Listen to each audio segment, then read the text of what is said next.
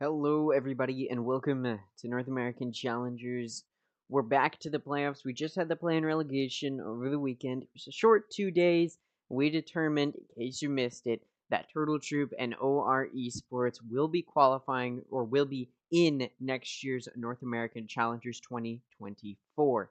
Very, very cool and exciting for those teams. However, stop talking about next year's challengers. Let's get into this year's challengers because we're done with the regular season and we're deep into playoffs at this point. We're pretty much halfway through and we're getting towards the end of this playoffs run here. Let's go ahead and take a look. A review in case you missed last week or the start of playoffs. Here's how it's gone down. The upper bracket has been a dominant 2. I'm not completely dominant, but 2-0s for every single series in the upper bracket of the playoffs. It has been 2-0 series. M80 beat Shopify in a quick 2-0 series. Oxygen beat G2 in a quick 2-0 series.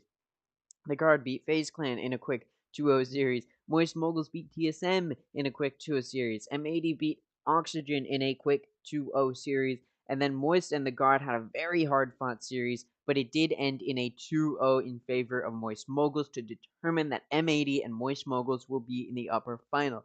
I will point out, once again, the winner of the upper final qualifies for Ascension. So this is going to be a big match. It's tomorrow. It's going to be the first series tomorrow. I'll be a little bit late to it, but I should be in time before the end of the first map, most likely.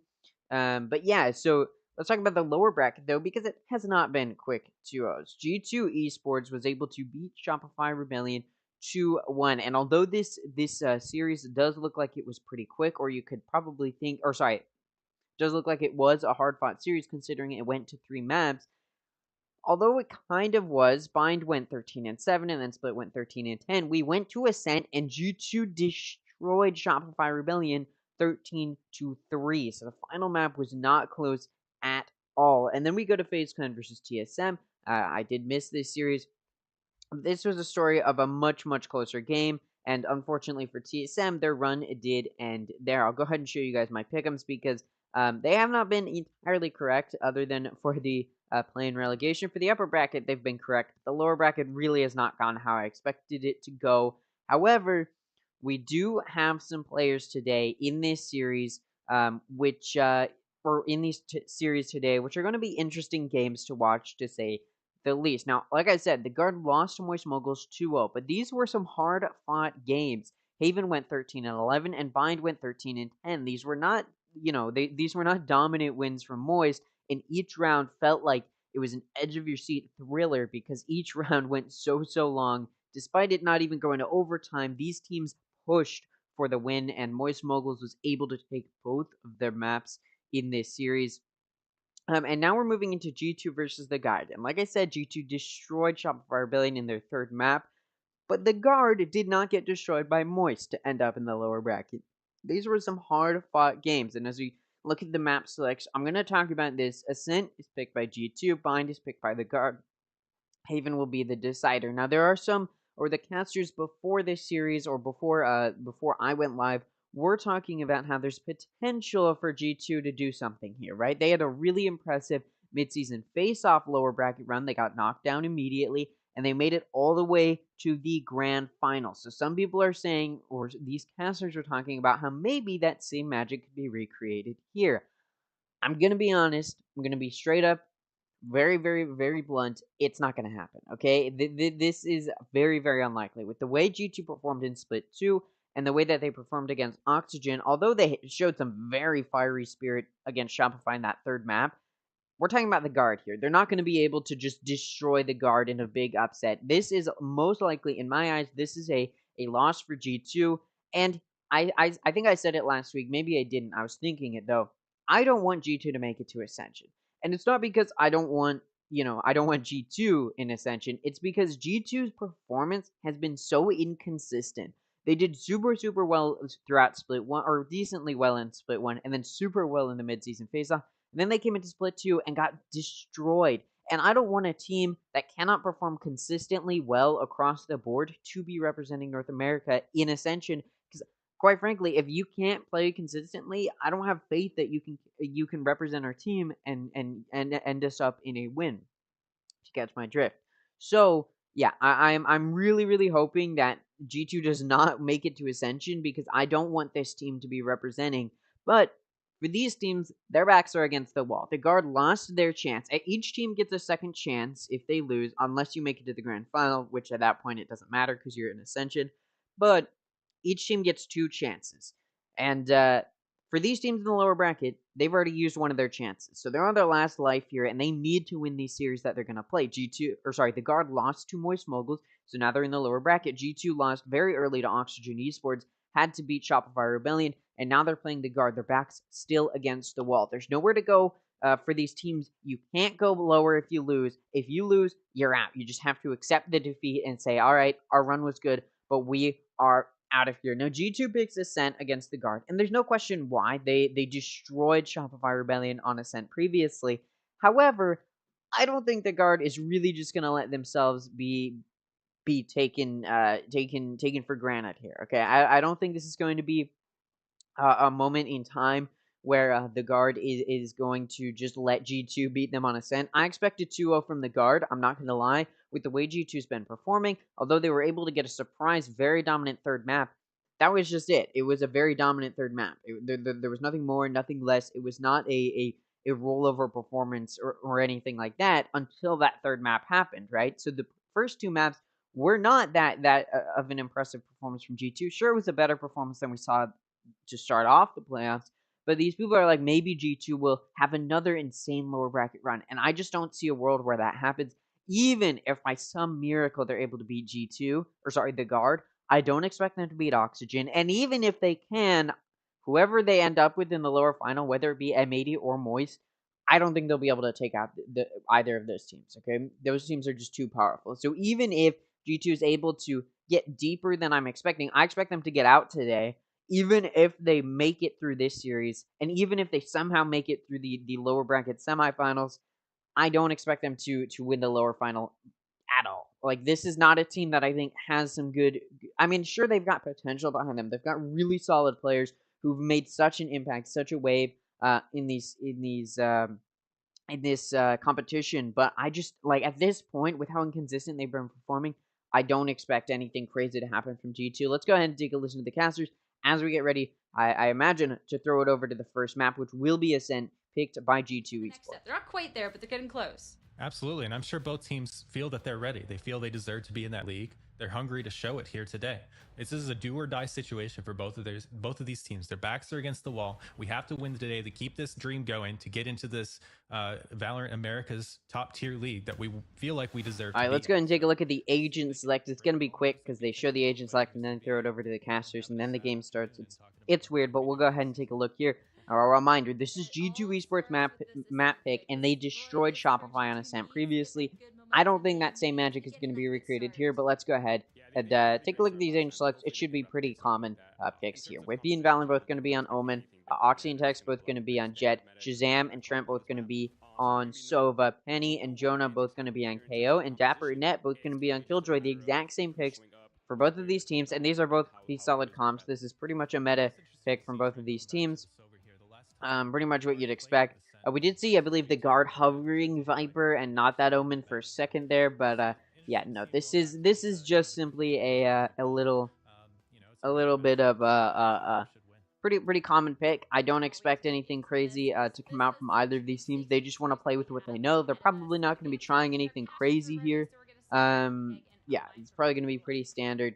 They don't need to throw anything new into the mix, so they probably won't, and it looks like Headshots Not Mind are going to be the casters today, so let's go ahead and get ready to throw into this map. I'm excited for this series. I think it's going to be hard fought, especially if G2 can pull through like they did in their series against Shopify. But I also, again, I think it's going to be a 2-0 from the guard. Even if they can make the rounds close, I don't expect them to take it.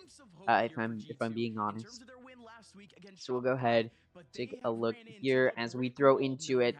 So yeah, pretty meta picks from both of these teams. It's picks we've seen them pull out before. I'll remind you, G2 prior to Split 2 was flawless on Ascent. They came into Split 2, and that flawless record they had did not continue. But yesterday, or not yesterday, but last week, or not, I guess it wasn't really last week. Anyways, when they played against G2, or sorry, Shopify Rebellion, they were able to bring back some of that fighting spirit we've seen on Ascent. So we'll see again if they can do that same thing here. Defense-sided map.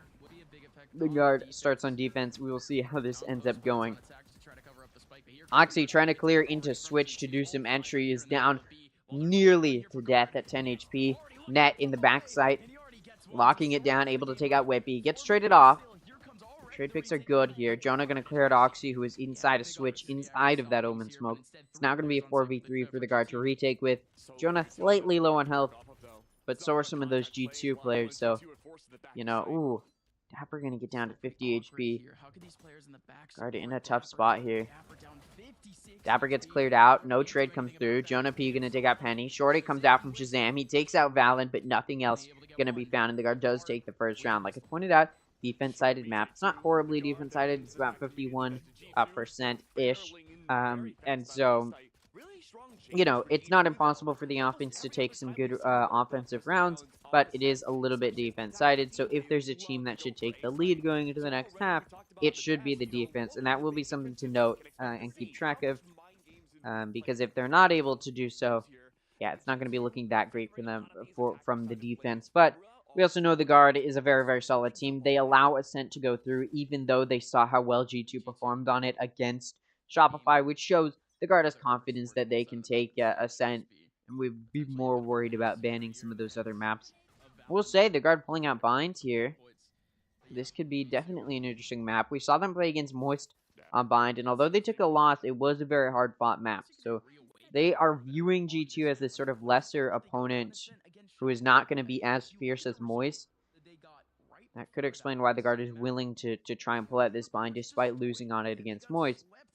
Could just be because they don't view G2 as an equal opponent to Moist. We will see, though. Of course, the guard going to be on a force buy. G2 going to be on their eco off of that pistol round loss. Dex with the Marshall locking down into B lobby. Fires the first shot, and it does miss. Still holding this. Oh, Silver Dart comes out. Tex backs up. He gets hit by a Sheriff, so he's down a little bit of HP. Entry starting from Oxy. Flashes come through. Silver Dart comes through. Oxy's going to be pushing into Tex. It looks like Trent able to take out Dapper. Oxy pushed up into CT. Catches Jonah off guard, but it doesn't matter. Bulldog wins the exchange. Shazam's Classic going to take out Jonah P, though. It's now going to be a 4v3. Shazam able to... I already said that. Tex going to take out Penny. Valen takes out Whippy. And Dex finds the final pick. So, guard wins this round, which was their buy round. They were at a gun advantage with all but one of their players alive, which is exactly where you'd want to be. Because now they're going to go into this next round, which will be their bonus, and they've got half-buy guns to try and do some damage to G2. G2, of course, will be on a full buy off of that eco round. G2 not able to do as much eco damage as they probably would have liked, but it's not the end of the world. And they will still have the gun advantage regardless coming into this round. It's just that the guns the guard has could definitely do some damage if used properly. We'll say not starting off for G2 as dominantly as it did for them against Shopify, so it's not completely out of the picture yet. Or sorry, it's not looking like it's going to go as dominantly against Shopify, but I don't think anybody would have expected that necessarily. It was just a thought you could have in the back of your mind. Maybe they'll destroy on it, but no. At the very least, it's going to be a hard-fought map. With the way the guard is playing, it may not be.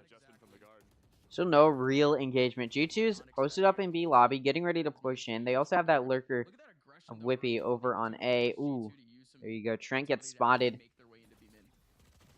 pushing into garage. Ooh, Valen gonna take out Oxy. The flash comes through and they push through. Oxy's taken out, but it is traded by Shazam. So it will remain a 4v4. Gun advantage still in the hands of G2. No gun was picked up in that earlier exchange. So guard's still down on some guns. Net still only has a sheriff. Ooh, Silver Drone gonna spot out Trent. Penny gonna take out Trent. Jonah P gonna take out Shazam for a trade, but then Dapper takes out Jonah. This is now a player down for the guard. Now, being at a gun disadvantage, your main goal would just be to get a few good kills and try and kill the majority of the players. So if the guard can do that, they'll be in a good spot. Oh, Net going to try and pick up a gun. He only had a sheriff. He gets taken out. Looks like Tex now wants to challenge Whippy from within garage, and he successfully does it. He gets a pick there. So now the majority of G2's players are dead. Tex wants to make a solo play. He can try and get another pick here. At this point, though, very, very low on HP. Ooh, and Dapper watching stairs a little bit further up than Tex is expecting. In that off angle, he does find the pick. Although G2 does lose the majority of their players, they keep two of their players alive, which may be enough. Probably will be, yeah. It looks like it's going to be enough to allow them to afford a full buy this round. So it's going to be a full buy from both sides. And we will see which of these teams is going to end up taking it. Of course, if we're looking on paper, it should go to the defense. And especially with the way the guard is performing, this should go to the guard. But for has been performing in the series up until this point, they should be able to take the lead in this round. But, of course, G2 not going to just let it go down easy. Sovadart comes through. Omen Spam comes through as well, but it doesn't do a whole lot of damage.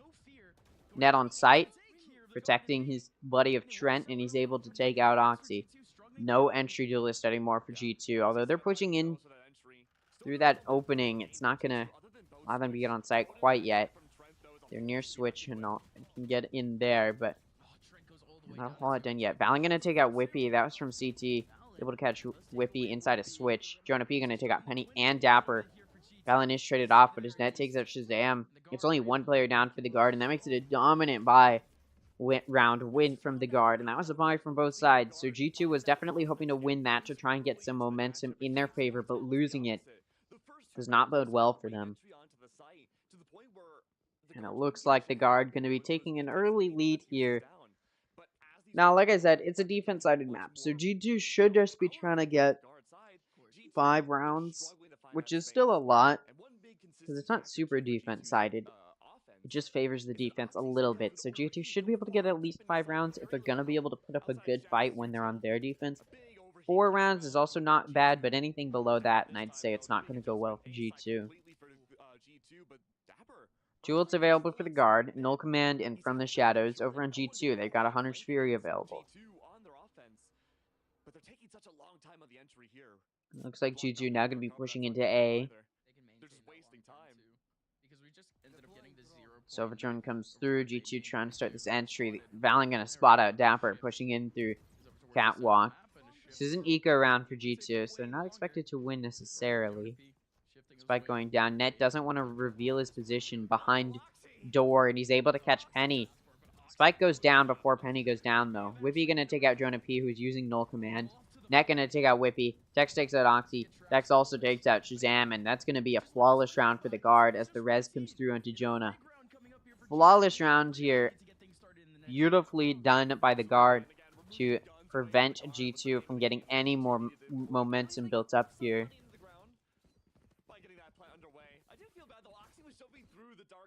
Now, I would like to point out, I'm going to talk about this more in between maps or in between series. There's been some changes to the Twitch TOS, as you've probably seen if you're on Twitter at all. So I don't know about the future of casted games on Twitch, but for now it does seem as though Knights Arena not going to be changing anything up, at least from this point. If you don't know what those changes are, we'll talk about it more in between the series. Jonah P going to take out Oxy. Shazam trades it off. Tex takes out Shazam. Penny trades it off. It's not going to be a 3v3. It's another buy here from G2. Able to get one together. Net locking down Cat. Able to take out Penny. Penny was on his Null Command ult, so he's resable. But nobody's going to go to res him, as the remaining G2 players are coming into A main. Valen going to try and catch Whippy off guard, but he's not able to. Whippy able to take out Valen. And then Penny goes down. So it's going to be kept to 2v2 here. Although the player advantage was in the hands of the guard, it no longer is.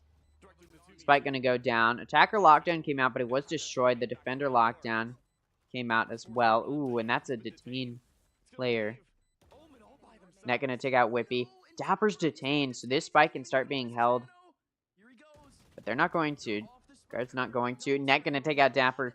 3 kills for Net this round, and the second full bind from both sides. It does go to the guard. So it's looking like this, at least this half of this map, is going to be a pretty dominant half for the guard if G2 can't switch things up here.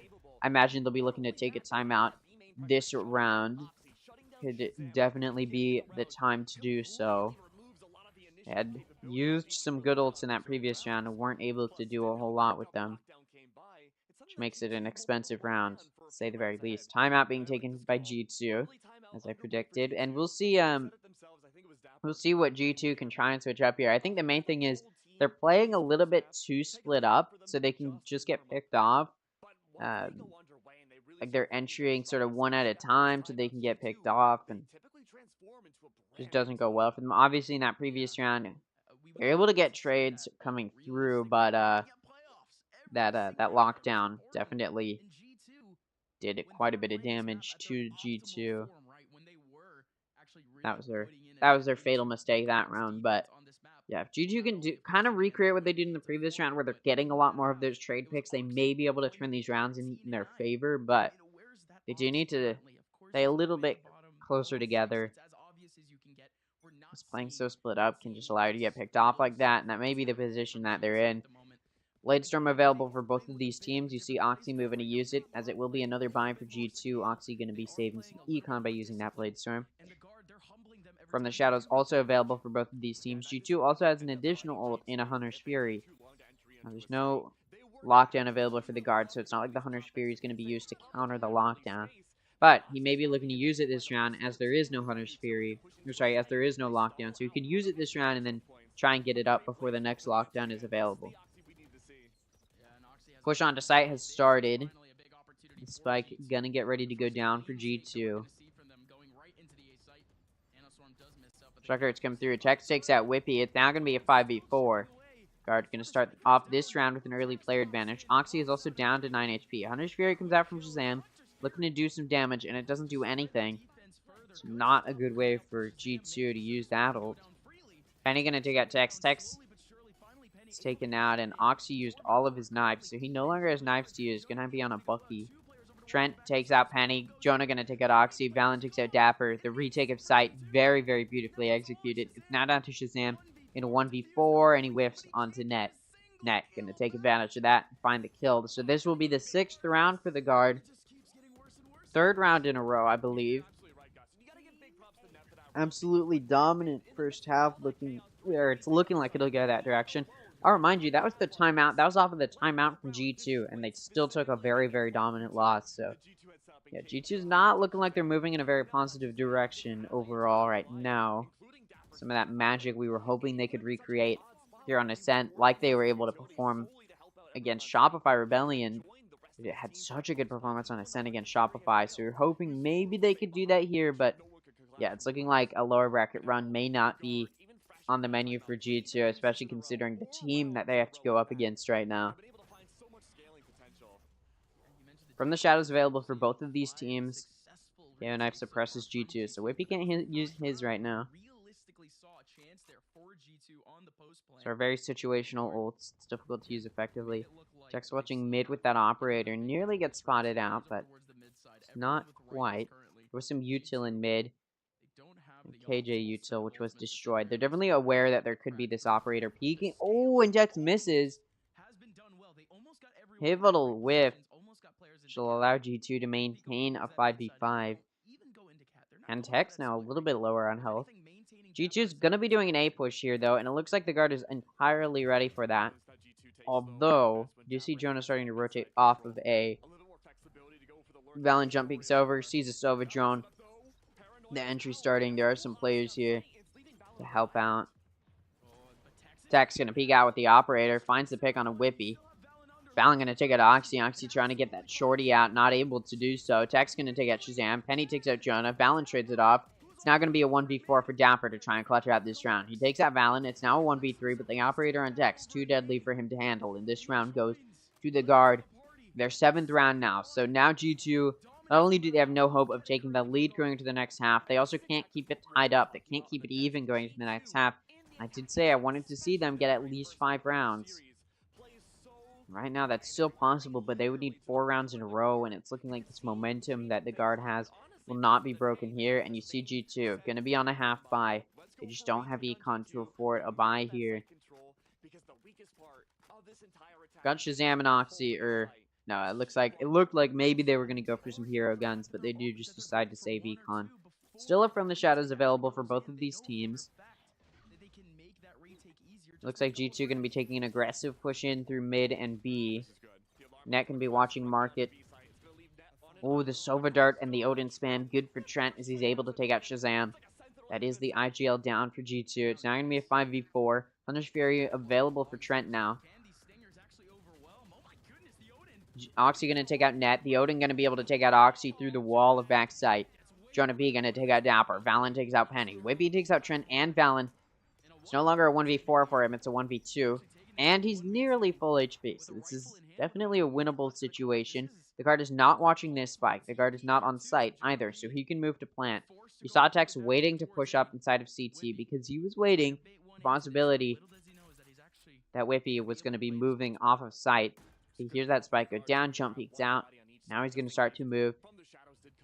Jonah P getting in a position as well to help with this retake. Although, it's going to take a little while, so some good time played by Whippy. This is a very winnable position. Jonah P is down to 60 HP. You saw the operator get picked up by Jonah. So they pass those guns off. Oh, Tex going to spot Whippy and take him out.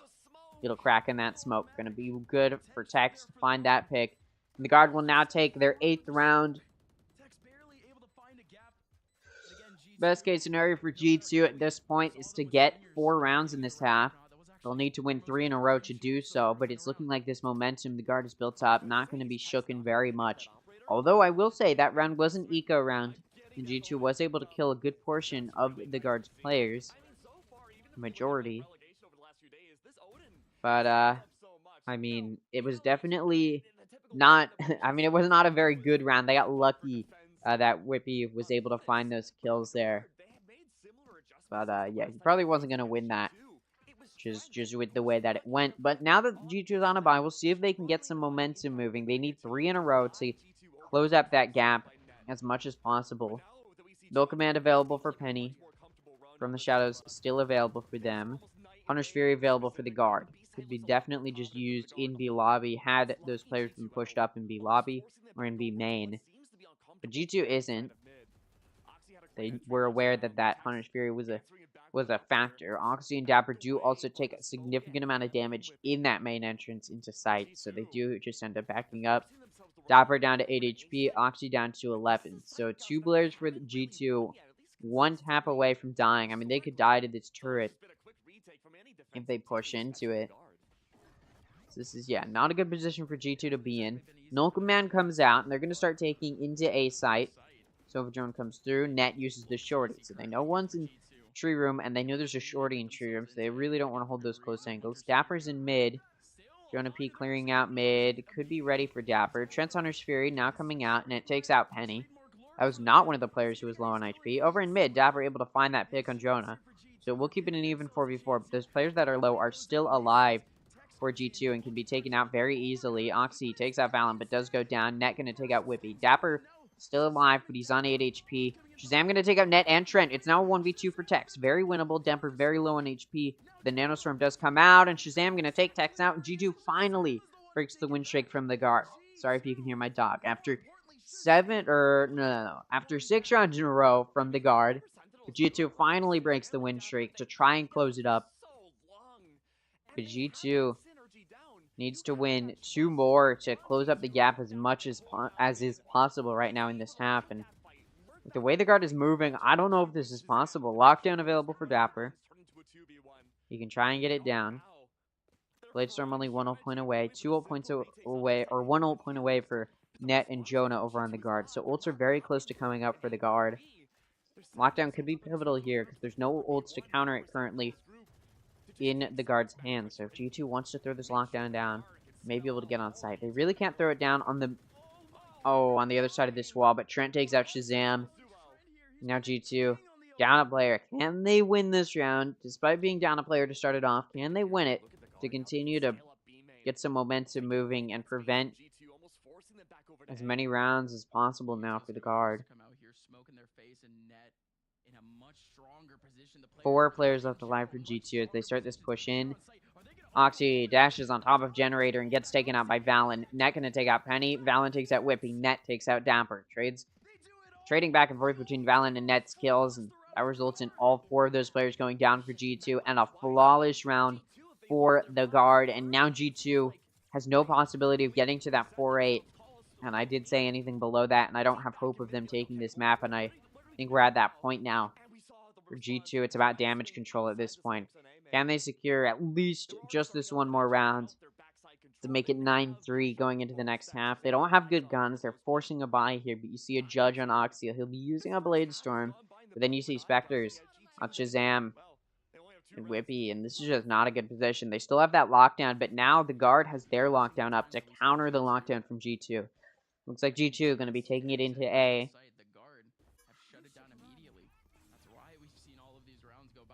The defender lockdown comes out in response to the attacker lockdown. Punish Fury comes out from G2 though to counter the defender lockdown. Attacker lockdown finishes its reign. Valen from Hell able to take out Whippy before he goes down to Penny, so it'll keep it an even 4v4 as side is taken. Tex takes out Dapper, actually trying to take him out, but he's already used all his blades and he's low on HP. Trent gonna be able to wallbang him in Hell. Oxy gets taken out. Net, Intrigue, gonna take out Shazam. It's now a 1v3 for Penny. Looking heaven, Net from out of tree takes him from behind. And this round goes to the guard. And they're gonna be going to the second half up 10-2. Yeah, not where you'd want to be if you are G2, to say the very least. And it's looking like any of that fierce of a fight, any of that fiercity that we saw from G2 when they were playing against Shopify on Ascent is just gone. It seems like all that comfortability we saw from them previously is gone. Their mental is just not there right now, or it can't be there right now with how badly they're losing.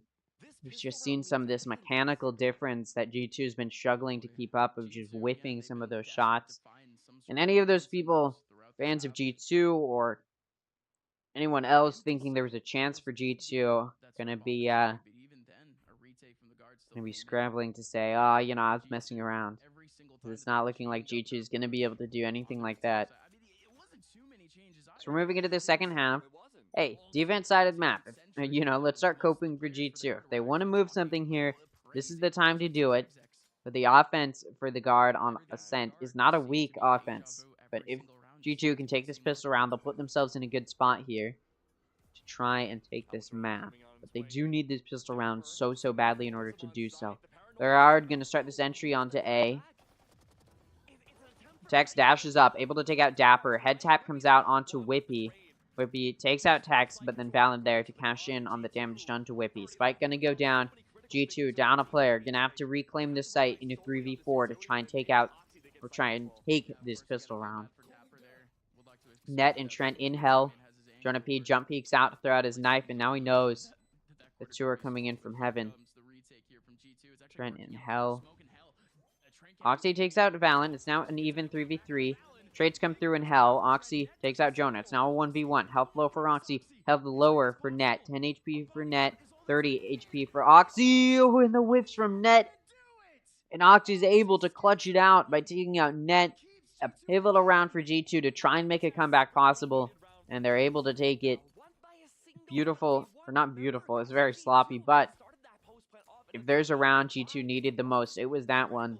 To try and gain some early momentum here. They've only got 2 rounds that they can let the guard win. So as many rounds as possible in their favor is good for them. Taking that pistol round could be pivotal You see the guard going to be taking an eco. They don't need to force. They've got a lot of room to breathe. So they're just going to take this eco, allow traditional round structure or traditional econ structure to take place here. Especially considering it's a defense-sided map. So there wouldn't really be any point in forcing. You'll be at a disadvantage regardless. Looks like the guard going to be pushing early into B main. Turret is watching, but it is smoked off. It's not going to be able to find anything there. Oh, Penny going to meet Net, who is lurking into tree. The guard has started rotating out of B main, but because of that pick over near tree, it looks like maybe they want to possibly fake out a rotate. Valen and Tex and Jonah still on B. They have the spike, but you do see Trent going over towards A, possibly to just try and make some noise. Shazam pushing out into B main, able to mow down both Tex and Jonah. Valen able to take out Shazam. Dapper able to trade it off, and it leaves Trent in a 1v4 with a classic, and Guardian on Oxy going to shut him down. So G2 takes the second round, as they should. It was a full and an entire eco save for the guard. They all had classics. They were really saving some econ there for this round. So they were not expecting to win it. And they weren't really able to do very much eco damage. So G2 going to move into this bonus round with some decent guns to at least try and do some good damage to the guard. Guard, of course, now going to be on a buy. Again, following traditional eco structure. Oxy going to be pushing up aggressively down Cat. Gets pushed back. Shazam in mid, able to get a sneaky pick onto Valen. Net takes out Whippy. Oxy going to take out Jonah. It's now going to be a 3v4 for the guard.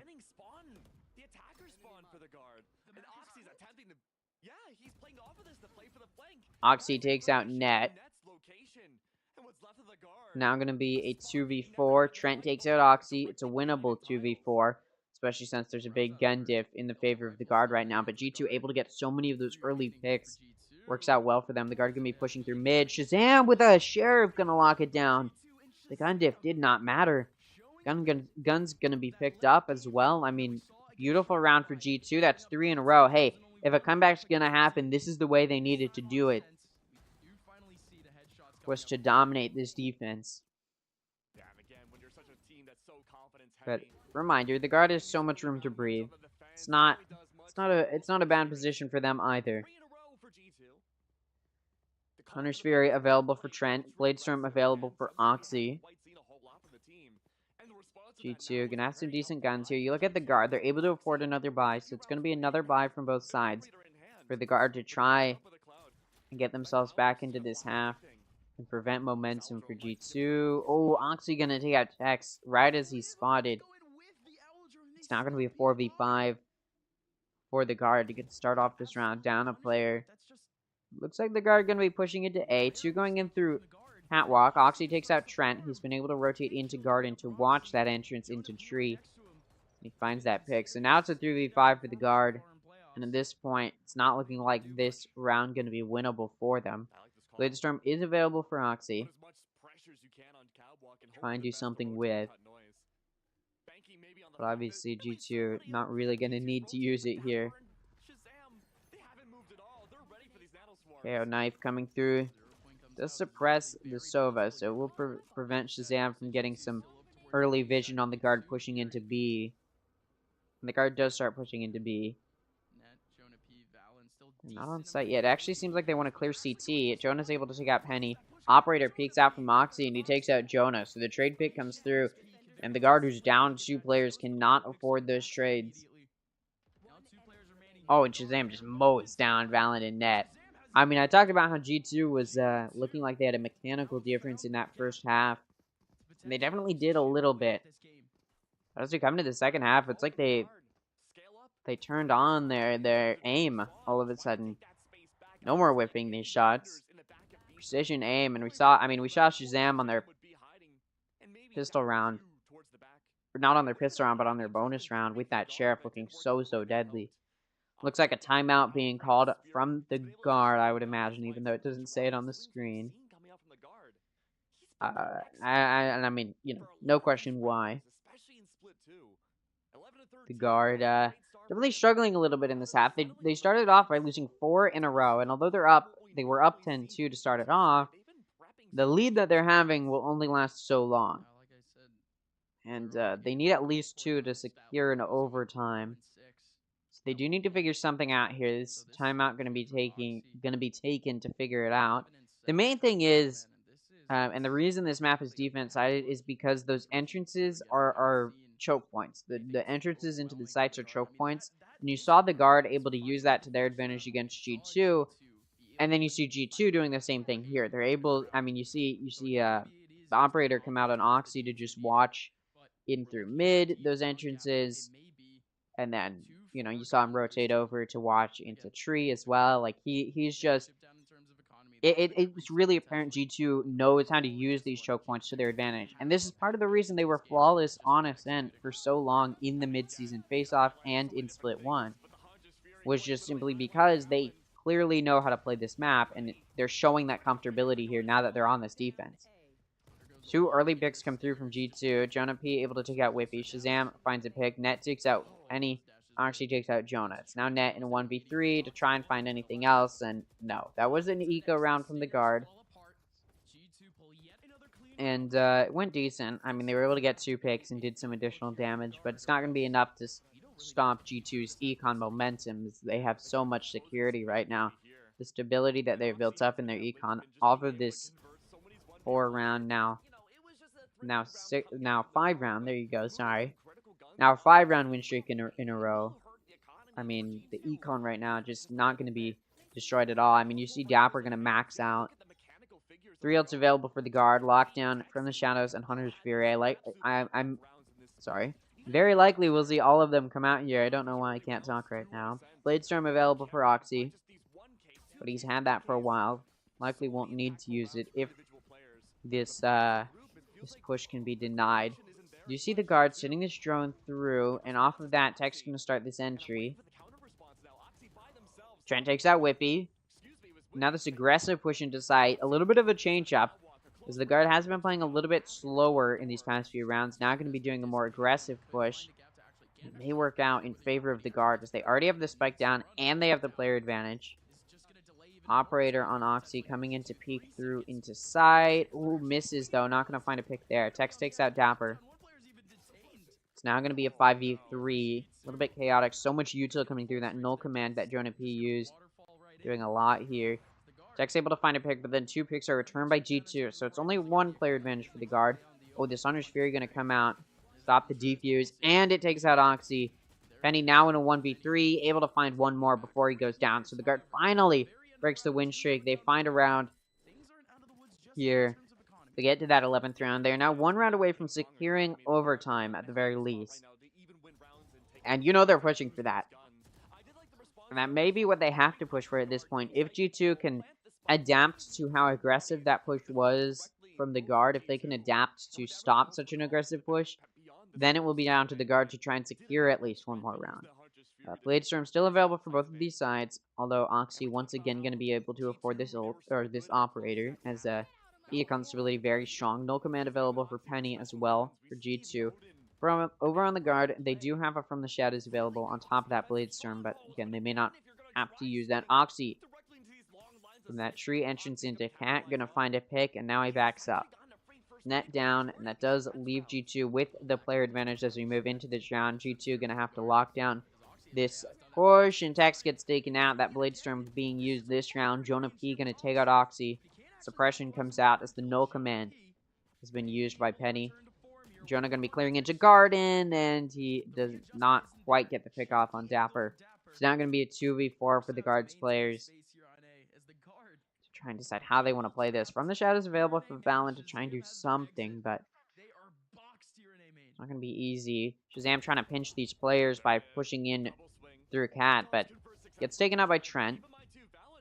Who spike given to Valen, and he TPs over to B site where he's going to go for the plant. You can see Dapper pushed up probably quicker than Valen would be expecting. Although he does TP into backside, so he's ready for the possibility. Dapper pushed up, though. Ooh, not going to find Valen. Valen was in that Omen Smoke menu for quite a while, but does get out of it in the nick of time. Valen down to 10 HP, though. be a very easy takeout here. Ooh, blinded, but still able to find a pick. So he's traded off. And that does leave it a 1v1 for Trent. And just a shock dart finishes off Penny. And the guard has secured the 12th round, although that round looks so solid from G2.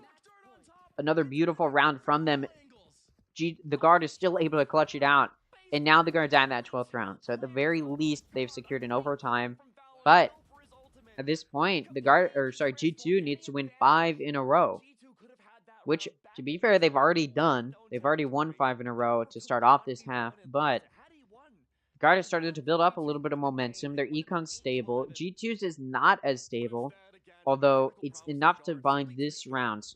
But they will be looking to win it with the majority of their players alive. Because if they don't, they may not be able to buy next round. If they lose, I believe they'd have to lose 4 of their players on a win. And then G2 may not be able to buy next round. But they do have a Blade Storm to use to survive some econ. So it's not the end of the world for G2. But obviously they need a win. At least. Let's forget about how many players they need alive. They need a win here if they want to stay alive in this map. Blade Storm available for Roxy. From the Shadows available for Whippy. But again, that Blade Storm likely to be used. That operator is no longer available. Although, this could possibly be the last round. So Oxy may want to use it. Whippy also has to From the Shadows to try and gain some vision. Saw the guard looking like maybe they were going to go for the A push. But now they're backing up and moving towards B. Net gets spotted by the Sova drone. But it's only Net. And you know, sometimes Killjoys will lurk in B lobby if it's an A push. So G2 does not get a whole lot of vision off of that. Ooh, Odin Spam still going to come through from Shazam, and it does decent damage to Tex and Net. Maybe something that they have to play through. Tex now down to 50 HP. Util being used here. With the guard starting this push into sight. Dapper going to take out Tex. Oh, the guard just going to push into CT.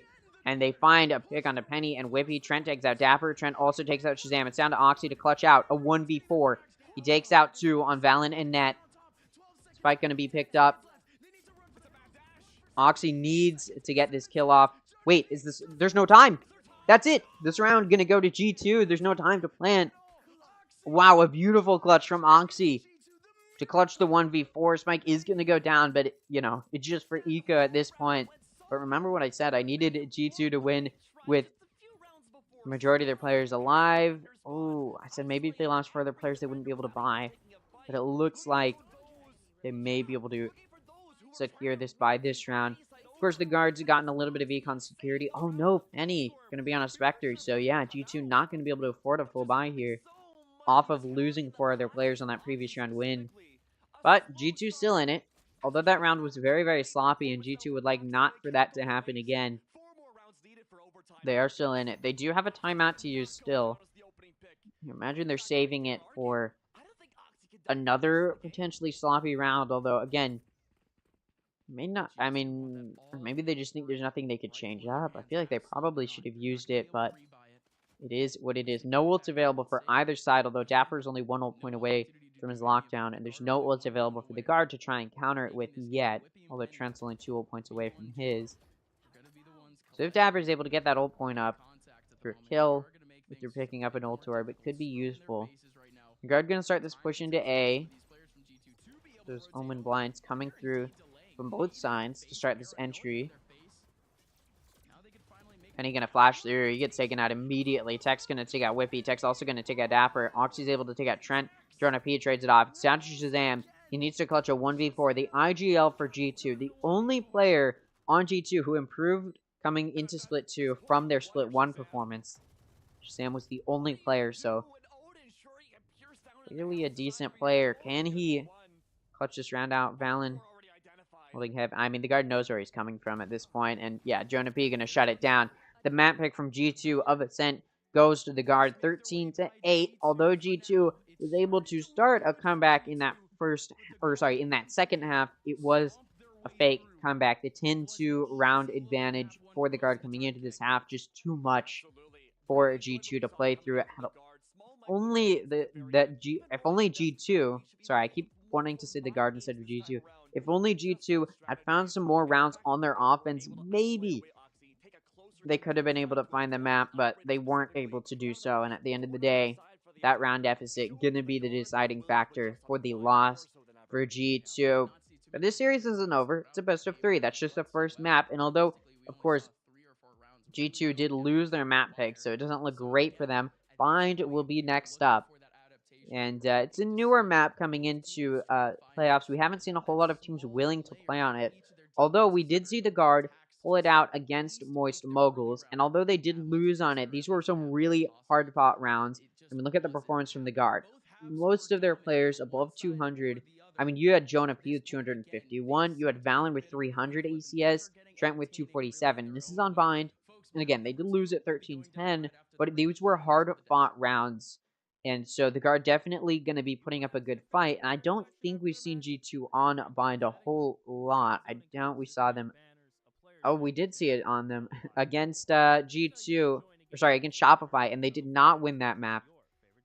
So it's not looking great for G2 coming into this. They actually like lost it 7-13. So it's not looking great. And their offense was... They got destroyed on their offense. So... It's not looking great for G2, but they did let the pick come through. They did decide not to ban it this time around. Instead, they decided to ban Split. They'd rather just go up against... Or not Split. Sorry, I was looking at the wrong game. They decided to ban Lotus, which, to be fair, is probably the Guard's best map. But we also saw the Guard put up a really good show of what they can do on Bind. And I believe the Guard did pick Bind against Moist Moguls. So... They definitely like this map, and picking it up here, I expect this map to likely go to the Guard. I did say before the series I expected 2-0 from the Guard, and we're looking like we're moving in that direction. And I do want to cope for G2, but it's just not looking great for them. I will go ahead and highlight some stuff I like to see from the Guard, though. All of their players above 200 ACS. I talked about this a lot. If all of your players are above 200 ACS, it means all of your players are playing at around the same level, which is exactly where you want to be. Because if all of your players are playing at the exact same level, it means you're all trading each other off. It means you can all be left to hold off your site, and your team can trust you to do so. And that's what we see coming here from the Guard. All of the players above 200 ACS, and we see such good kill consistency as well. Net being the highest frag with 19. It's only a 2-kill drop down to Jonah and Tex, who are both at 17, and then it's only a 1-kill drop down to Trent and Valen, who are both at 16. All of the players positive. Valen's on 0, which is still positive because it's not negative. One thing I want to talk about for G2, though, it's not the same story. It's only 2 of their players above 200, and the second highest frag is their IGL, which, you know, is okay. I mean, it shows an impressive IGL performance, but you really don't want your IGL to be on top of you as far as fragging, because it means that your IGL is carrying your team a little bit, which, you know, again, it says a lot about your IGL that they're a really impressive performer, but you don't want your IGL to be outperforming you, because your IGL is multitasking. They're having to do the in-game leadership, the shot calling, and on top of that, they're also having to try and frag out, and they're trying to carry you if they're above you. And for Shazam, they were definitely trying to carry. I don't want to, you know, say Oxy didn't have an impressive performance. I don't want to downplay his performance by saying Shazam performed better than he probably should have. Not than he probably should have, but he shouldn't have been performing higher than the rest of his team, and that could be a fault. But Oxy went 20-16. Very, very impressive frags, and it is something to definitely highlight as we move into this next map. If Oxy can continue to try and carry, it could be a good thing. But Oxy is sort of being sandbagged by especially these bottom 3, but especially these bottom 2 of Dapper and Whippy. 9 kills for Dapper, 6 kills for Whippy. Very, very, very low frags, and not at all where they'd want to be. Coming into what needs to be a series they win. If G2 doesn't win this, they're done. There's no more second chances. And G2 struggling this much on this map is a little bit of a strange choice here. Or not a strange choice, a little bit worrisome for G2. Because again, now they're going to have to try and win Bind, which is one of the Guard's better maps. If it's not Lotus, which is probably their best map. G2 has to face up against them on Bind. And even if G2 is able to somehow win Bind, the decider is Haven, which, although G2's had some success in the past, in Split 2 was not really a great map, because no great maps were good for them. And Haven's a really solid map for the Guard. So, I don't expect G2 to be able to take the series, even if they're somehow able to clutch up Bind. Haven likely will not go their way. Let's go and take a listen to the casters, though, and hear what they do have to say about all of this and about how they think this next map is going to go, although it is pretty much clear cut and dry. Some point. So it'll be a strong 13-8 victory for the Guard to be starting out the series. But when you're looking at the individual plays too, especially as we pull up these stats, for G2, we got to see those 6 maps that they got on their second half because of one individual player there, Psycho. That's right. G2 Oxy, he took a minute to wake up. He started slow the first couple rounds, but once he found his rhythm, he was a force to be reckoned with. I mean, just each round coming in there and really opening things up and giving G2 a chance. You know, the team as a team didn't play the greatest, but G2 was a shining spot. And I think going into map 2 with Bind, if Oxy can keep playing the way he's doing and the rest of the team can step up a little bit, we may have a match on our hands. Yeah, I mean, I think one thing that G2 is going to have to consider as well is the fact that they're opening success on the first. I think the main thing is G2 does need to figure out how to...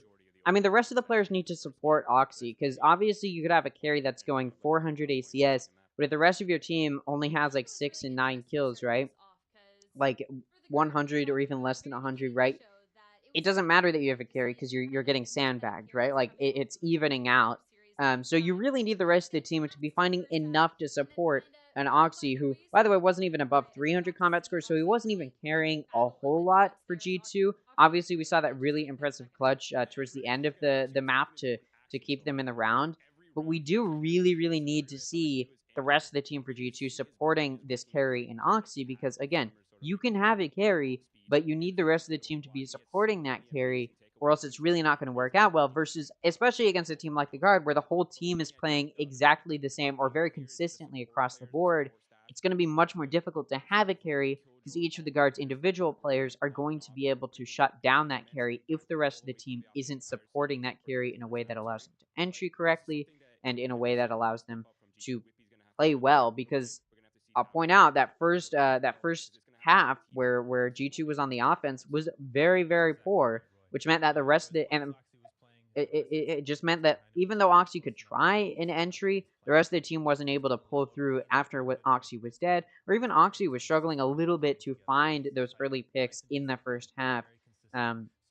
So they definitely had a carry on their defense, but when it came to their offense, they struggled a little bit. And again, that is sort of going to make or break a situation here for G2 if they can't support that carry, or even if Oxy struggles to carry the team on Bind.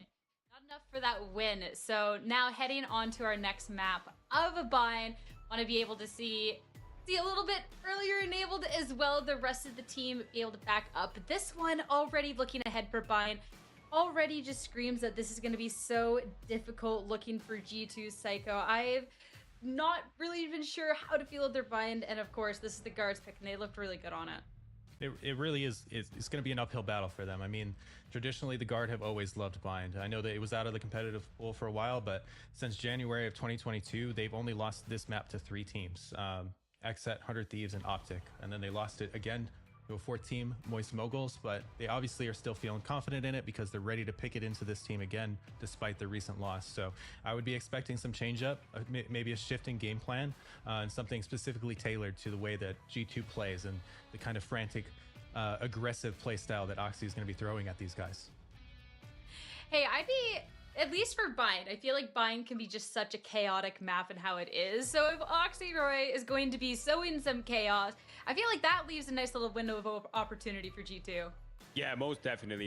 There's so many plays you can do on this map. Like, there's so many TP crunches, so many like set raise plays, so many pathings for him. Just to get One thing I find interesting about the casters at Knights Arena is they're always trying to like cope for the team that probably isn't going to win. Like, obviously, I think in the back of their minds they know G2 probably doesn't have a lot of chance, and like that's sort of what I'm saying. Like, very bluntly, G2 does not really have that much of a chance here.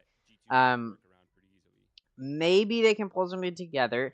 Bind is another defense-sided map, which is, you know, they kind of succeeded on Ascent. Although Bind is a little bit more balanced now, especially with the changes. It is still a little bit defense-sided, so maybe G2 can set up some impressive defensive plays. Maybe Oxy can carry again on that defense. And they are starting on the defense this time around, so if they can get a good amount of rounds, maybe they can pull something together when it comes to their offense. And you look at them, they're smiling. You can tell their mental's not completely kaput here. They definitely still have hope that they'll be able to do something in this matchup. So, you know, it's not completely over for this team. It's just very. I have a hard time believing there's going to be much hope for G2. And again, like coming into this series, I really did not think they were going to be able to do a whole lot. A lot of people were saying, well, maybe the lower bracket round will happen again for G2. And it's like, yeah, but going into the midseason face-off, G2 was looking really, really solid. Coming into playoffs, they're not looking that solid. I think they had a very impressive final map against Shopify. Sure.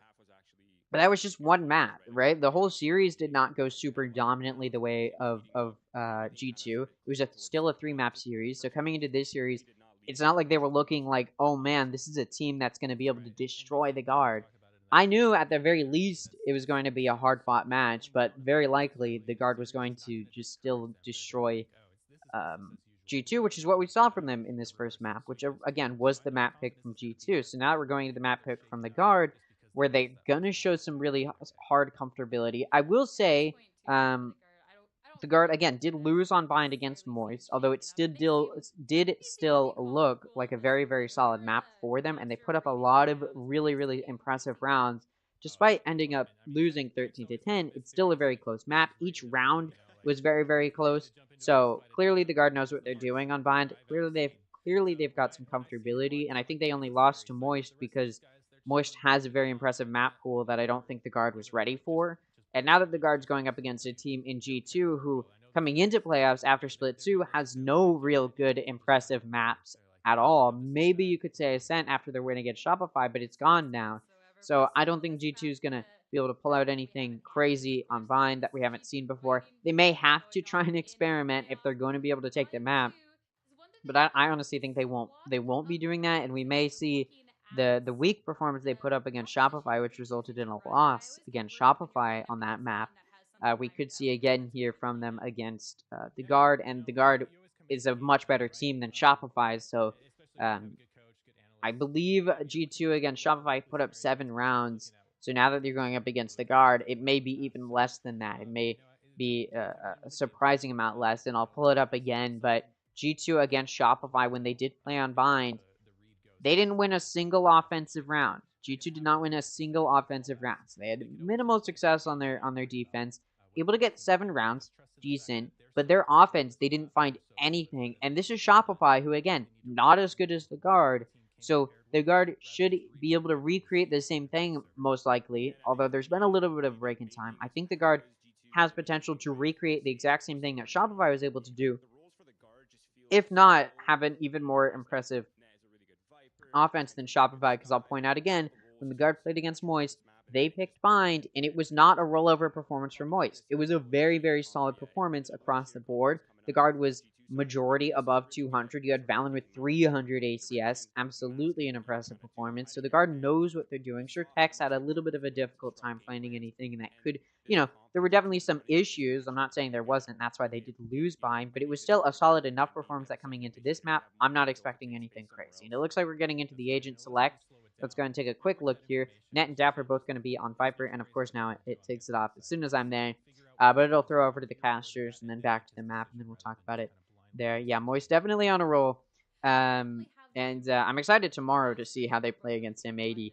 But yeah, I do just think the Guard is too solid of a team. I expect the Guard to be in the lower final, playing up against probably Moist again. Let's be real. I don't know if they're going to be able to beat M80. But either way, I expect the Guard in the lower final. Maybe Oxygen will be able to beat the Guard in 2 days. Or no, that'll be tomorrow. Maybe tomorrow if the Guard and Oxygen are both in the series for the lower round 3. I do expect it'll be a close, and maybe Oxygen can beat the Guard out there. But again, this is not a series I was expecting to go to G2. Maybe there was a chance that they have another lower bracket comeback, but I don't think. I think everybody's saying maybe there's a chance. We're sort of just coping, and yeah, it was very unlikely anything was going to happen there. As we move into this map, we're going to see if the Guard can put up as solid of a performance as we're expecting, especially after a solid performance gets Moist on Bind, and after a pretty dominant Ascent. So we'll see if the guard can recreate that same magic again. G2 had a better defense in their previous play against Shopify Rebellion on Bind. They had a better defense. They went up 7-5 going into the second half. So maybe G2 can once again take the lead on their defense. And now that they're starting on the defense, maybe it's possible. Let's go ahead and take a look though. How's the guard going to be starting on this offense? Of course, again, this is their map pick. They've got some comfortability on this map. They know what they're doing, to say the very least. Let's see what magic the guard can try pull out here. It'll be the same thing we've seen from them previously. Let's see, Tech's gonna push into Hookah, entering successfully, able to take out Dapper. Although Oxy's grenade gonna finish Valen off, and then Shazam takes out Tex. But they do know Oxy's in TP, so they hunt him down. Jonah P gonna take him out. It's now gonna be a 3v3. So player count even. G2 is entirely over on B. The guard looking like maybe they still want to hit B. We'll see if G2 ends up rotating, although I'm not entirely sure they will. I believe that was Valen. No, that wasn't Valen. That was Shazam watching Tree. Looks like maybe the guard's willing to take TP here if they get spotted out. Shazam's watching. Oh, he sees Trent. They meet each other, and Jonah able to take out Shazam. I mean, Trent only had a classic, not going to be able to do a whole lot there, but he does pull through with a kill. So it now will be a 3v2 for the guard. They can definitely just take TP here and rotate if they want to. They don't know how many players are here. They don't know that all of G2 is here. They're about to find out, though, but it may not matter. Yeah, Jonah going to shut it down, able to take out Whippy and Penny. That's 4 kills for Jonah to start it off. I will not be able to stream Masters. Going on a trip, unfortunately. But I will be covering Ascension, so, you know, you can check back through that. Which starts, I believe it starts June 31st, I believe is the start of Ascension, and then it'll go until July 10th, so I'll be doing that, and I'll, of course, be covering until the end of playoffs, so, yeah, unfortunately not Masters, though, maybe Champions, we'll see how everything works out, but for now, let's talk about this map. The guard able to take the first round, now they're going to be able to force a buy. They're going to be moving it towards pushing into A, it looks like. 4 going to be going through short. Pushing up, Tech's going to be clearing into Cubby. Now there's 3 here for G2, and they're all watching short, so they could definitely find some damage here. Tech's able to take out Penny, and they know how close up Oxy was, and Oxy's down to 50 HP as well. Whippy's in U, still watching it. The guard hasn't pushed in yet, and G2 is actually fully rotated over towards A. So if the guard wants, they can rotate, but they may not be able to. Ooh, Oxy and Tex meet each other, and Tex gun diff very prevalent as he's able to take out Oxy. It's now going to be a 3v5 here for G2.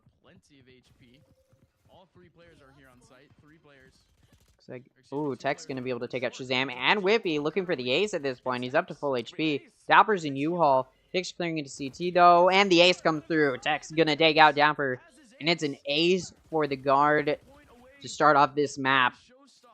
That's the second.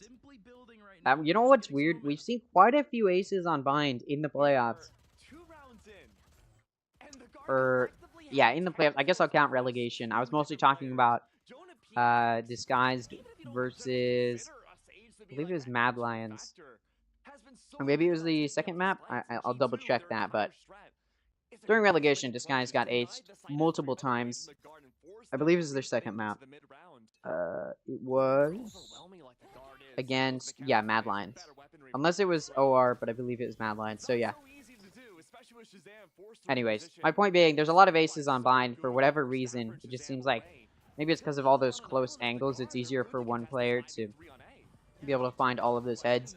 Regardless, a buy round now for G2, and the guard kind of getting shut down here. Whippy able to take out Valen and Tex. Rez comes through from Jonah onto Tex.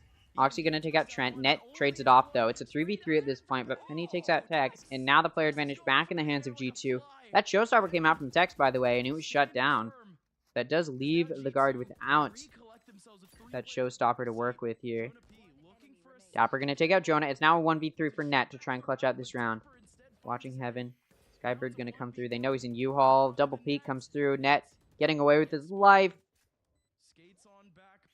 If I get tapped, he has to check it, and all of G2 is there. G2 Gonna deny a flawless half for the guard. They do take their first buy round, and they do it with the majority of their players alive, so the good damage we would want to see from the guard, not quite there. So G2 will be able to afford a buy this next round. So will the guard. So it's going to be a full buy from both sides.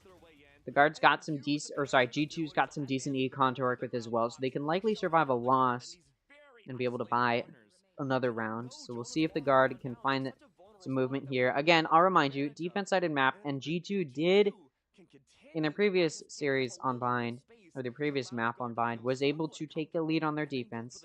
But again, it was up against Shopify, who's arguably a much worse team than the guard. So we may not see the same thing happen here, but we'll see. Guard can be doing a little bit of a split play here. They do have Tex pushing into showers. Peeking out here, and there goes Penny and Oxy, both players going down. It's now a 3v5 for G2. 60 health available for Tex.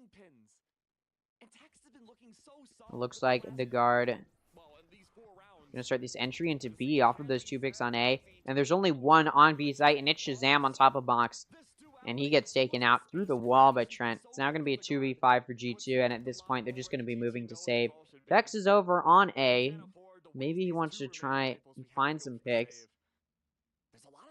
He's gonna be peeking. Dapper. Oh, Vandal wins that.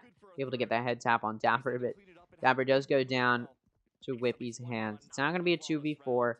They know Dapper's low, but doesn't look like the guard gonna be challenging it too hard here. They do have Net pushing into their spawn, the offense spawn, where they may encounter G2. The spike gonna come slowly to its conclusion here. Looks like Whippy and Dapper are gonna be locking it down in cave and that offense spawn. We'll see what Net can do if he does anything here. TP gets taken. I don't think G2 would have heard that, actually. I don't think they're close enough. Doesn't matter, though. No pick's gonna come through. 3 points now, or 3 rounds now for the guard. Up 3-1. Seeker's available for Shazam. And it looks like the guard gonna be ready to push into A site potentially, although looks like maybe G2 could be ready for that. They're placing 3 on A. This will be another buy from another buy from G2. That one round that they did win on that buy against the bonus from the guard, they did win with 3 of their players alive, so they were able to get some econ stability there. So they're able to afford a buy this round. So they'll put up a good fight against the guard here, but Net takes out Oxy, and this entry onto A can start for the guard. Coming in through showers, coming in through short. Grim Molly doesn't prevent anything from the guard. Jonah gonna take out Penny. Whippy able to take out Trent. Welcomes through, and now the spike gonna go down. Orbital strike gonna stop the plant. Still gonna go down, actually. A little bit of an interesting spot here. Behind Sage wall. A little bit of a off-meta spot to plant. Seeker's gonna come through here. They do clear out some space. Tex gets taken out. It's traded, though, by Jonah, so player advantage will be maintained by the guard. Ooh, Dapper swings. Jonah not ready for it. That pick comes through. It's now a 2v2. Both of the G2 players going to be coming in, clearing out these players. Valen going to take out Shazam. Dapper takes out Net. It's now a 1v1. Dapper down to 30 HP, though, at this point. I believe Valen going to swing. I thought maybe he had a molly, but no, he's just going to swing. Dapper just get taken out. He did not have a molly. The guard now up 4 rounds to the 1 round that G2 has. So they're up 3 rounds at this point. It looks like this lead for the guard going to be pretty successful. And they're proving their comfortability here. They're like, yeah, we lost to Moist, but you're not Moist moguls. That's what they're trying to say to G2. They don't respect Moist. Or they don't respect G2 the way that they respect Moist. And I think G2 are going to have to learn that in this map, where they may get 2-0'd here. Looks like G2 are going to be taking a timeout. They've lost 2 buy rounds from both sides in a row, so no question why. But they're using this one decently early. It's near that halfway mark in this half, so can't blame them. And it looks like G2 having a little bit of a rough start here. Oxy not able to sort of find that carry that he was able to find for G2 on Ascent. Whippy having to take that place, finding some good kills. It's only Whippy and Dapper who are positive in their KDA, so start to see those bottom 3 may be the factor that Could be a loss here for G2 if they can't get those players to find a good way to lock down their sights. I mean, we've seen Oxley get denied very early on in a few of these rounds. So you can't blame him for not being able to find anything, but you need to figure out a way to enable these players to be able to do something, but G2 is not able to lock down these sites, and so those players that they want to rely on aren't able to pull through where they should be able to be relied on, which does result in some issues. G2 going to be on a half buy. This is going to be their eco round, although we see a hero Phantom on Penny to maybe try and make something happen. Still going for that 2-3 setup, 2 on B, 3 on A. Doing a little bit of split play here, a little bit of defaulting maybe, hoping to play off some contact. And there were 2 for the guard in Tex and Net pushing up, down, and Trent, sorry, pushing up the long. Looking for any damage, not going to find it. Though they make some good noise. It's just bait Whiffy over towards B. Whereas the rest of the guard is going to be over on A. TP taken, and the push onto A going to start. Jonah P takes out Oxy. Penny's there to trade it off, though. The guard just going to start this push in, though. Ooh, Valiant going to be able to take out Penny. Penny nearly found an easy pick there, but is taken out. It's now going to be a player advantage for the guard. Reminder, this is the eco round for G2, so they're probably not going to win it, although they can try. Dapper going to take out Tex and Valiant. Trent takes out Dapper. Whippy able to trade off Trent, which does leave Net in a 1v2, and he's at 5 HP. He can't do a whole lot here. He does have the spike. Just going to run it over towards B. And at this point, this round may just go to G2 off of that timeout. They play it well. G2 quick to rotate a player over towards B off of some early contact. The rotate starts, and they quickly rotate over towards A, and they're able to put up a good fight. They play together. They push through. They're able to get those trade picks. Despite being down a player, started off, they're able to play their numbers well. It's now going to be a 1v2. TP taken by both players. Net's going to hear that. Looking for an early pick here, and Whippy going to shut him down. Again, only 5 HP. Not able to do a whole lot there. This first round will, or not this first round, but this first, I guess, good round for G2. Won by them. So it's going to be a 2-4 score now. Still down 2 rounds for G2, but getting that round was pivotal because it was an eco round, and both of those players are going to be able to pick up guns. So that could be a round that cements some good momentum for G2. Now, you do play a little bit differently on your eco than your buy rounds. That's why we see some teams have more success on their eco than their buys. But we'll see if that's going to ring true for G2. And again, another reminder, it's a defense-sided map. So the position G2's in right now isn't great. And if they do somehow pull through to get the lead going into the next half, it's not, it's not completely out of the picture because it is a defense-sided map. 3 ults available for G2. Viper's Pit, Showstopper, Nightfall. Over on the guard, they've got a Viper's Pit and Orbital Strike. Some very good ults to work with. We'll see if they can find anything here. It looks like the guard can start pushing in towards B. Orbital Strike comes out from the guard to start pushing. Viper's Pit comes out from Dapper in response, and he just sprays through the smoke and throws a Viper Molly down as well, and he finds 3 picks. It's now down to Valiant and Net in a 2v5. They're just going to take TP, and you can't blame them. Just get out of there, I suppose. They're going to start pushing over towards A, but of course, both players going to be hurt as they take TP, and looks like the guard now going to be struggling on these buys, potentially. Got some econ stability, though, so losing this would not be the end of the world, but not be great, especially if G2 can find a flawless round here. So they're in a position to do so. Brim Molly comes through. Goes off, prevent that CT push. Net takes out Oxy. That was the only flanker for G2. Skybird comes through. It flashes Net. He can't watch Heaven. Now he can. Shazam going to take out Net. It's now a 1v4 for Valen to try and clutch it out. He takes out Dapper, but he's down to 10 HP. Clearing into U, and Whiffy takes him out. So 3 players left alive. It's not flawless for G2, but they win it with the majority of their players alive.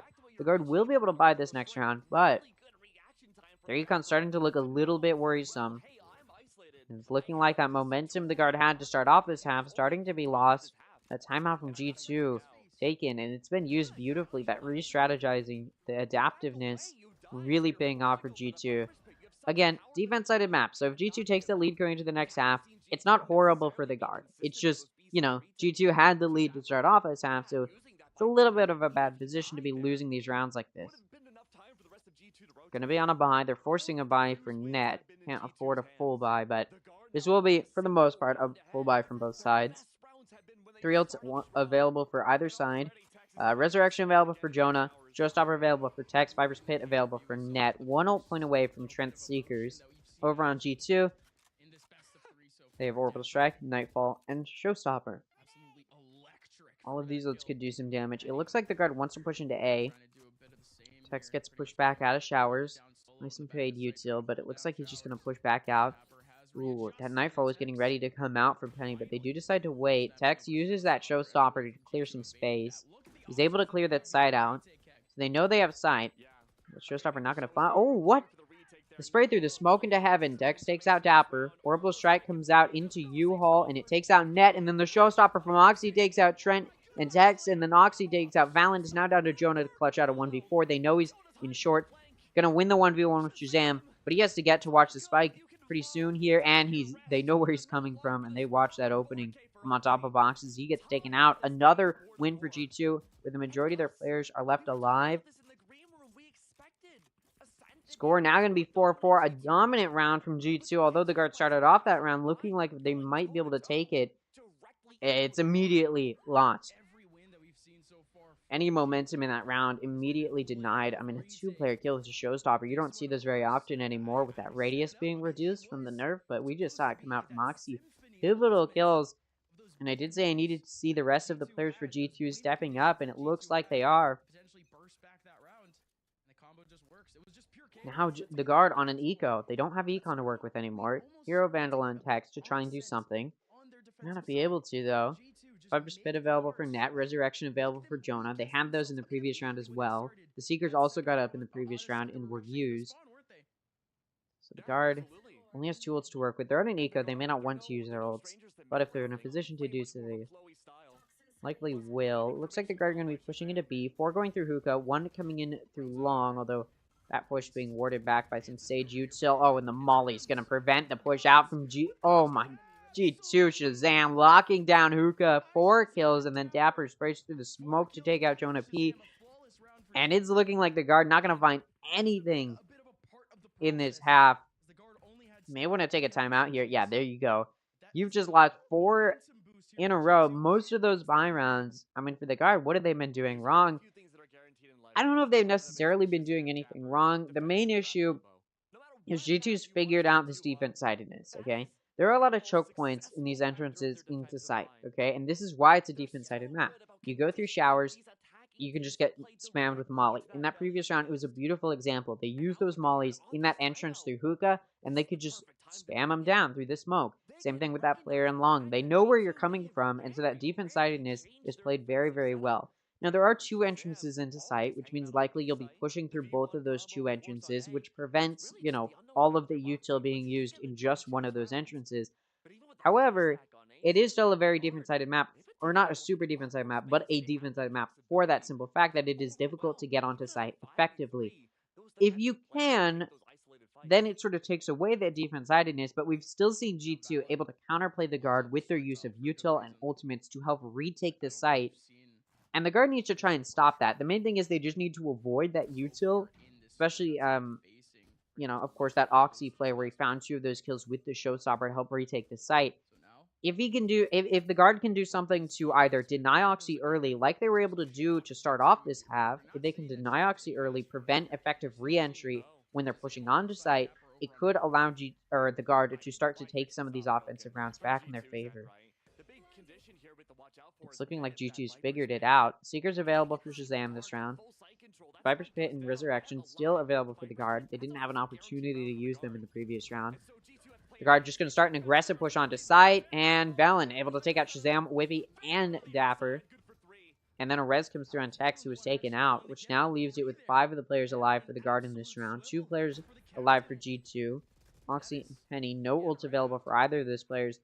And now this choke point in that CT entrance into B site. Molly's wall. Util just going to come through. And at this point, time can just be played by the guard. G2 likely won't find very much in this round. This is exactly the round the guard needed to get back into this half to try and at least keep it even going into the next half. If not, I mean, they can still take the lead going into the next half if they can play their cards right. But at the very least, they want to be keeping it even going into the next half. Net going to take out Oxy. Penny takes out Trent. Valen with 4 kills this round going to take out Penny. And now the guard has tied it back up. They've started to stop this momentum for G2, although G2 will have enough econ to buy for the rest of this half. The guard, on the other hand, has 2 ults to utilize, Orbital Strike and Viper's Pit. Seeker's available for Shazam. I mean, guard definitely has some potential to get this.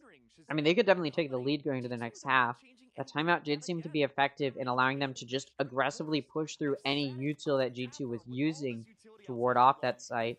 Shazam still has Seekers to use. He may want to use them early here, as we know how aggressively the guard just played.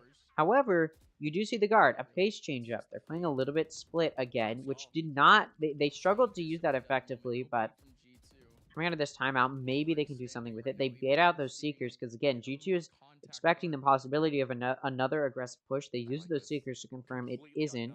That does now leave G2 with no ults. Dapper going to be able to take out Trent, and Shazam takes out Valen. That aggressive push up from Dapper and Shazam this time. The adaptability, realizing, okay, it's another slow play from the guard. Let's just push up aggressively, and it pays off. Now they're up 2 players. Viper's Pit available for Net, but you have to get on site to use that. The guard may not be able to do so. They no longer have all their players to go for an aggressive entry.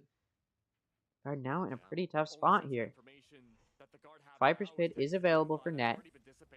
No smokes to work off of at all, except for Net's wall. And that's dedicated towards A site.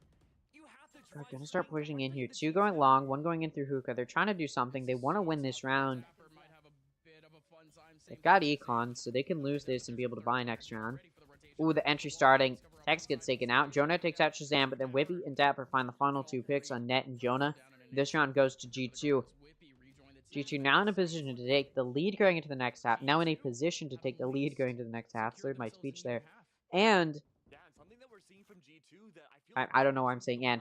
The guard, though, they can definitely still tie this up. They just need to find this round. They've got 2 ults to use. Orbital Strike and Viper's Pit. They've had those. I keep saying those words, that they have those ults, and it's because they still have those ults. They've had those ults. They just haven't been able to find a time to use them because they keep getting denied. Guard may want to try another aggressive push. And it looks like they're trying to do so. Oxy and Penny pushed up in showers trying to deny that aggressive push, but the Orbital Strike does do some damage and push them back. The guard gonna start pushing in here. 1 going in through short, now in U-Haul. Net all the way in U. I don't know if G2's ready for it. I mean, they're ready for the possibility, but I don't know if they expect him so far pushed up. Meanwhile, the rest of the guard on site getting ready to plant. Net able to take out Penny. Viper's Pit comes out, and U-Haul Whippy just going to push him. Oh, but not able to find the pick. Net going to take Whippy out. That's now a 2-player advantage for the guard in this round. Viper's Pit available for Dapper, but may not be able to get a chance to use that as Trent takes out Oxy. It's now a 2v5. Oh, the Viper's Pit does come out, but Dapper's immediately shut down. It's a 1v5, and it's looking like the guard gets a flawless round to tie it up going into the next half. So G2, although they put up some impressive rounds, they're going into the second half of their offense, which I'll remind you, against Shopify, G2 did not find a single offensive round on Bind. They did not win a single offensive round on Bind. So let that sink in. And in that series, and in that map, they took the lead on their defense going into the second half. So the fact that they're keeping it even does not bode well for them. Now, maybe they can shake it up. Maybe they can get some rounds on their offense this time around. But the guard absolutely going to be happy to take the defense sidedness to their advantage on this half and deny rounds for G2. We'll see if the guard is able to.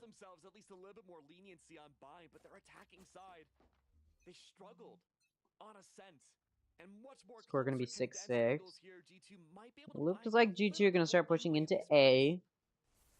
Mostly through short. Not going to take out Oxy. It's down to 20 HP now, though. It's now going to be a 4v5. Smoke's getting ready to come out. Fade util used. Does spot Whippy. G2 not really gaining a whole lot of ground. They're in short now, though, but of course the guard knows that. TP's being taken.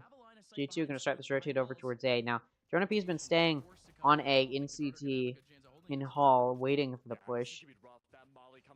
Now he's just going to run back. Trent going to take out Shazam. It's now a 3v5.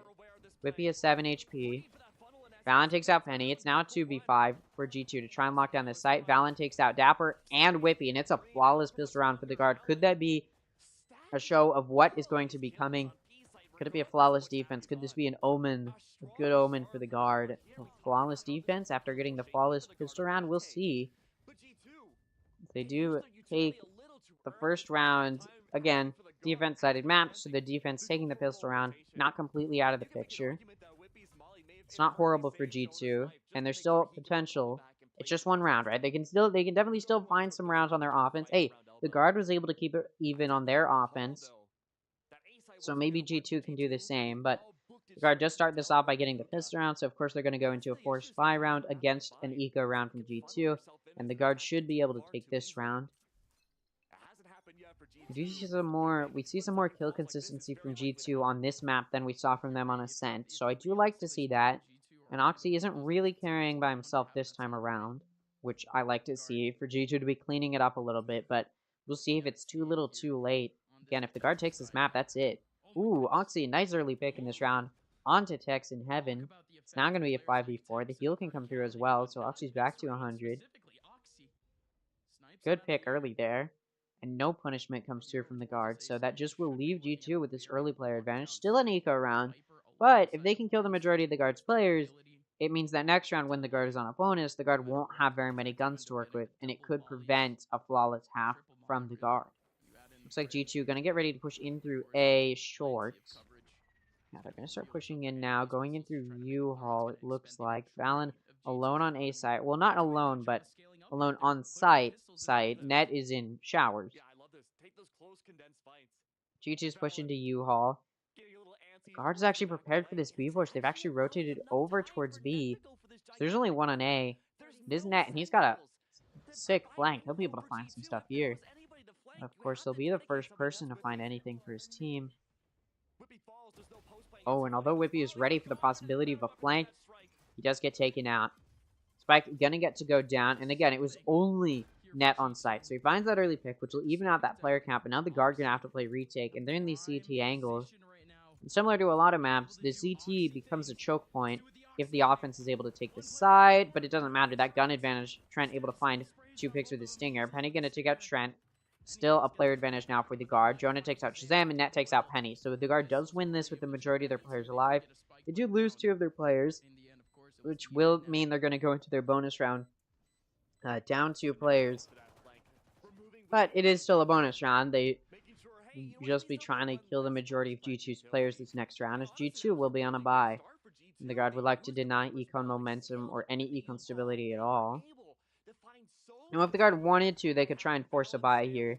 They know that G2 struggles on their offense. So if they wanted to, they could force a bye. They also have that defense advantage to try and make it a flawless half. But the guard probably just doesn't want to play too risky here. So it looks like, yeah, they're just going to be taking this bonus. Those players who died going to pick up Sheriffs. Guns being swapped around a little bit. It's going to be 3 on B, 2 on A. It's actually going to be 4 on B for the guard, 1 on A. Lucky for the guard, though, it is going to be a B push, at least to start off this round. This entry going to start. There's 2 players inside of Hookah, which get caught out. Ooh, but they get away with their lives. Damage coming through. No entry picks yet for G2, so they can't really push in yet, and there are still 4 on B. They've seen a lot of util, so they know there's a big presence from the guard on B site. Oh, they're prepared for the push out from the guard. Whippy gonna take out Tex. Valen able to get a trade pick, though. Shazam takes out Nat. Valen once again gets a trade pick, so it's a 3v3 here. Oxy takes out Valen, but it's traded off by Trent. Penny takes out Trent. It's now a 1v2 for Jonah, who's all the way over on A. He does have a Bulldog. He's got a decent gun to work with, but the gun diff gonna be in the favor of G2 in this clutch situation for Jonah. It's not easy by any means. He's also only a Sage. He has no offensive util. Oh, catches Dapper off guard, able to find that peg. No trade comes through yet from Penny. Oh, and Jonah wins it! He's able to take out Penny. And I said maybe the guard would want to force to try and get a flawless half, but they don't need to. Oh, the FF spray comes out as the guard getting ready to try and get this flawless half moving for them. 9-6, the gun can be picked up as well. econ stability completely and entirely denied for G2, and it looks like this offense is going to struggle for G2. Their story on Bind continues. After a struggle of an offense against Shopify Rebellion on Bind, it looks like that's going to continue here on Bind. There's an ult for either side, Orbital Strike available for the guard, Nightfall available for G2. Only one ult point away from Seekers on Trent for the guard. They're not gonna, likely won't get up this round unless he finds a pick early. And they probably won't be trying to use it because they know G2 is not gonna have the best buy here. That previous round was a buy round from G2, and you look at them, they are forcing a buy because they know they do need to deny momentum for the guard, but you look at Dapper, only has a shotgun, only got that Judge out. Shazam only has a Guardian, so they don't have great guns. They will be working down guns. Ooh, Oxy gets spotted out. Head tap comes through. He's low. Jonah just going to spam him through the wall under Hookah, and he finds that pick there. It's now going to be a 4v5 for G2 to play through. And again, still down on guns. The player they lost in Oxy was one of the players with a good gun for G2, and they can't even pick up that gun quite yet. It looks like maybe Dapper wants to go for it, but it is being watched. B Long has been walled off, and now G2 is still trying to contest into B. Gonna have to push through that. Looks like the guard gonna play a little bit safer. The Nightfall comes out, gonna push onto the site. Orbital Strike comes out, so the entry is denied. So the Nightfall not really gonna be played off too heavily here, although there is still time for them to play off of it. Penny gonna take out Trent. Whippy takes out Valen. It's now a player advantage for G2. Jonah gonna take out Penny though. And it is traded. And as Zapper takes out Net, it leaves 1v3 for Tex, and he's not able to win it. So G2's forced buy does come through with a win. So they're able to deny a flawless half for the guard, although the guard would have loved to do that here. And they definitely were in a position to try and do so. It is denied. Still an, or not still, but an Orbital Strike now up for Whippy. The Seekers did come up from Trent in the previous round, and they were used. Resurrection available for Jonah. It's going to be an eco round for the guard. Of course, Jonah going to be on a Vandal because he can afford it off of that clutch in the 15th round. He gets enough econ to carry some momentum through to this round. Only one ult point away from the Seekers for... Oh, Dapper going to take out Jonah and Net. Seekers for Shazam. Only one ult point away. But he may not get them up if Dapper can solo this push and... Oh, no! Tex! Was that a double collateral headshot onto Oxy, Whippy, and Dapper? A trade pick comes through, and then Shazam pushes onto site and takes out Trent. Or sorry, no, and takes out Valen and leaves Trent in a 1v2. Oh, he has the spike, and he picks up a gun. They know he's there. Flashes come through. Oh, Trent takes out Penny, and he takes out Shazam, and the clutch comes through from Trent. The eco round turns into a win. What on earth? Trent in a very tough position now. Or sorry, no, sorry. G2, I don't know why I said Trent. G2 now in a very tough position.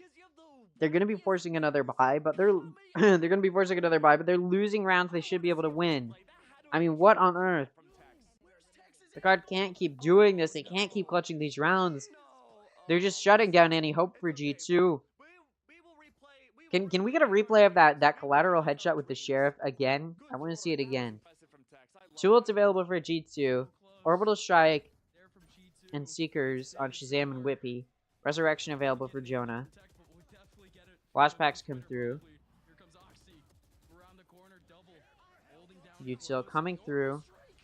Oh, the Orbital Strike on Whippy going to take out Trent. This entry can start off of that, although Oxy's down to 20 HP. Valen going to take out Penny.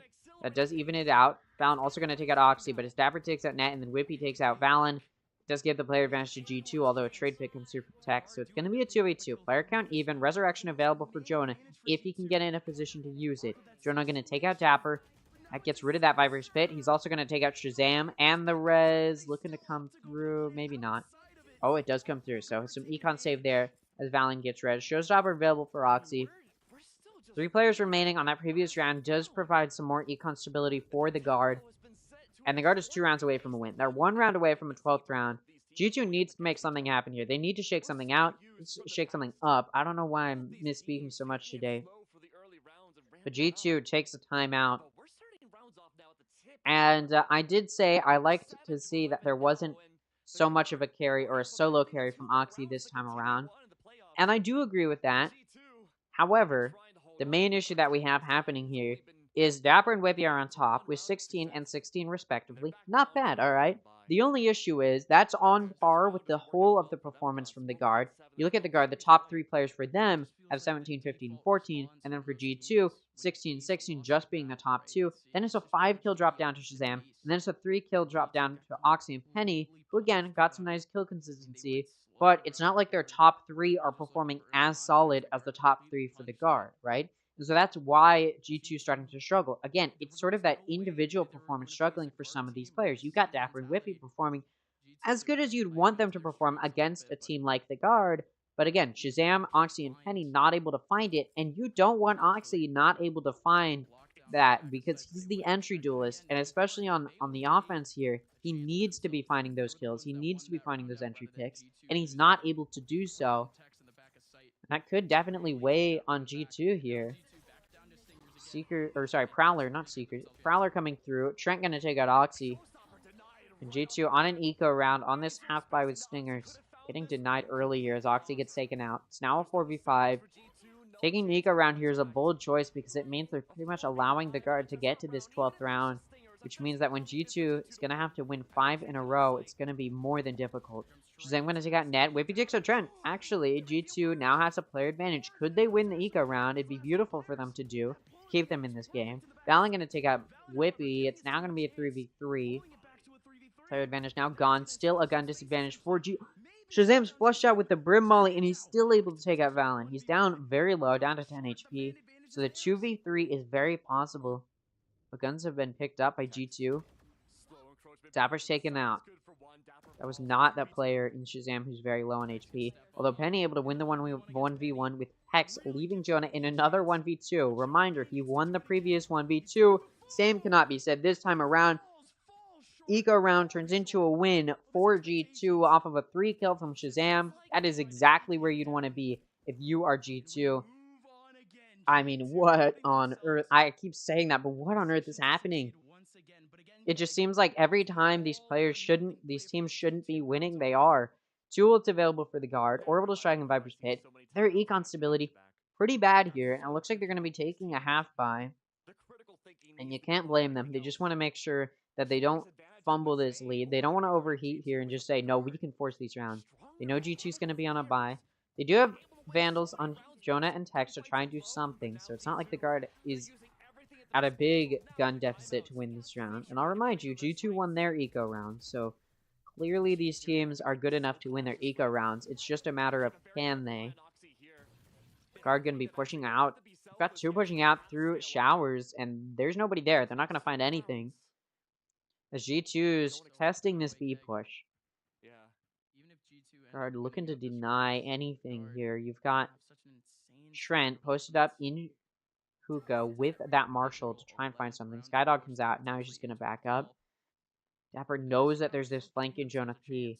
I don't know if he heard him or what, but he's very aware. Oh, and he turns to catch Dapper. Sorry, Tex. Oh, and he's not prepared for the flank from Jonah. It's now going to be a 4v5 here for G2. Ooh, Tex caught out. Still not taken out. Doesn't matter. It's a 4v5 still for G2. They're down a player. Though the guard is in some very precarious situations. Tex gets caught out again, but once again not punished. And he gets away with the kill. So now it's a 2-player advantage for the guard. Although this has been a chaotic round, to say the very least, it's not paying off for G2.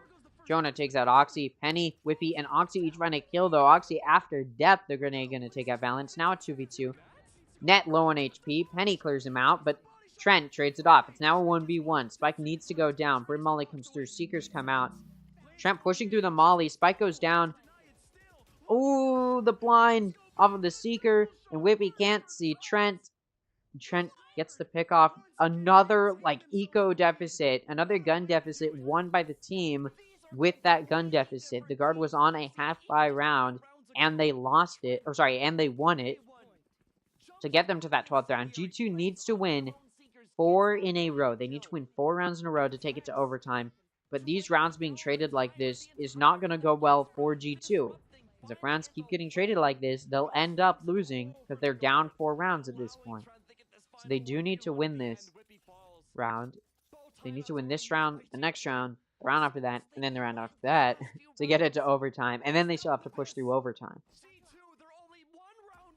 And a reminder, the guard is already up a map. So the guard in a position to win 2-0. They just need this round. They're playing a little bit of a more traditional setup. Not going to play it too risky this time around. They are on a full buy. They don't want to play it too weird here. G2, of course, forcing a buy because they need to. But there is a Bulldog on Whippy and a Stinger on Shazam. So they're not able to afford a full buy. So this force gonna put them at lower guns here. But again, the previous round win, the most recent round win from G2 was when they were on an eco. So it's very possible it doesn't matter for G2. Skydog coming through, trying to do something. Not going to find a whole lot there. Orbital Strike available for Whippy. Viper's Pit available for Net. And it does come out to ward off that B push through long. G2's getting ready for an A hit. Now there's 3 on A for the guard. Orbital Strike from G2 clears out U-Haul, but nobody's there. Valen gonna lock down that Shower's entrance, able to take out Oxy and Penny, but trade picks come through. The grenade, once again, Oxy finding an after-death pick. Another pick comes through. Tex finds a pick. Whippy takes out Trent. Tex takes out Dapper. Whippy takes out Tex. Trades coming through, and now it's a 1v1. It's a 1v1. The spike goes down. Whippy has the opportunity to try and pick up a gun, but he doesn't go for it. He's just gonna play this 1v1 with a Bulldog. He's at 40 HP. Net's at full. He's got full health and full shield. So big health advantage here for the guard. Net clearing into U-Haul. He's going to encounter Whippy. Whippy holding a little bit further up than maybe you'd anticipate, but it doesn't matter. Phantom close range versus Bulldog at close range. Both players hit the head, but the Phantom's going to win that exchange, especially considering the low health for Whippy. And the guard takes the win, 13-8. The second map goes the exact same score as Ascent. The guard takes a 2-0 victory against G2. And you know what? I said coming into this series, I expected 2-0 from the guard, and we saw it. Maybe a little bit harder fought from G2 than I was expecting, but yeah, no lower bracket hope for G2. Clean win. They got one. I think at this point, the guard, they just need 2 more clean wins to make their way to Brazil. So yeah, I mean, the guard gonna have to make a lower bracket run here if they want to try and make it to Ascension. They gotta win lower round 3, then they gotta win the lower final. And we don't know who their opponent's gonna be yet for either of these matches, but we'll find out for lower round 3 who their opponent's going to be. But for right now, let's go ahead and take a look. Once they put these scores in, we'll go ahead and talk about how that map went, because it definitely went a little bit less dominant than I anticipated. I was expecting the possibility of another flawless defense from the defense that G2 is playing against when they're on their offense. I expected another flawless loss streak from the offense of G2. Now G2 was able to pull through a little bit more than they did against Shopify, and considering they were up against the guard, that is something to say. But waiting for this to be put in, but that doesn't take away from the fact that the guard did win that 13-8. Not a super close map, and a reminder, Ascent went 13-8 as well. So G2's run is over. If you're a fan of G2, I hate to say it for you, but your team's out. G2 out of the runnings for Ascension. No hope to make a lower bracket run to make it to Ascension. And honestly, I'm happy about this. I did say I don't want G2 in the Ascension because they've been playing so inconsistently, and I would not want G2 to be representing North America in Ascension because of how inconsistent they have performed in Challengers. If they're representing North America in Ascension, there's no telling which G2 we would see. Would it be a dominant G2, or would it be that G2 that's very easy to defeat? So I'm glad G2's not making it. I'd prefer if it was M80 Moist or the Guard, because these are consistently powerful teams. So yeah, again, I'm just waiting for this map to be put in, and then we will go ahead and talk about it. But for now, we can go ahead and listen to the casters or the analysts and hear what they have to say about how that map went, because they do have the stats available that I do not. A little bit of bind, I think, well made up for it. Absolutely. I mean, what a phenomenal match to send these guys away. I know it's hard for G2 to go out like this, but you know, it was a great match for the viewers. Guard are just looking absolutely strong right now. They are coming into this lower bracket hot. They know what needs to be done to reach the end, and they're showing it right here. Yeah, to touch on that as well, like this series honestly had everything. It was flashy, it was exciting. There's so many takeaway moments from individual players. It wasn't like you know, everyone getting Texas backpack or everyone getting Oxy's backpack. No, it was straight up a team effort across the board from both sides. Especially the guard, who just had so many. Like, look at this clutch right here by Trent. Just like these little minutia details from the guard players just show you that they're, in terms of like fundamentals and in terms of like team cohesion, they really are just like one step ahead right now. They really do. They just look a notch above this G2 team in terms of cohesion, in terms of chemistry, in terms of playbook depth. They have answers for things. And even when rounds are going wrong, they're going wrong as a team. They're not losing to individual players overheating. They're not losing to poor gun. All right, but the match has been put in, so we'll go ahead and look at how bind went. I can go ahead and show you this. Guard, I didn't put in the guard moving up, but the guard does move up.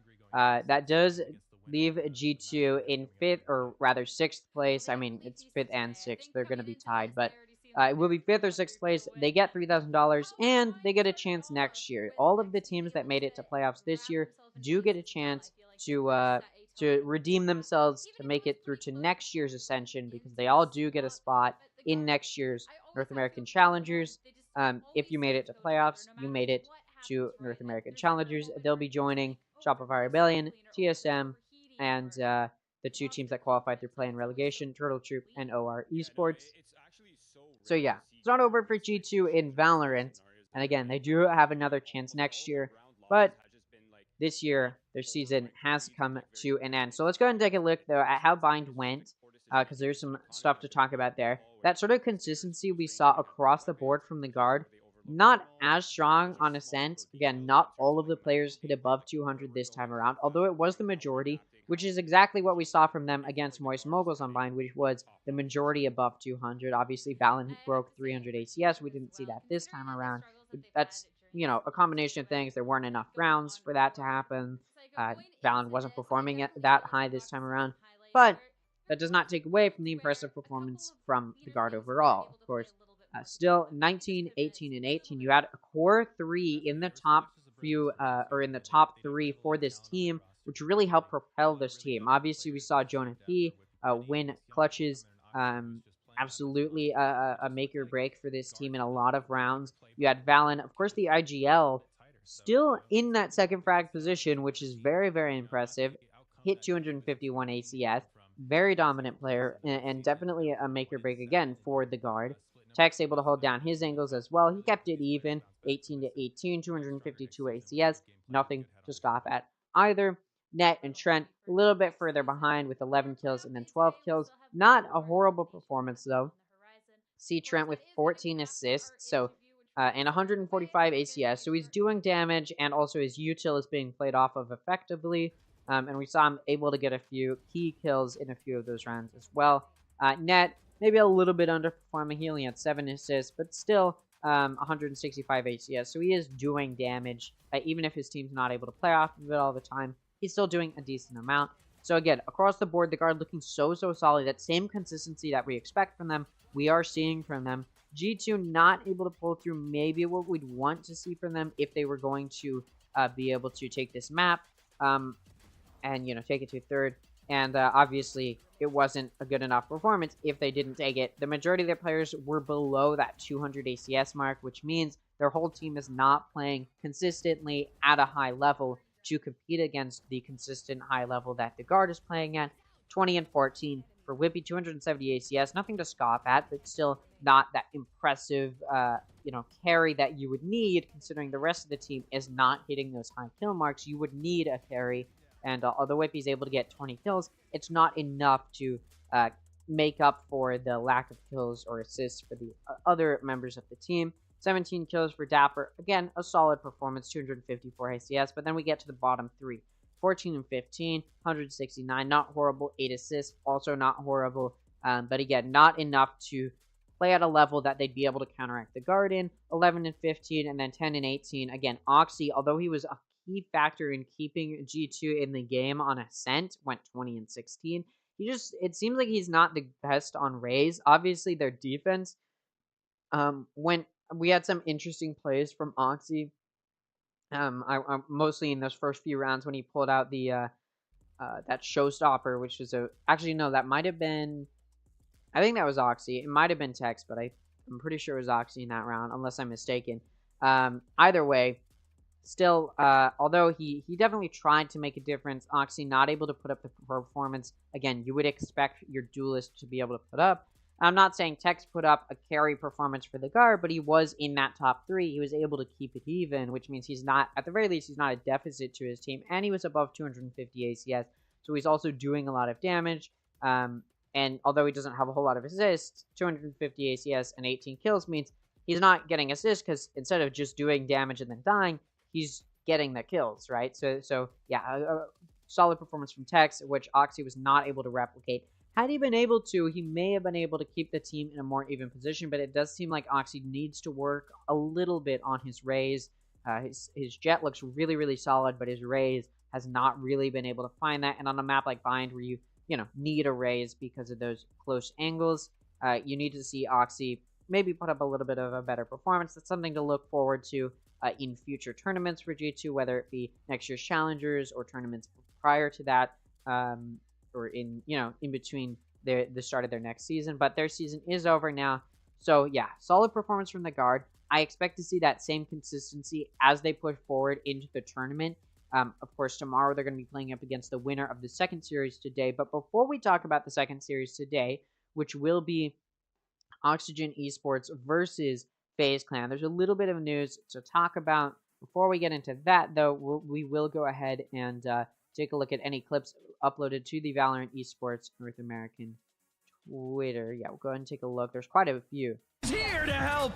Strikes down on one, and you still have Valen under looking for Oxy, and absolutely finds him.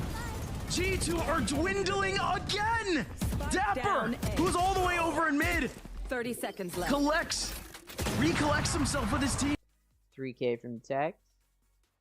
Positions here on site. Are they going to overwhelm him here? No, Valen actually holds back Oxy, and Net can peek out. Valen and Net. And of course, they know exactly where Trent is. They saw that recon ball, but Valen still dancing on the edge, but he gets full flash. But a kill still comes out from Valen. Penny now. We've seen him be an all-star before, but it. Instead, this orbital strike is gonna be the leading charge, isolating Dapper. Okay, oh my goodness, Dapper! Dapper! Whoa! Now an orbital strike in play. There's no safe spot for Jug the guard. Oxy! Oh my goodness! Not only a double off the showstopper, but a third to follow. Jonah's hiding for the flank. Stand down. Shazam! It's all good. You can fall. Take your rest, Jonah. Not long for this. It's a petri dish of frags here for Dapper. And really for the rest of this team. What? What was that? Was that? Wait, was that? Hold on. It's a petri dish of frags here for Dapper. And really for the rest of this team. What? That was a 3 kill with 1 shot. Just a body shot, Net. Okay, Trent gets one. 10 seconds left. Trent has been locked away. 8 seconds. Lance going in. He jumps through. Looking to deny it still. Looking for a shot. No scope. All right, so those are the highlights, and it looks like we have the post-match interview with the coach from the guards. So we'll go ahead and take a listen to this, and then we'll get into the news, and then we'll talk about Oxygen versus FaZe Clan.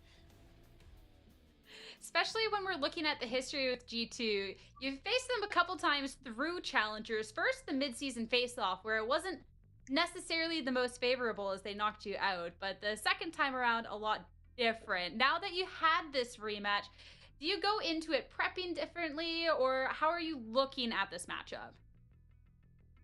Yeah, definitely. We had to prep even harder after that first loss. We had a rematch earlier in the regular season and took it 2-0.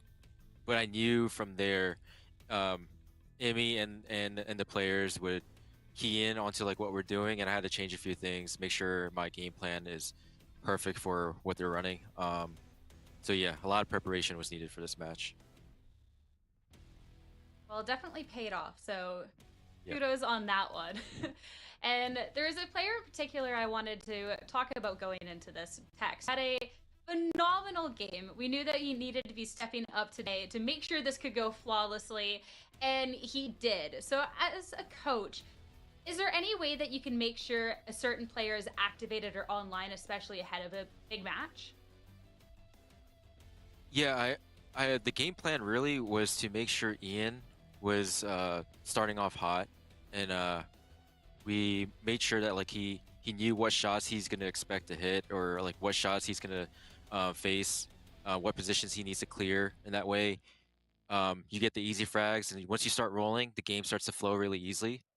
So yeah, again, this comes down to prep work, making sure he feels really hot and he feels confident going into all the other rounds.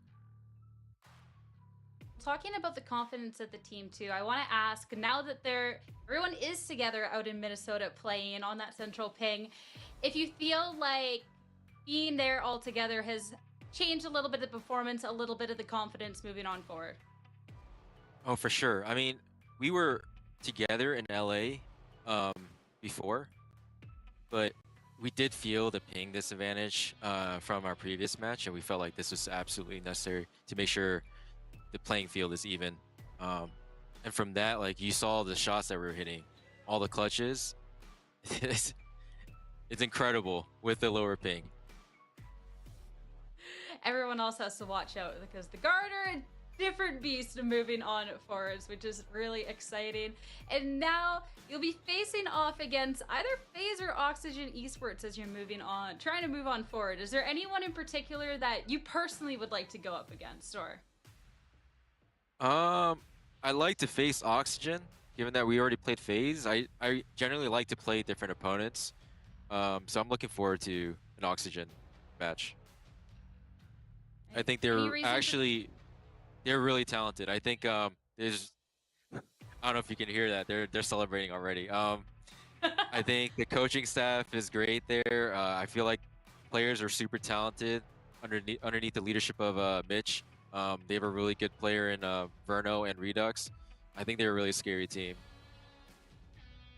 Well, I definitely hear people celebrating, so I don't want to keep you here too long. I want to let you get to the celebration. So we'll ask our fan zone question and let you get out of here, all right? So this one is coming out from... All right, we'll go ahead and just move past the fan zone question. Although they've been getting better, they're not always the best.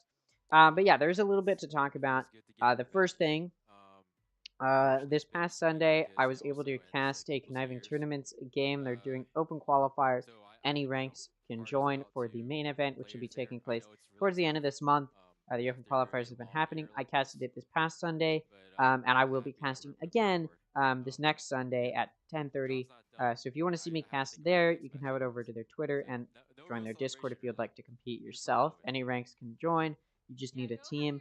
And then, of course, their Twitch is just Conniving Tournaments. If you want to see me there, it'll be this Sunday. It was a lot of fun, and yeah, I'm excited to do it again. But beyond that, a little bit of broader news is, unfortunately, Twistin, who is a very impressive, very powerful player for Team Vitality. He's a Valorant player. He did pass away. He was in the EMEA tournament. Unfortunately, Vitality did not qualify for Masters, and he did pass away. So I just want to talk about that because it is something to think about. Yeah, it is a shame to hear about. Yeah, I don't think they've said what happened, but they have talked a lot about mental health. So it could be something related to that, but just something to think about. Some news in the scene. Wanted to talk about it. But beyond that, that's pretty much all the news that I had to cover. So we will go ahead and talk about this next series today, which is Oxygen versus FaZe Clan. Move forward here. This is a series I think a lot of people can they've got expectations on where this is going to go. They can probably predict where it's going to go. I think a lot of people know where this is headed. And yeah, Oxygen versus FaZe Clan. Oxygen was able to beat G2 pretty dominantly to start off the playoffs, 13-6, and then 13-8 in a quick 2-0 fashion. And then they face up against M80. Now, this was another sort of quick 2-0 fashion for M80. They destroyed Oxygen Esports on Pearl. Oxygen put up a decent fight on Lotus, but then Pearl went dominantly 13-2. And so that is something to think about. Oxygen has not looked super, super solid. But to be fair, they were playing against M80. And although Oxygen is a team, I think, who views themselves as a team that can be top 2, overall, their basic performance has been they're almost top 3, right? Like, everybody's sort of like, yeah, they could be, but probably not this year, right? I think that's a lot of people's expectations. That's the way I view them as well. They're like a mid-level team, but they're upper mid. Yeah, they may even be the 4th place team, but a lot of people, I feel, do not view them as a team that is top 2, top 3. Like, I don't think that's where a lot of people view these teams. Obviously, at this point, they could still try and get top 3, but they do have to face up against the Guard if they do beat FaZe Clan. Now, let's talk about FaZe. Is FaZe a team that has performed super well? No. Straight up, not great. They played against TSM. It went 13-10 in favor of TSM for the map win from TSM. It was a 3-map series. Then Split and Lotus went to overtime. Very long games. 15-13 was the split score. Lotus went 16-14. So these were not easy matches for FaZe. And they, of course, started off, some teams have to end up in the lower bracket to start it off. And FaZe Clan was one of those teams. And they lost pretty badly to the Guard. It was 13-2 and then 13-6. So this is not a team that is highly performing. Now, you could draw a comparison to the fashion in which Oxygen lost, but their first map was not a dominant loss. It was a pretty decent first map. Sure, they lost their grip on anything in Pearl, but it was still a very... You could say that first map was a show that Oxygen is kind of in it. And Oxygen is a team that when they go up against the Guard, may even have the potential to beat the Guard. So this is a team that is very powerful, maybe not powerful enough to beat M80, or, they may not be able to beat Moist either. We'll see if that series does end up happening in the playoffs. But for the most part, this is a team in Oxygen, which you can say is not looking super, super solid, right? It's not a team that's looking solid enough to, say, beat the Guard, but they are probably solid enough to beat FaZe, because FaZe is not looking like a powerful team. They're looking like one of the worst teams in playoffs, to be quite frank. FaZe is a team that, honestly, I didn't even see coming off of midseason face-off, where they got immediately eliminated. I did not see them making it to playoffs. I honestly thought they were going to be one of the teams that gets knocked out. They're able to hold on to it. They beat out the 3 teams that they should have been able to beat, these bottom 3 teams, and then they come into playoffs because they were just in, I guess, an easy group. So then they come into playoffs, and this is a team able to scrape by to make it to playoffs, but they, again, are not a team that I think is even going to be top 5. Like, this is a team that's probably going to be top 8. They're able to, or top 6. So they're able to scrape enough by to make it to top 6. So they're at the very least top 6, but I think they'll probably... This is where their road ends, right? I expected 2-0 from Oxygen, because Oxygen could maybe be top 3, maybe top 2 but probably not this split, or probably not this season, maybe next year, right? Like, this is a team that has a lot of potential. They've got a lot of powerful players. They're honestly looking like consistently almost at the top. They're not like having these games where it's like, I'm looking at them and being, whoa, they could be top 2. They're having games where it's like, yeah, they're looking like top 4, sure, but I don't think this is a team that's going to be able to make it very far, but they are looking consistent enough that they should be able to take out FaZe Clan, who barely scraped by to beat TSM. I mean, it was barely. These were close matches, right? So this is a series I think should go the way of Oxygen. Obviously, we can look at Oxygen's history, and, they're a pretty solid team. It's like, yeah, they win against teams they should beat, and like, some, like TSM, they do lose to Turtle Troop, or they lose to the top few teams. They've lost to the Guard, they've lost to Breakthrough, who is now Moist Moguls, right? So they do lose to teams that like are top 3, and then they aren't able to beat, and then they are able, to beat the teams that are like top 4 or top 5, right? So they're clearly a top 4 kind of team, and I think they'll probably take 4th place. But for them, they do feel... I feel like whenever you hear them talking about themselves, they're confident in the fact that they do feel like they could be a top 2 team. And I think they're overshooting a little bit, but they are solid enough that I do think they can beat a roster of FaZe Clan, which, again, not a bad team, but probably not the type of team that is going to be, FaZe Clan probably not going to be making it very far. Again, they scraped by to beat TSM. If you look at my pick'ems, I don't have TSM, or sorry, I had TSM beating FaZe Clan, right? And honestly, it probably should have gone that direction. It's just that FaZe got lucky enough that they were able to scrape by on some round wins and were able to take both of their maps in overtime. So, yeah, it's looking like FaZe barely makes it to lower round 2, and I expect this to be the end of their road. I expect FaZe Clan, again, we're gonna see them next year. I think maybe they can pull something together to make it to next year. I'm not entirely sure FaZe will still be around in a year, but you know, we can see if they'll still have their Valorant team, and then we'll see what types of players they're going to be working with to try and push to Tier 1 competition and make it through next year's Ascension. But for now, we're just going to see FaZe Clan trying to beat the Guard here, trying to beat Oxygen, and I don't think they'll be able to. They're just going to have to say sayonara, goodbye. This is, I'd say G2 versus the Guard is a closer match than we're going to see between FaZe and Oxygen, just because Oxygen is a very powerful team. Again, not a top 3 team, still probably a confident top 4, and they should be able to prove that against FaZe, who probably should have been one of the first teams to get out. They're just lucky that they're here, and they're probably going to be like, all right, like this is probably a series which FaZe Clan will lose and go, well, we made it farther than we thought we would. Yeah, that's pretty much it. We'll go ahead and do a little bit of Ranked, which I do a lot, but just to pass a little bit of time, and then if we're not back yet, we will go ahead and I'll talk about the rest of the series that we have for the rest of playoffs, and I'll talk about where I think the rest of the series will be headed. So for now, just do a little bit of Ranked, pass a little bit of time. Thunder.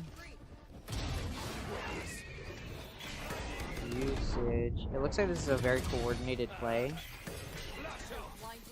So I think this is higher elo. Solid aim. Oh, they cut it off before he died, I guess. Take a look. Okay, that was some really good coordinated play. Decent aim. I'll say this is like Immortal. Okay, Ascent. I mean, that was just some really coordinated play, which makes me think it's higher elo. Yeah, I guess I could have said. I mean, there's no comms, but I feel like it's like just recording their in-game audio when they have comms outside of that, because again, it's a very coordinated play. But yeah. Close left. Spike down A. I said close left, Astra. Last player standing.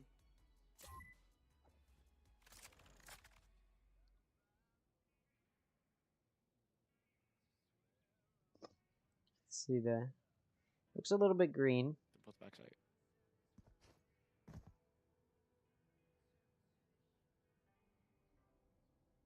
One enemy remaining. Cage triggered. 30 seconds left.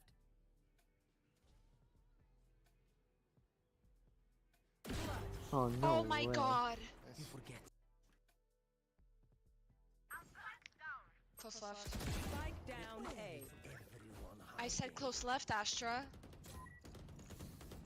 Last player standing. Oh, they did blur it this time. But I mean, you can see it's green, so I feel like it's cheating, but I just have to go Ascendant. Alright, I guess they're peak Ascendant. Still close enough. Close enough, I'll take it. I'll take it.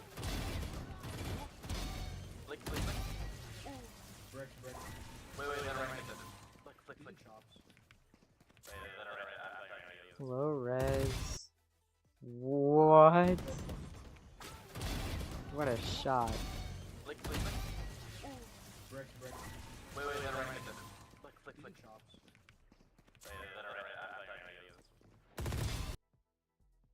Alright, I'll say Diamond. Immortal. Okay. I mean, I don't know. I just thought, like, a little bit overheating, kinda. No, Immortal makes sense. I don't know what I was thinking. I'm so bad at this now. I used to be so good, and now I'm, like, only getting 2 stars. All right. Well, yeah. Since we still have some time to pass, we can go ahead and talk about the next few matches that we have. I guess the main thing we can talk about is M80 versus Moist. This will be the first game tomorrow. This is a bit of an interesting series for a few different reasons. If you've been looking at Knights Arena, they've pointed out, they've been talking about it a lot. You can look, the stats are better after Split 2 plus playoffs for Moist overall, for the most part. However, these are teams that are, and by the way, they're both flawless on Haven after Split 2 and start of playoffs, but Moist has already also gone up, I feel like easier opponents, right? Maybe not. M80 had a very disappointing match against Shopify in Split 2, which is why their stats look lower, but I feel like now coming into playoffs, they're still a really solid team. If you look at my pick'ems, I do have M80 winning. I still kind of agree with that choice. Obviously, that those pick'ems were made way before playoffs started, but I do still kind of agree with that choice. It's not going to be an easy game, but I feel like Moist put up such a powerful series against the Guard, where both of those teams were fighting so hard. And I feel like M80 is quite a bit above the Guard, especially after how badly M80 destroyed Oxygen Esports. I feel like M80 might be above, obviously, they're above probably the level of the Guard. So now that Moist is facing them, after Moist had to put up such a powerful and difficult fight against the Guard, I expect it to be a very hard fought series, but I expect Moist to lose despite their stats looking better. I just feel like Moist, I mean, maybe not, because Moist is a team that looks so, has sort of had this trajectory. I've talked about it a lot, but they're like exponential growth in their overall performance, where they like, from day one, they started down here, right? Breakthrough. Like let's just go over everything. From Split 1, you look at Breakthrough, now Moist Moguls, but like, hold on, let me just pull up their match history. Hold on. Let me do this. Alright. Just like, this is a team that I feel like hasn't stopped improving. Obviously, they make it through the open qualifiers. They come into Split 1. They destroy, it wasn't destroy, but they do 2-0 Oxygen Esports. They lose to G2. They lose to Turtle Troop. And this is between Split, or Week 2 and Week 3. Moist purchases Breakthrough. They turn into Moist. My brain not working right now. They start off their debut matches, Moist Moguls, losing. From Week 3 to Week 4, they improve. They beat Shopify Rebellion 2-1. From Week 4 to Week 5, they improve. They beat FaZe Clan 2-0. From Week 5 to the midseason face-off, they improve. They 2-0 TSM. Their first series after beating TSM is against M80.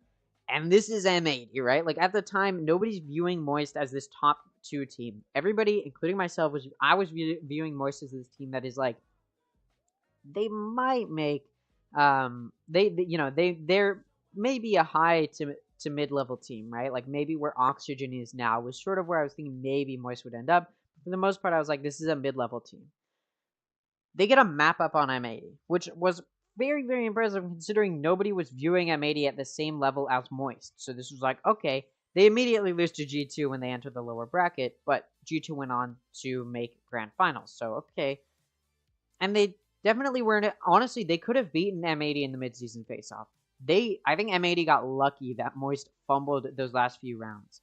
I think Moist started to overheat a little bit. If we look at this series, Moist won on Haven, which was the map pick from M80, and then they sort of just fumbled it on Pearl.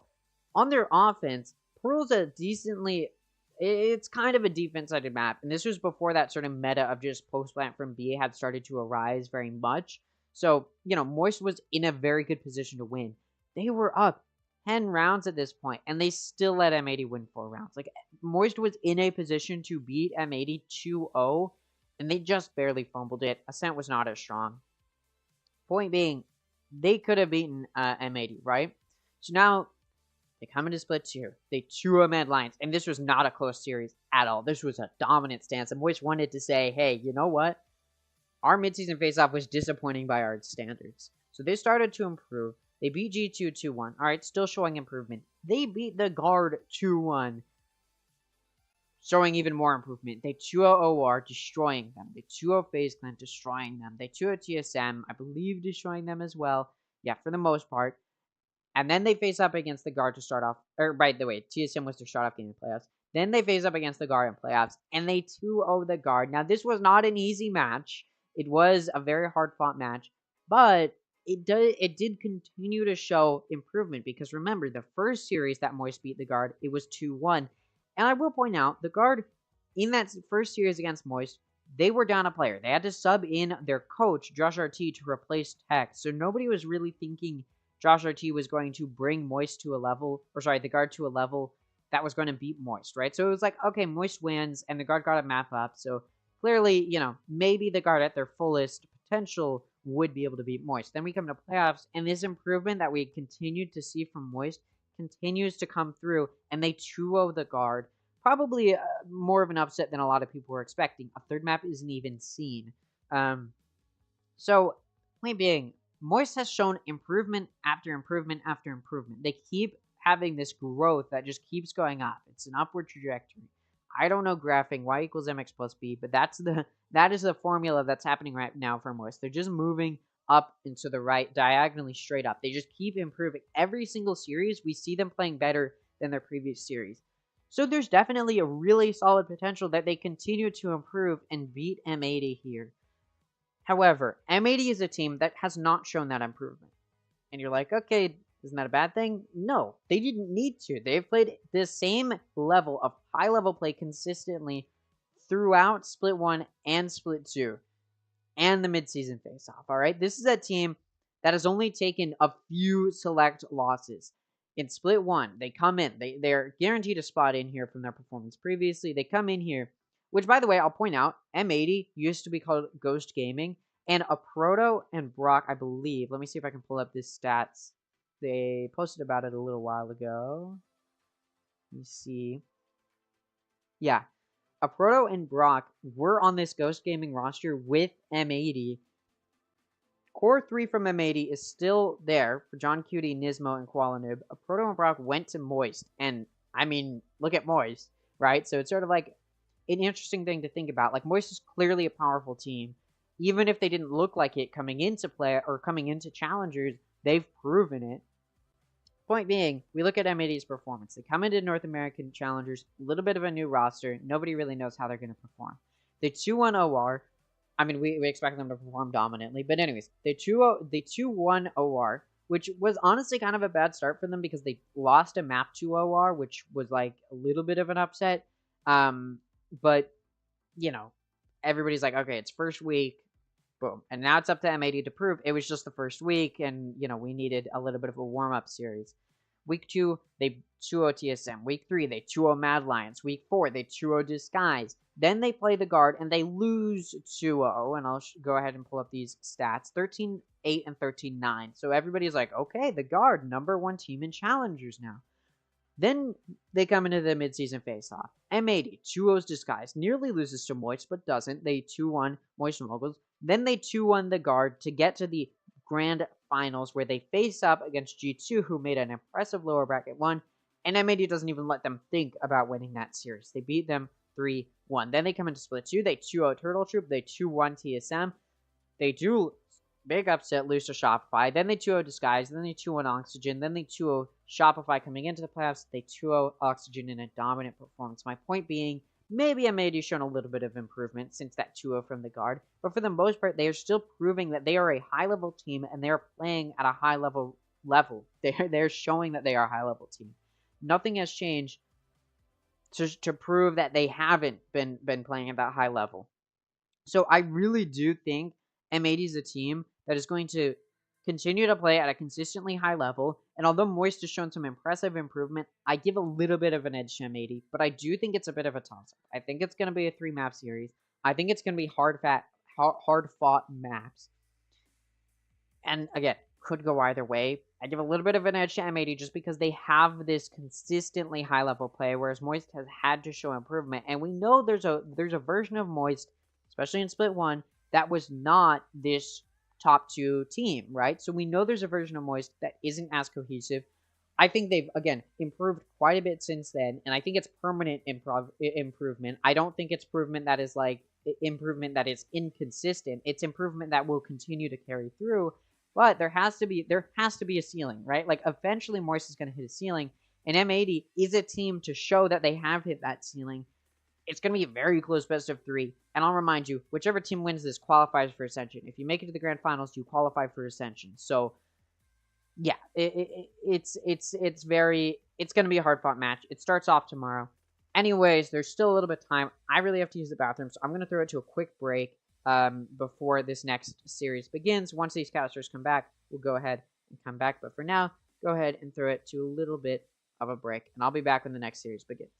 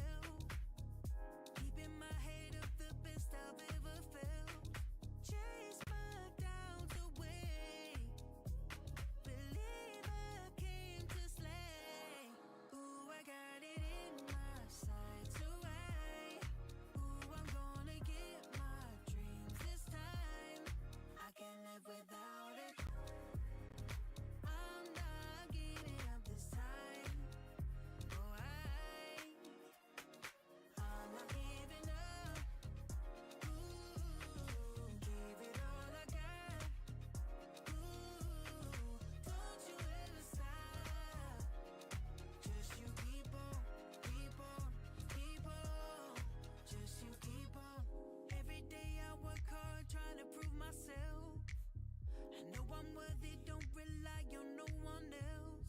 You're gonna see me fly. I'm gonna do it right. Ooh, I got it in my sights. Ooh, I'm gonna get my dreams this time. I can't live without it. I'm not giving up this time. Oh, I'm not giving up. Ooh, give it all I got. Ooh, don't you ever stop. Just you keep on, keep on, keep on.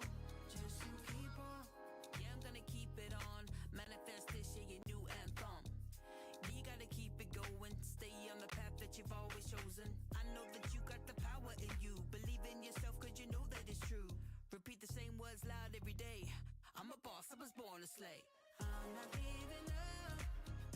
Ooh, give it all I got.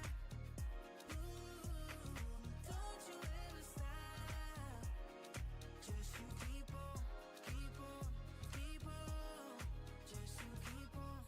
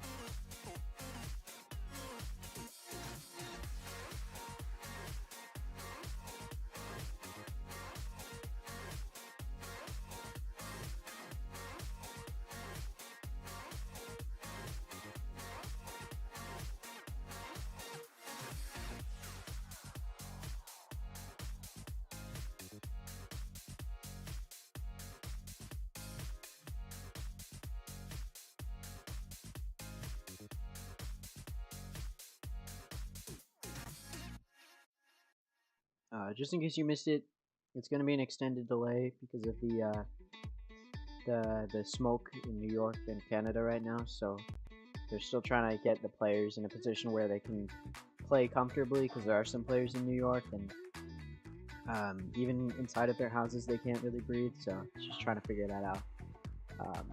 So yeah, just a little FYI in case you missed it.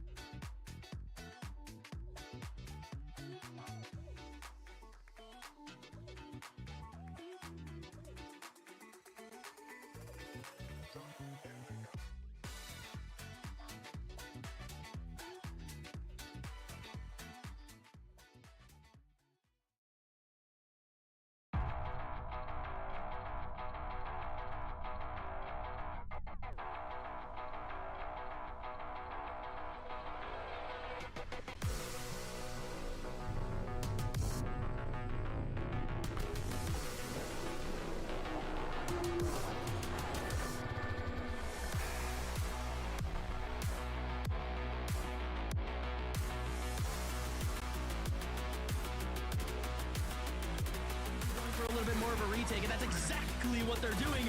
Boys, he already executes with the nail.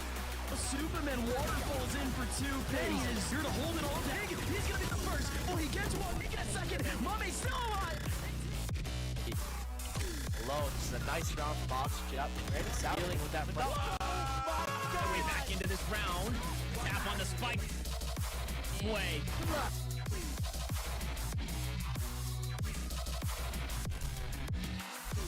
Still alive. A 1v2 as Flya finds the first. Flya, you're not allowed to do.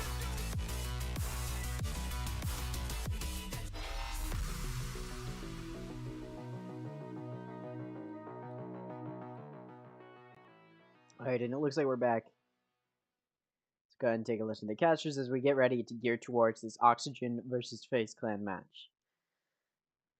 Welcome back, friends, to the Knights Arena Valorant Challengers North America playoffs. Sorry for making you wait, but everything good is worth waiting for, as we have one more series up for the day, one more elimination match.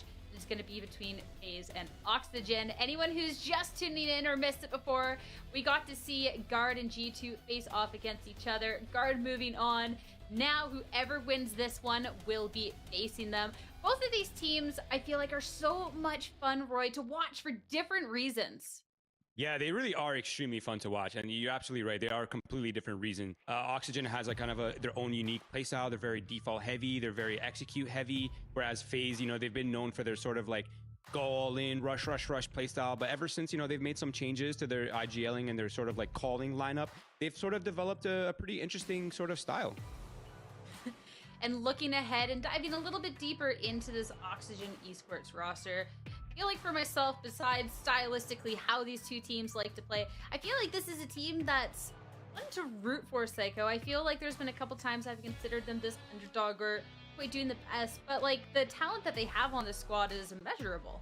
Absolutely, and you know, no one knows it better than me how it feels to be the perennial underdog and always be underrated in these matchups. So, you know, I definitely have a lot of parallels to these guys, a lot of respect for them and how they've come up. You know, if you compare these two rosters at the beginning of the year to now, like you would not expect an Oxygen to be stacking up against a stacked FaZe roster like this. But, you know, against all odds, they've slowly but surely established themselves as a force to be reckoned with and really come into their own and develop their own unique style of play. This is actually something I didn't get to talk about yet, but in case you didn't realize, two players were subbed out from Oxygen during Split 2.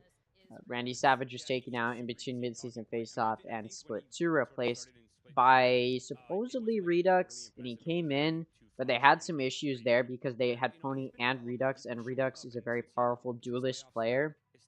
and Oxygen really wanted to bring Redux in, and they had subbed in Rustin before, and so they decided, Rustin being the assistant coach for Oxygen Esports, so they decided to sub out Pony, take Pony out of the equation, and bring in Rustin. So instead of Randy Savage and Pony, they brought in Redux and Rustin, and it's kind of worked out for Oxygen. It definitely did not.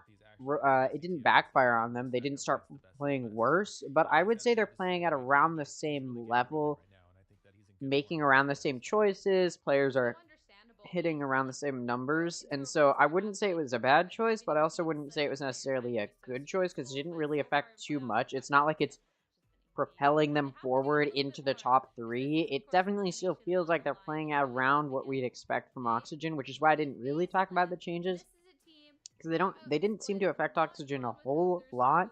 I'd say Oxygen, again, still playing around that same consistent mid to high level of a team.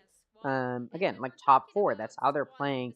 Versus FaZe, they've made some changes as well. They brought in Tig and Mame. These were 2 players that were on Turtle Troop, and they subbed out 2 their players, replaced them with those 2 Turtle Troop players, because Turtle Troop is a free agent team, so they were able to just poach those players from Turtle Troop.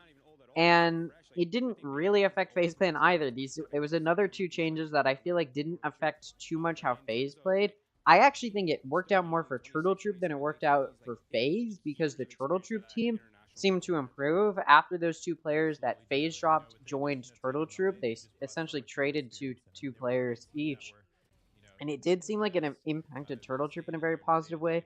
Obviously not enough for Turtle Troop to make it to playoffs, but it did. I'd say it impacted and improved Turtle Troop more than it has improved FaZe, because I feel like FaZe is still playing at around the same level we saw them playing at before the changes. Maybe a little bit better, but for the most part, it does still seem like this consistent mid to low level type of team that's not able to put up great numbers, not really able to put up a fight that is like super notable. Obviously, they had a really close game against TSM, or close series against TSM, to start off the lower bracket, so they weren't one of the first teams to get out, but I also still feel like this is a team that is playing at a consistently mid to low level, top 6 maybe, right? And that is sort of where they're at right now, is probably if they get out here, or if they do get out here, they will end up 6th place, 6th or 5th place. So definitely top 6 team at the very least. And again, Oxygen playing at a little bit of a higher level consistently, and both of these teams have made player changes, and it's something to talk about when we are talking about these 2 teams, but overall, it hasn't made an impact too much on the performance of these 2 teams, and both of these teams do still feel as though they are playing at around that same level we saw them at before with FaZe. Maybe it was enough to get them to playoffs. Maybe that's it's the changes that made them perform a little bit better to qualify for playoffs. But it's not going to be enough to end up, in Ascension, right? It's like maybe, but it's not going to really do a whole lot for the team overall. Same with Oxygen's changes, where it's like it might be enough to help them continue to be top 4, or maybe even more so view them as a top 4 team than maybe we were looking at them before. But it's not going to be enough to take them to Ascension, and this is sort of going to be the series between these 2 teams that have made some roster changes to see which of these teams' roster changes are going to land them in a more consistent spot. Obviously, if FaZe somehow is able to beat Oxygen, that would mean that the changes are probably working out better for FaZe, versus if Oxygen beats FaZe, we're sort of seeing them where I expect them to be. I expect a 2-0 from Oxygen. If we get that, then we're seeing that consistency I'm expecting. It's possible we see a 3-map series, but I honestly don't think we're going to get there. I think if it was TSM against Oxygen, we might see that 3-map series. But FaZe was lucky enough to be able to beat TSM, and I don't think we're going to see that 3-map here, because the wins that FaZe did end up having over TSM were really close maps. They were not like dominant wins from FaZe. It was really close maps against a team like TSM, who is that sort of mid to high, mid to low type of team, right? And so FaZe able to beat another mid-low. I mean, they've secured themselves. TSM is like bottom 8 or top 8. So it's like clearly they're a team and FaZe is able to beat them, but it's not, it's not a good show that FaZe is, oh, they're a really powerful team because they're beating a lower level team in TSM versus FaZe. Winning this is sort of just like, okay, maybe you're not top 8, but I feel like you are still a top 6 type of team. You're not going to end up top 2, top 3. Like, I don't think FaZe is a team that's going to make it. And especially after having such a rocky back and forth with TSM, again, Oxygen, who made it through to this second round of the lower bracket because they beat TSM, I believe, to start off their upper bracket. I'll go ahead and verify that. No, G2 to start off their upper bracket. They did lose pretty badly to M80, but again, FaZe's match against TSM was just too close for me to comfortably say, yeah, FaZe is a chance of getting a map up. I just feel like Oxygen is a powerful enough team that they should just be able to shut down FaZe pretty quickly. Nerves and stuff, because I'm not sure why we didn't think about it, but it's a huge part. I mean, we should have had this conversation about how to deal with your nerves, and obviously it's okay to feel nerves, and yeah, I mean, again, they're kids, they haven't competed at such a high level before, so it's super apparent that it's gonna happen. The win against TSM definitely helped our confidence. We really needed that, to be honest. So hopefully with that win, it'll give us the confidence to kind of push through the lower bracket and be, we have some tough teams ahead of us. We have, Oxygen, and if we beat them, probably the guard or G2. G2 is also looking good, so we'll see. I think we all believe we can win against FaZe 100%. I don't think there's any doubt in our minds. I mean, we've already beat them before. It's not some crazy achievement, it's just another game. I think the number one thing we gotta watch out is the one player I think we should watch out for is Zubo, right? He's a very talented player. He seems to be super aware of his of the map, right? Of the map. So we can't be giving him those 1vx situations and stuff like that, because he's definitely a really clutch player. So coming into this game, we gotta not give him those situations, and yeah. We have 2 young kids. I haven't been competing for a little bit. I mean, this is the biggest challenge outside of Mitch. This is the biggest challenge for any of us. I'm sure nerves was a huge factor, and I was pretty nervous. So, I mean, I think that just getting that out of the way is pretty important. It just sucks it had to be upper brackets, second game in upper bracket, but at least it's gone now. No, it doesn't. When it comes to map pools, we can play every map as well. We just like to play what we're most comfortable on. Even if they're good at the map, we're cool with playing them on their best map if we're also good at that map. So when it comes to map pools, we just want to play what we're comfortable with. We don't look too much into what they're really good at. Yeah, it's everything, man. It's really everything. That's all we've been playing for all year. I mean, that's the goal, right? For every team and every player here, we want to play and we want to make the Ascension League and we want to get in the franchise. That's the ultimate goal. Oxygen has been one of the most improved teams, over the past 2 splits. They have very, young talent, very young talent players. But that's the one con to that is that they lack experience, right? We have a lot of old heads on this in this team, so that the number one thing we have over them is experience. So going into this game, we gotta stick to our fundamentals and use our experience to our advantage. I mean, they're really individual. I think that if they have a huge pop-off day where everyone's on, they're incredibly tough to beat. But we know how to play against them. We're not super nervous or anything. Honestly, I would rather have this matchup than the TSM. So, message to the FaZe boys is make sure they bring their A game, and this is the last game of the season, so play your best.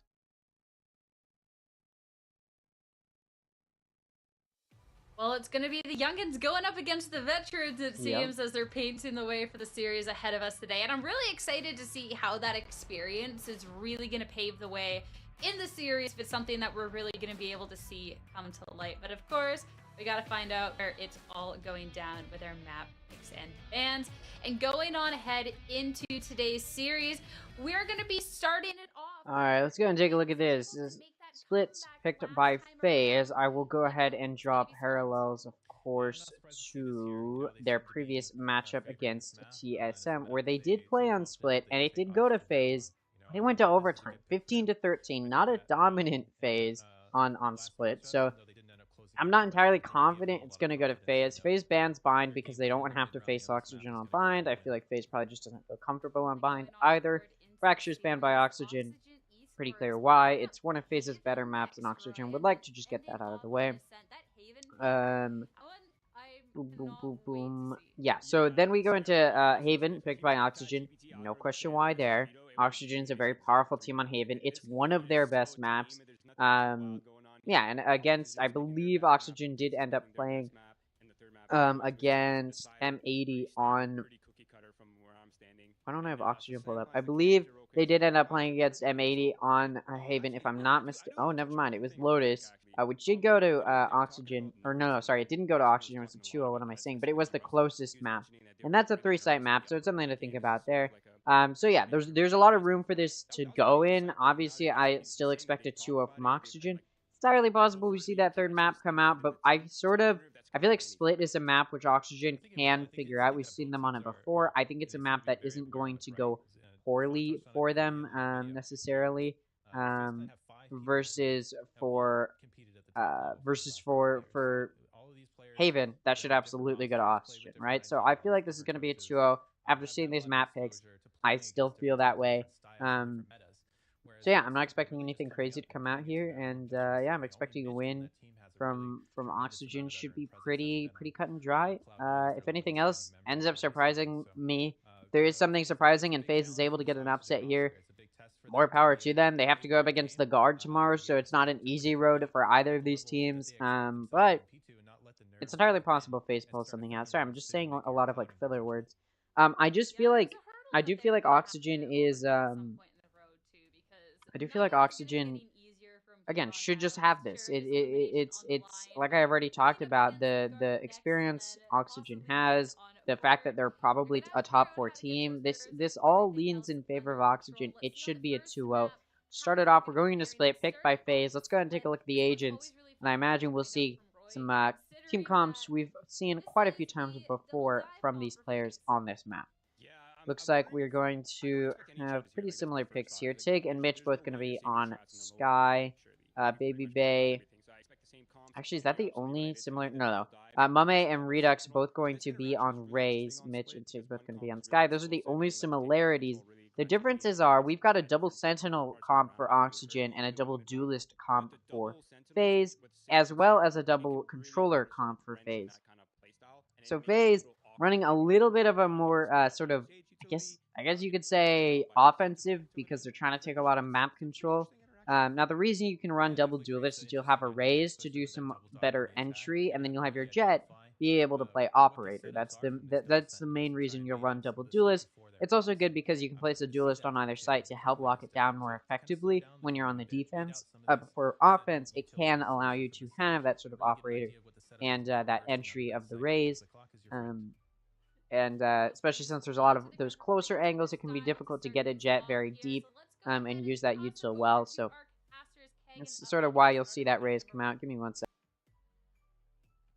Alright, so it looks like we're going to be getting into this map here. Let me get back in the zone. Sorry, that break was so long. I'm like out of it. I'm out of my zone. I'm not super zoned in here. Let's get back in. Let's hone in. Let's get ready for this series to start up here. Again, FaZe's map pick. If there's a map they can take, it's probably going to be this one. But I do know that Oxygen is not unpracticed on this map. As you get into the map, I'll go ahead and take a look deeper into those agents, because like I said, we do have that double Sentinel... Oh, wrong graphic there. We do have that double Sentinel comp being picked by Oxygen, so they can play a little bit more defensively of a comp. And yeah, it looks like we're getting into this as we're just looking at this graphic and waiting and waiting and waiting. There we go. Alright, so let's go ahead and look at this Oxygen Esports team comp. Now, again, the only similarities are going to be the Sky and the Rays. So Oxygen has a double Sentinel composition and only one controller. They've got Cypher and they've got Sage. Sage can help take effective mid control, and of course, Cypher is just going to be your Sentinel, like you would place a Killjoy. And then their controller is going to be Astra. Actually, no, there is another similarity, and both teams have an Astra, but FaZe also has a Viper. So that is, again, it's a more offensive comp from FaZe, and they start on the offense, so this could go well for them. Let's go ahead and see how these teams play it. FaZe going to be starting off this pistol round by taking mid control, pushing into vents. They take out Mitch. It's now going to be a 4v5 for Oxygen. So he's able to find that pick. It looks like Baby Bay wants to take Heaven control as well. He's able to take out Scuba. It's now going to be a 3v5. Although Baby Bay, Mummy, and Tig are all down to very low health, all below 50. So they're all below half health here.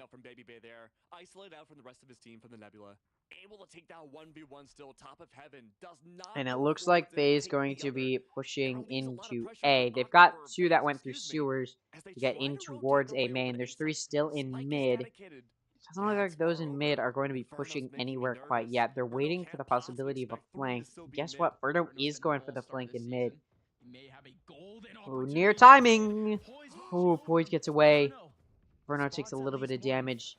And now those players that were pushing in through A main get into A heaven and through vents. And they join the players in mid and they start this push. FaZe starts this push into B. B site going to be completely open. Verno in garage, met by Poised. Engagement there. Poise gets low on HP. So 4 out of the 5 of FaZe's players are all below 50% of their health. So this is very winnable for Oxygen. And Redux takes out Baby Bay. It's now going to be a 3v4.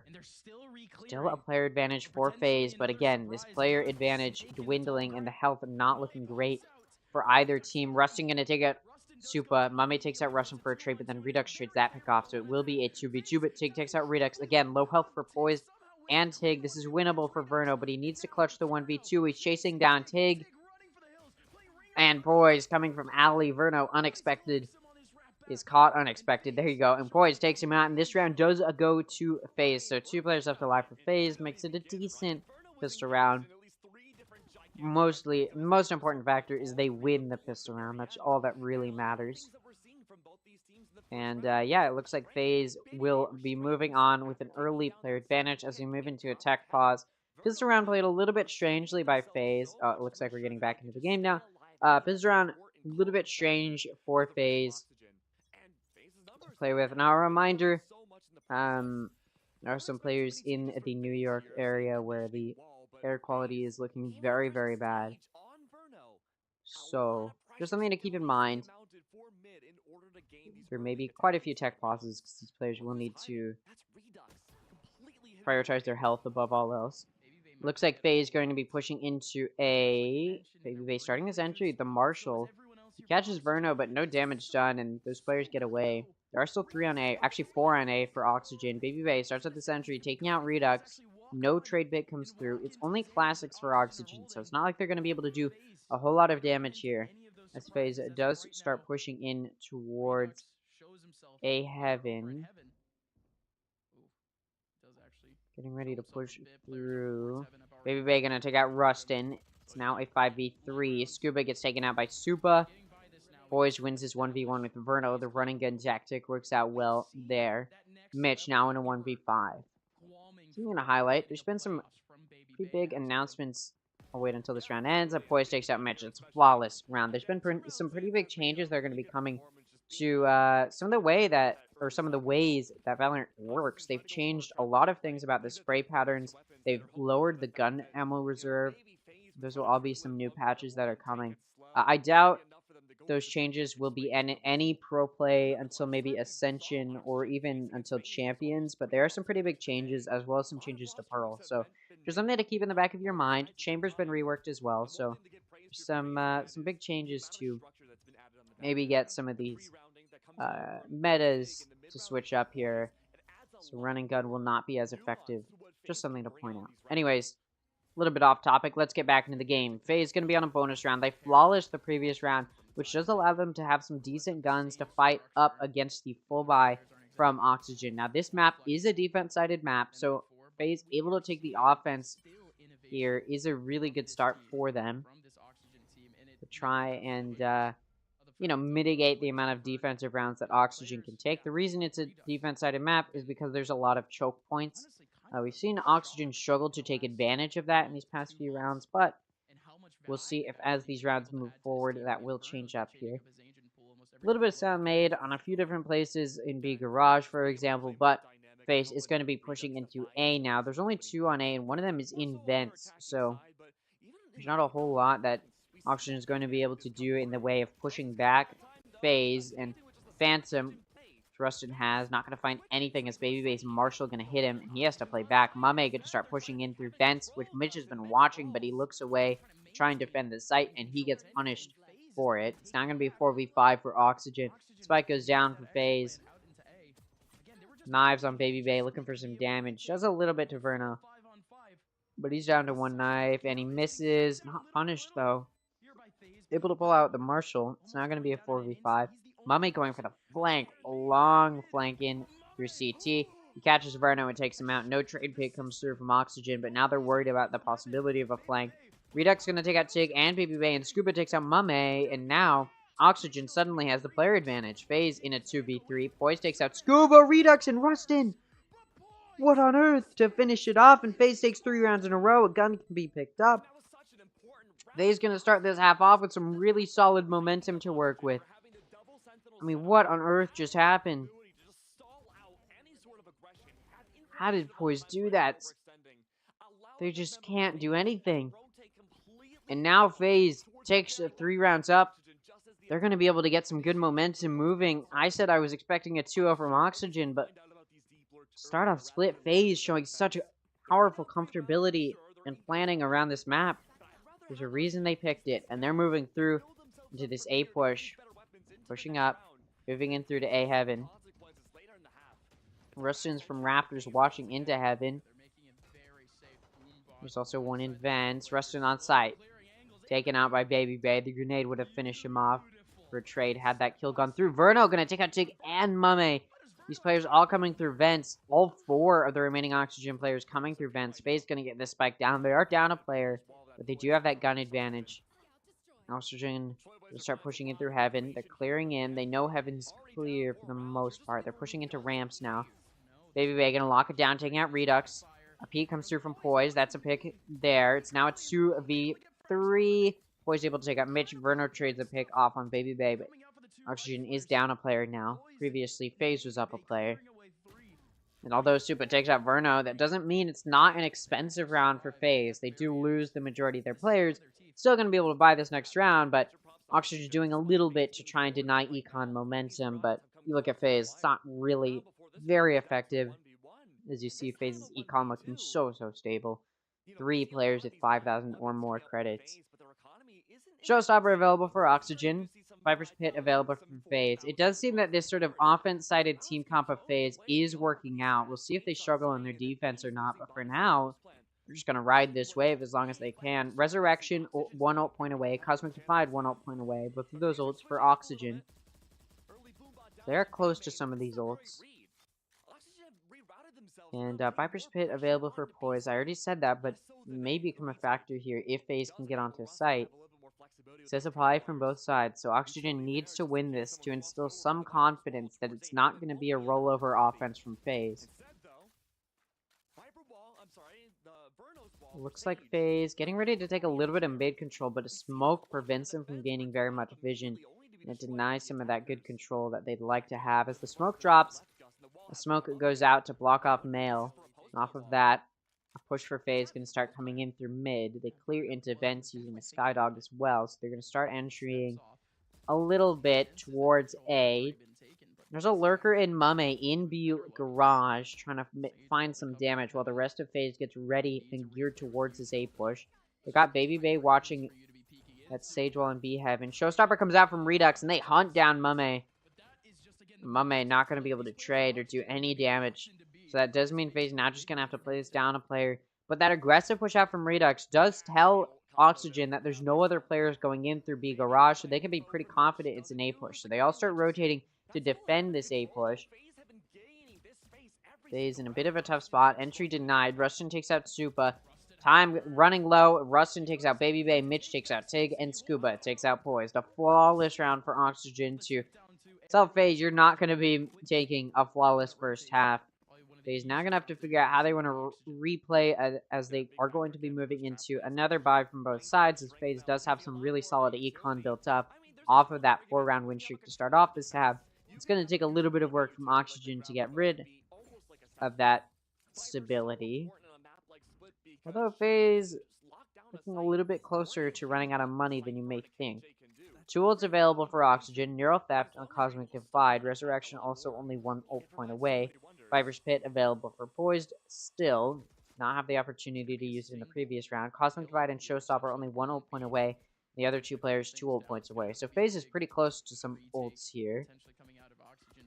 And Mame gonna get that Showstopper up by grabbing the Orbing B Garage. Oxygen, of course, is going to be aware of just how close those ults are to coming up. There now are 2 ults available for either team. Looks like FaZe wants to get mid control, but there is a Sage Wall there. It does get broken. So now Oxygen does have to worry about that lack of mid control. And it looks like FaZe is going to start challenging mid. They send some util through, but Skydog not going to spot anything, and they decide we're just going to push through B Garage. Now, this is a big choke point, so if Oxygen, Scuba watching it right now, if Scuba can mow them down in B Garage, can definitely do some damage that way. We'll see what ends up happening. Showstopper comes through, and the entry going to start here. It goes off, but Oxygen's ready for this. Redux going to take out Baby Bay. Verno takes out Mame. The Showstopper didn't find anything as Redux takes out Tig. Poised there to tread it off, but it is now 2 players down for FaZe. They do have the spike. There's 20 seconds left. They got to do something. Neural Theft came out from Oxygen. They know these players are still in B Garage, and now they know these players are trying to get away. So it looks like FaZe at this point, Supa and Poise going to have to go for a save. They will have enough money if these players successfully save for a bye next round. And yeah, the time comes to conclusion. This save will be successful, it looks like, for Supa and Poise. Definitely not the direction FaZe wants to head in, and it looks like Oxygen turning the table.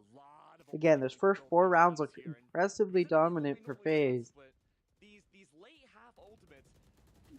But as soon as it was a bye from both sides, that narrative switched. FaZe taking a timeout because they've just lost 2 full buys in a row. Want to figure out how they can switch things up here. We will see if they're going to be able to. One thing I've always thought was interesting is Scuba always has, he's got no lights on in his room.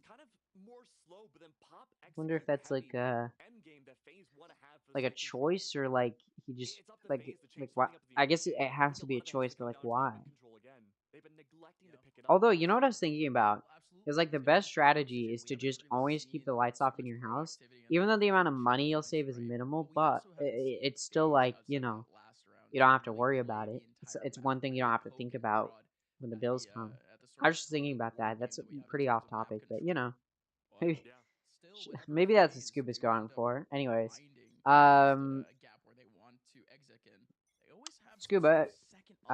Scuba. Alright, so it looks like Oxygen gonna try and continue some momentum here. FaZe is able, off of those 2 players saving, FaZe will be able to pull some money here together to get a buy going. Viper's Pit available for Poised. 1 ult point away from the Knives or the Seekers. Oxygen has 2 ults off of their own. Resurrection and Cosmic Divide. Of course, off of that timeout, FaZe is going to try and re-strategize, adapt to how effectively Oxygen has been denying these rounds. Again, those choke points effectively used by Oxygen to deny the rounds to FaZe. They're able to say, alright, we know how to stop these pushes from FaZe, especially in that previous round where FaZe just tried to go right through B. Oxygen was just able to mow them down. Use that choke point of Garage. So we'll see if Oxygen can do a similar thing here. Although, FaZe has been able to get pretty deep into mid and into vents. Grenade, though, from Redux does push those players in vents back. And they decide, let's make a little bit of noise and B, and now they're going to go sewers. It looks like it's going to be a push through a main onto a site. It looks like my brain can't function right now. It looks like Oxygen is ready for that. One player on site, one player in elbow. One player watching heaven for the potential push. Two players for FaZe. In fact, both of the duelists are actually pushing in through mid, and they're actually in B heaven. Baby Bay is. But most of FaZe's players are ready for this A push. FaZe has been running out this clock, which is kind of a good strategy because it means Oxygen doesn't really know where you're going for a while, but it can also be a bad strategy because it means you've got pressure to move quickly to get onto site. Baby Bay gonna find a pick. Scuba finds two. Redux takes out Baby Bay. It's now down to Mame in a 1v4. And again, that time pressure forces FaZe to push aggressively, and it does not pay out. So Oxygen is just able to use that Cosmic Divide, get FaZe down. Three ults available for FaZe this round. Cosmic Divide, Seekers, and a Viper's Pit. Resurrection available for Verno. And it looks like FaZe is gonna have to take an eco round here. They did force a buy in that previous round, and you do see some of their players able to get a buy going. Poise, for example, gonna get a Phantom up. Baby Bay gonna have a Vandal.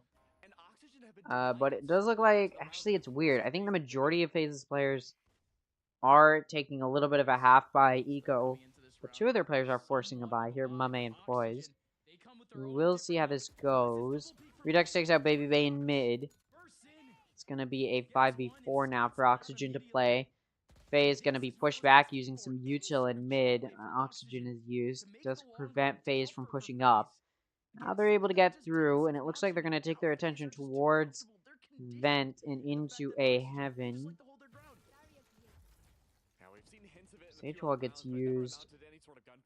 Looks like FaZe. This is such a weird spot from Verno. We've seen him do it twice now.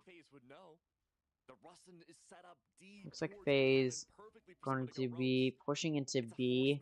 That spike looked like maybe it was going to go through vents, but they do just decide, alright, our players are over on B. Let's just go B. Looks like they're going to start this push in. Verno's behind the Sage Wall. He's probably going to find them off guard. He does. Verno takes out Suba. He also takes out Poised.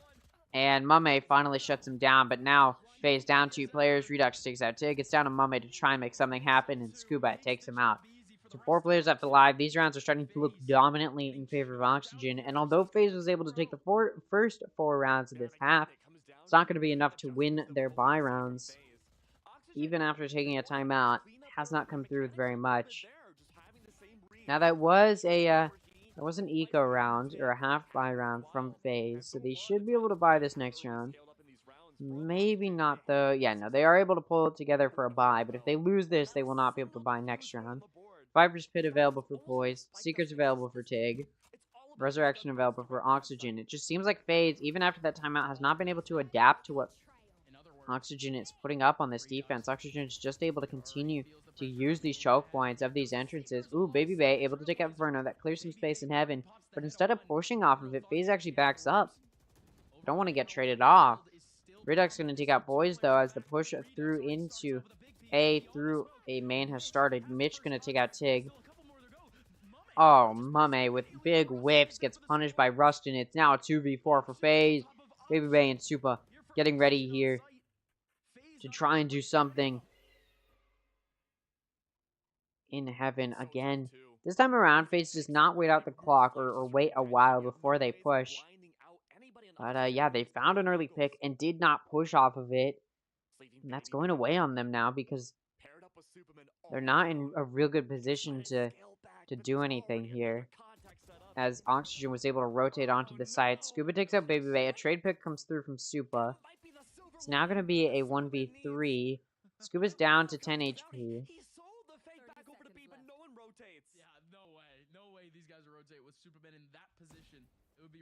Supa getting ready to push into A here. Spots that Cypher Cannon. Takes it out. Of course, Oxygen ready. Supa's able to get one before he goes down, but he does. And now FaZe is going to be on an eco round.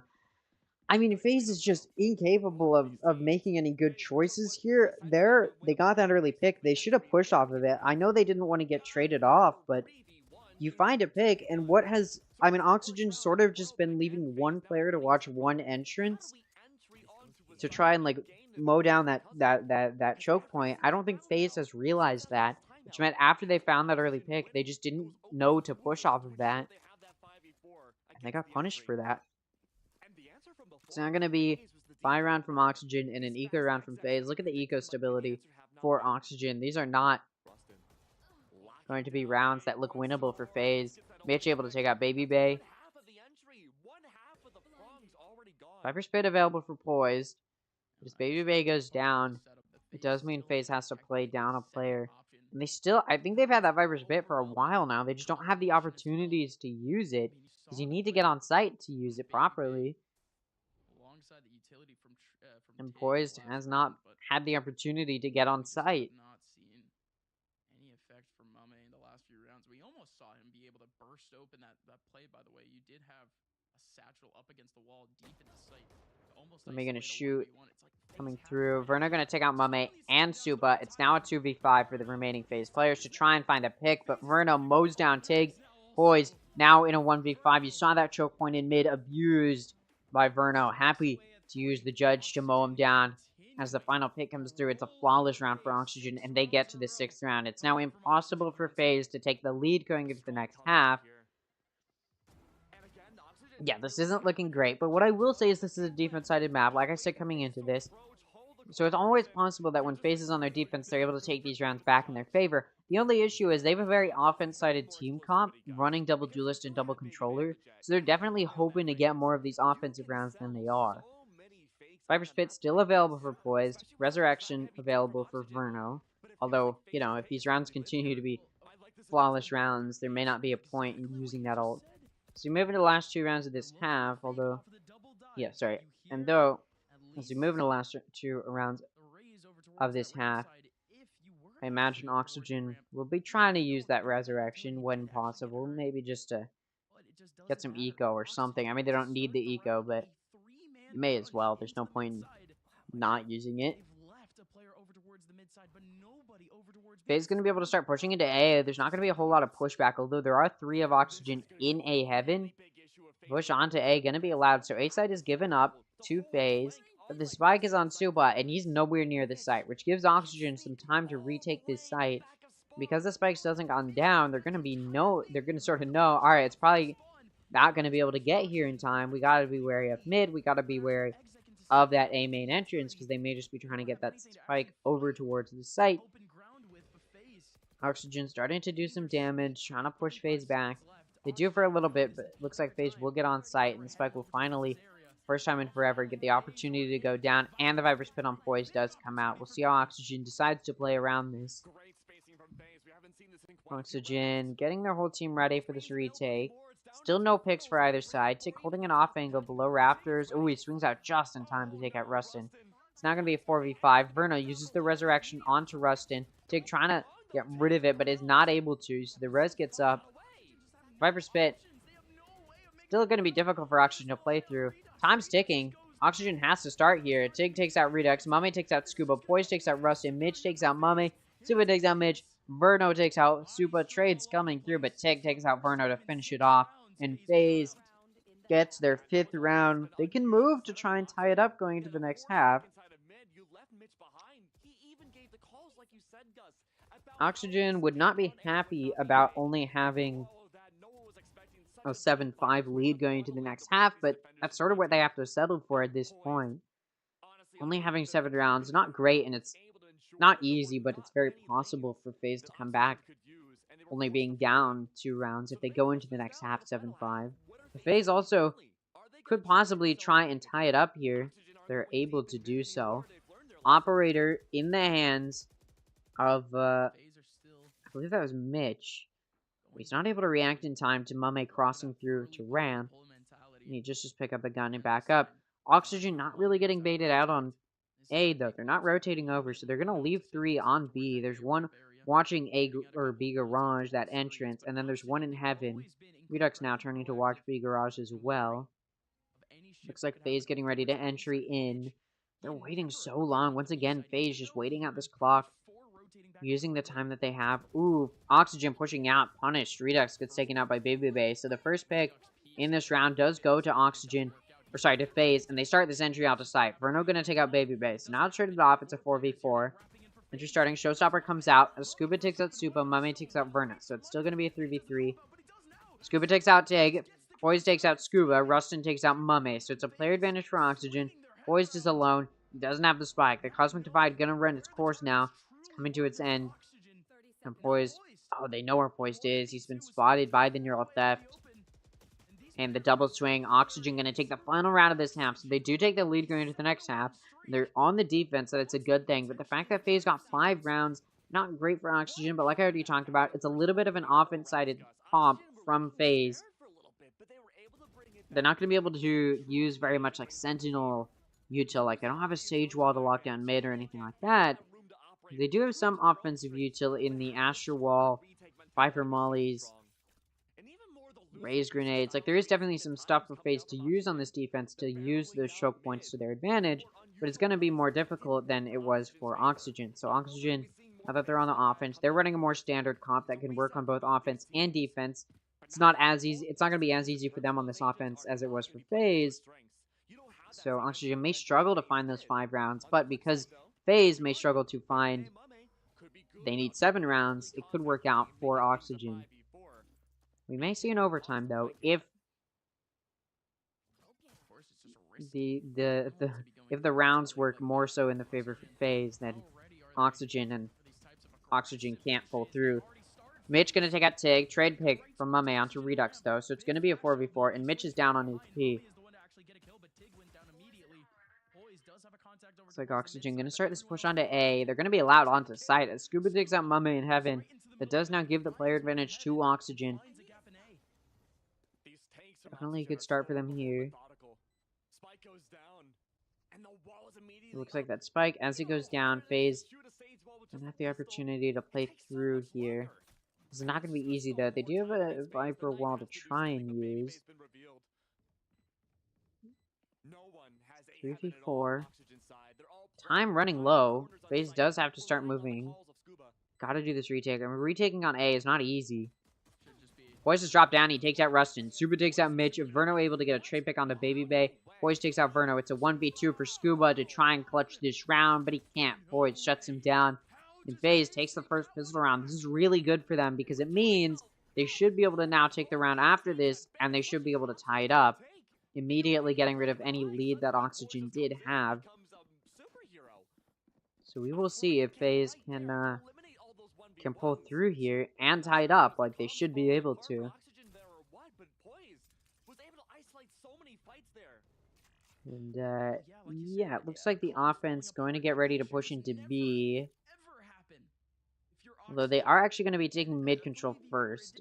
That's where Oxygen wants to head it. And like I said, FaZe does not have Sentinel util to take mid with, which means they have to push with their bodies. They have to take control with their bodies. They've got, you know, Viper Smoke, which will help them here, but, you know, in order to actually get secure vision, they have to use their eyes. Oxygen going to start pushing up. Poised able to take out Verno. Straight off by Mitch, but then Mame pushes through Mail and takes out Mitch and Redux. And Baby Bay comes through Vents and takes out Scuba. Able to pick up a gun as well. Rustin takes out Baby Bay. Mame pushes him. 3 kills from Mame this round as FaZe wins their buy round with the majority of their players alive. Although they do lose 2 of their players. So as they move into this bonus round, they're not going to have a whole lot to work with. But it could always go their way. Looks like they may force. It looks like Mame going to force for a buy here. Just to try and give themselves a little bit more of an edge. This is still looking like it'll be a bonus round for FaZe. Buy round, of course, for Oxygen off of that eco round loss. Still going to be able to buy. And this should, in theory, go to Oxygen. They do have the gun advantage, but it won't be an easy round. This FaZe does have some decent guns to work with. Again, Mame forced a buy, so he's hoping to do something with that. Tig pushed up with the Judge. Gets shut down by Redux immediately in B Garage. Skydog comes through, clears out Suba. Suba has to play back here. They use some util to get him off. Scuba gonna take out Poise. Now it's a 5v3. That was Poised in heaven. Scuba takes out Mame. It's now a 2v5 from FaZe to try and do something, but as Scuba takes out Mame and Baby Bay, Verno finishes it off by taking out Suba. And it'll be a flawless buy round win from Oxygen. Not really what FaZe was hoping for, especially considering that they did invest a little bit in that round. Again, Mame forced a buy, so now he's not going to be able to get a good buy going here in this round. So he'll be at a little bit of an eco deficit, a gun deficit. But I will say, look at FaZe. Those top 3 really being a good core top 3 for their team on the frags. Versus that bottom 2 kind of weighing them down a little bit. Same story for Oxygen. 13, 13, 13 for their top 3. Really good consistency, but then you drop down to 9 and 7 for this bottom 2. So we'll see which of these teams can get those bottom 2 to step up or have their top 3 pull out a little bit more to carry those bottom 2. Prevent a sandbag that results in a loss. Looks like Oxygen going to be pushing in through mid. 2 going to be going in through A main. Getting in here. 3 going in through mid. Going to get ready. You have Rustin going in through A heaven. Not going to spawn anything though. He's probably just going to back up here. Meanwhile, Oxygen sends 3 going in through into B heaven, trying to clear through mail, but they can't really find anything, and Rustin's been able to take A heaven, so they're just going to move. Get ready to take that. Ooh, Tig able to spot out Rustin. That's some vision denied, and off of that, Oxygen just going to commit to taking B heaven now, but there are 2 here watching it. Although Baby Bay gets cleared out, Poise there to trade it off. Scuba going to take out Poise. Supa able to get a trade pick onto Redux, spraying for more. Not going to find a whole lot more. It's a 2v3. Oxygen down a player, but Verno takes out Supa, so trade pick comes through there. First buy from both sides in this half. 2v2. Tig's pushed up. I don't think they expect him to be pushed up. Mame drops through. Scuba's ready for it. 1v2 clutch has to come through, and Scuba shuts it down. No clutch for this player in Tig. And that is FaZe going to lose the first full buy from both sides, although it's hard fought. First full buy from both sides in this half. Although it's hard fought, it does go the way of Oxygen, so FaZe gonna have to scramble for some more in this half if they want to be able to take this map, which I'll remind you, this is FaZe's map pick, and I don't expect them to win this series, so if there's a map they can get, it should be this one. If they don't, there's absolutely, likely no hope for them to win this series. This Haven will not be easy for FaZe by any means.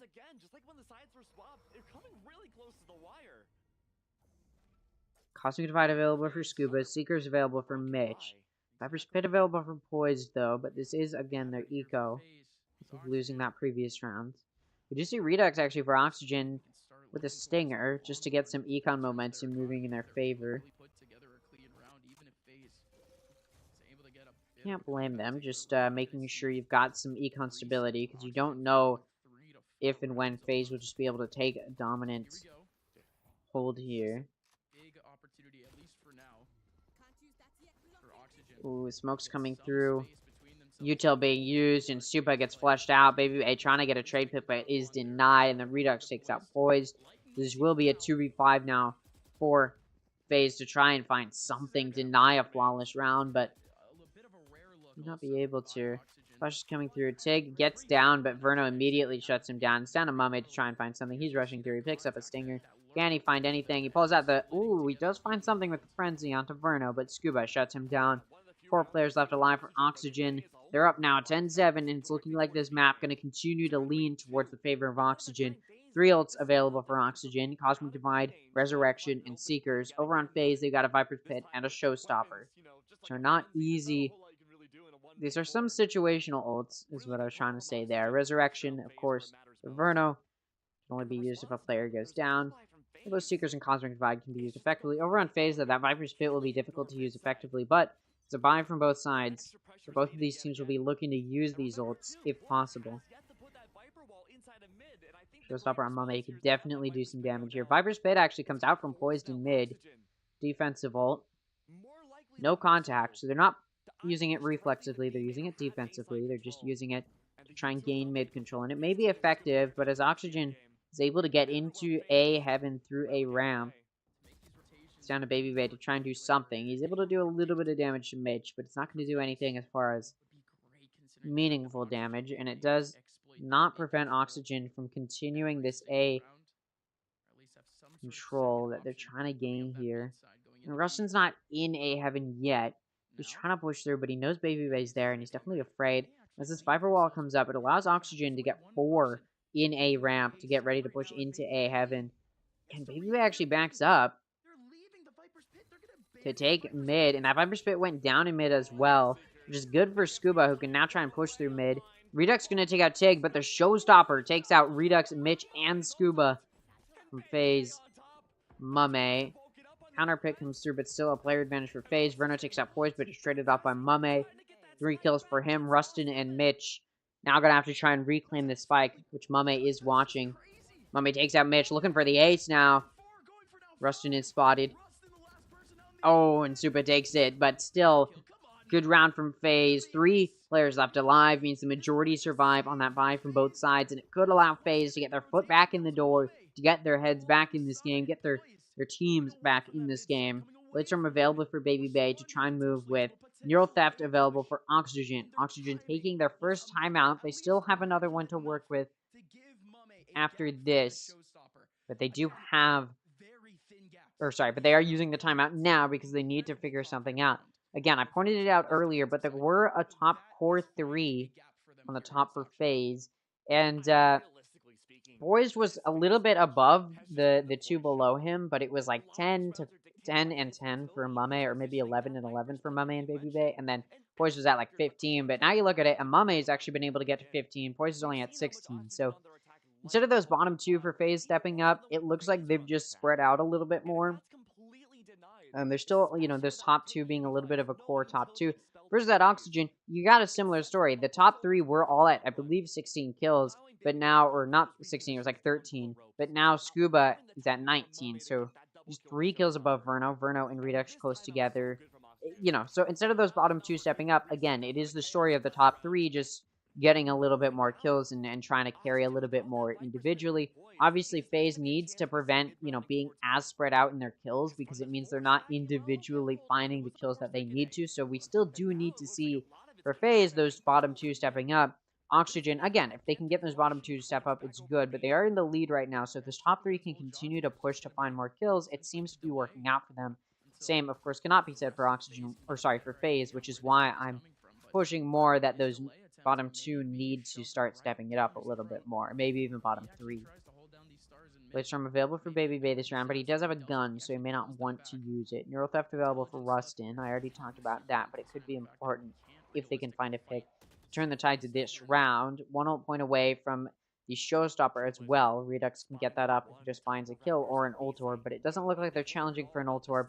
They're just challenging to take mid, and they have mid control, so they can push into B Heaven if they want, they can push into A Heaven if they want. Nobody's watching A Heaven, so if they do decide to push into A Heaven, it could be a good choice. They drop down, don't find anything, and they back up, go through mail, and it looks like they're going to be going into B Heaven. Good choice for them, bad choice for them. Good choice for FaZe, because had Oxygen been able to just go into A Heaven, they would have just been allowed in. Nobody would have been watching it versus B Heaven, which is being watched. Oh, by Supa whiffs some shots, but he's able to get a kill through before he goes down.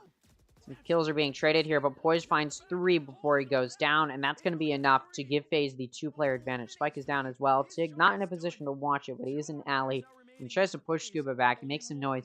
He's waiting for this flank to come through from Baby Bay, and it will.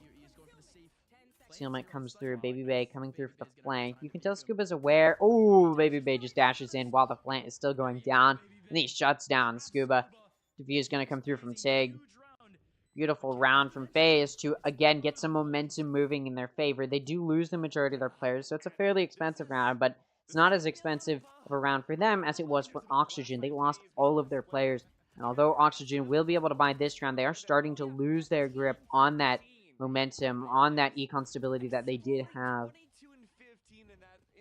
2 ult available for Oxygen. Showstopper and Neural Theft. FaZe, that Showstopper that I talked about last round, did get up. FaZe has 3 ults of their own, though. The Blitzstorm, again, may not come out because Phantom is available for Baby Bay. But Cosmic Divide and Seekers may also, will likely come out here because there are some ults that don't necessarily need to be used defensively or situationally. So just use them whenever. Ooh, Showstopper comes out from Redux, but he gets pushed back by some util. He's not going to get the opportunity to use it, it looks like. He's trying to use it, maybe to shoot it through screens or to elbow, but he's not going to find anything. Yeah, he doesn't even use it. So he tries to take Heaven. He doesn't want to make his position known, but there are 3 for FaZe in Heaven. Looks like Oxygen going to move to back up. You can't blame them. They faced quite a bit of pushback, quite a bit of util being used by FaZe, and they're like, alright, we'll just get out of here. No need to push through this. Again, can't blame them. Neural Theft available for Rustin. Did not get a kill off to have an opportunity to use that. He's going to be lurking in A main, looking for a pick. Again, the Seekers were used by FaZe early, so does not leave FaZe with only that Bladestorm, which again, probably won't be used this round, and that Cosmic Divide, and that Showstopper, which Oxygen had early in this round, which could have been a pivotal ult, was not used effectively and didn't even get used. I mean, he used it up, but he didn't actually fire it. Neural Theft available for Rustin. Again, but they do need to find that pick. As Oxygen pushes in through A Heaven, they start to take sight here. Ooh, Redux going to take out Mame. Scuba takes out Tig. Mitch takes out Super. The Bladestorm, which I said may not come out, does. Baby Bay going to find a pick with it. It's now going to be a 2v4. These two players for FaZe have to clutch this up. Baby Bay trying to push through this Cosmic Divide, looking for damage. Verno takes out Poison. It's now a 1v4 that Baby Bay has to clutch up. Ooh, he's getting pushed from behind this screen, and Scuba shuts him down with that classic right click to the face, the jumping right click. And that does put Oxygen at the 11th round. Now, FaZe is pretty close to that 12th round. They only need 3 to get to the 12th round. 2 rounds to tie it up. Oxygen, on the other hand, needs 2 rounds to win. FaZe needs 2 rounds to tie it up, and that won't even, you know, put them at that 12th round or take them to overtime or anything. So, Oxygen, of course, 2 rounds ahead of FaZe and 2 rounds away from a win. They're in a much better position here, and winning that round as well secures them some decent econ versus FaZe, because econ starting to look a little bit shaky. FaZe taking this time out because these rounds have looked shaky. And Oxygen continuing to have Scuba step up, but also look at Mitch. He's stepping up a little bit, getting closer to those second and third frag on his team, whereas FaZe not really able to get Super and Tig to step up for their team. Poise, Mame, and Baby Bay still trying to carry those bottom 2 players, and Poise actually really carrying the rest of his team as well. 4 kills above Mame. Mame's 2 kills above Baby Bay. Some big kill differences. Kills very, very spread out. You don't want that. You need better kill consistency. You want those kills to be higher up. FaZe isn't able to find that. Again, they need those bottom 2 to step up. Obviously, I believe Supa is the IGL. So can't put too much pressure on him there, but does not change a whole lot. Yeah, Poise is the IGL, which does, you know, give him a little bit of leeway, but still pretty far below the rest of his team. Wait, Poise is the IGL. Wait, what? Wait, Poise is the IGL. Poise is the IGL, and he's carrying. Alright. Changing my tone now. FaZe needs to step up because their IGL is having to carry and give callouts. Although they did talk about how sometimes Tig can take that role, or Mame. So, you know, they're open to switching between. And it actually might be Tig that is IGLing, but still something to think about. Regardless of who is IGLing, still need those bottom 2 to step up. Cosmic Divide available for Scuba, Neural Theft available for Rustin.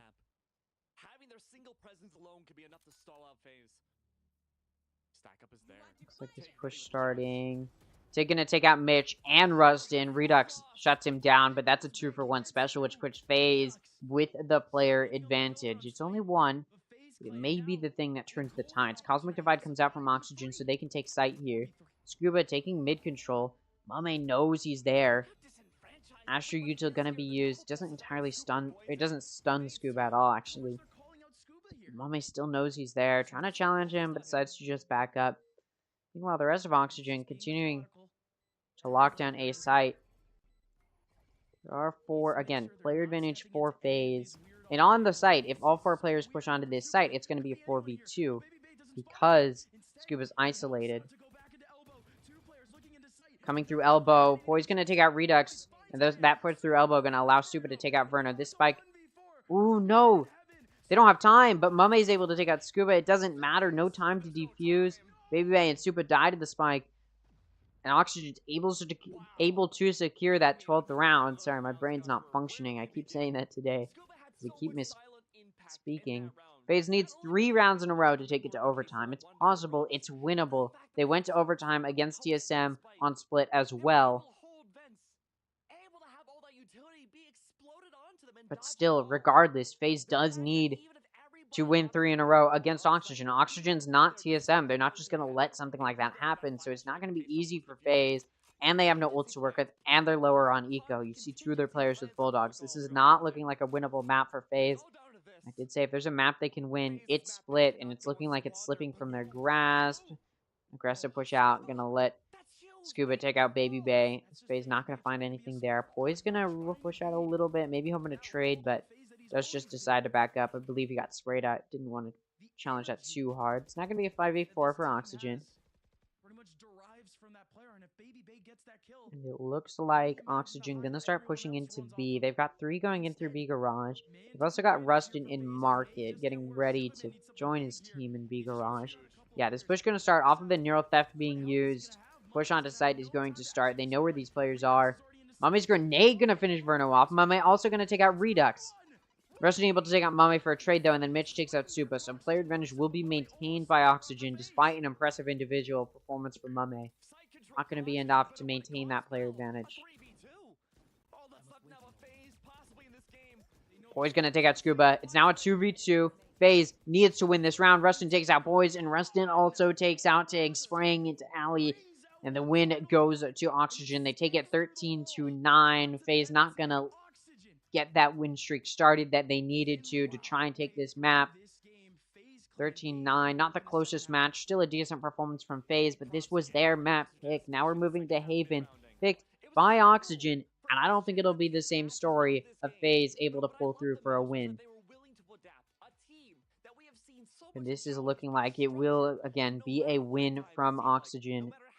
And I did say we might see a 2-0, and it looks like we're going to be moving in that direction. Nothing to Scotland. Again, still a decent performance from FaZe, and it doesn't mean that they're going to lose. I will, again, point parallels. In FaZe's match against TSM, they lost the first map. Now, that wasn't Split, that was Pearl. But they did still win this series, and of course, TSM is not Oxygen. But it is something to think about. There's a sliver of a chance that maybe FaZe just needs to, you know, they need a warm-up map. They just need to lose the first map, and then they can kick it off. We've seen that with them before, but, I mean, you know, yeah, like, look at all of these. On their wins, they do lose a map. I say all of these, but there aren't a whole lot of wins for them. And every single time they lose, it is a 2-0, because they do often need to lose that first map, which puts the position... Yeah, it puts them in a position to end up getting... Oh, I'm looking way too far back. Puts them in a position to end up getting 2-0'd. It's just... I mean, it's not a great place. It's not a great place. I'll be honest. For FaZe to be in here, especially considering who they're up against, and they did lose their map pick, which is not a good map. You're gonna want to lose here if you're gonna lose a map. Also, I talked about earlier, there were some Twitch had announced that stuff like this was not going to be allowed, but they rolled back that change because it would mean that all of these people that stream esports games that make Twitch a whole bunch of money would not be allowed to stream anymore under those rules. So Twitch rolled back the decision, but it was, for a second there, it was looking scary for this this industry on Twitch. But obviously there's alternatives.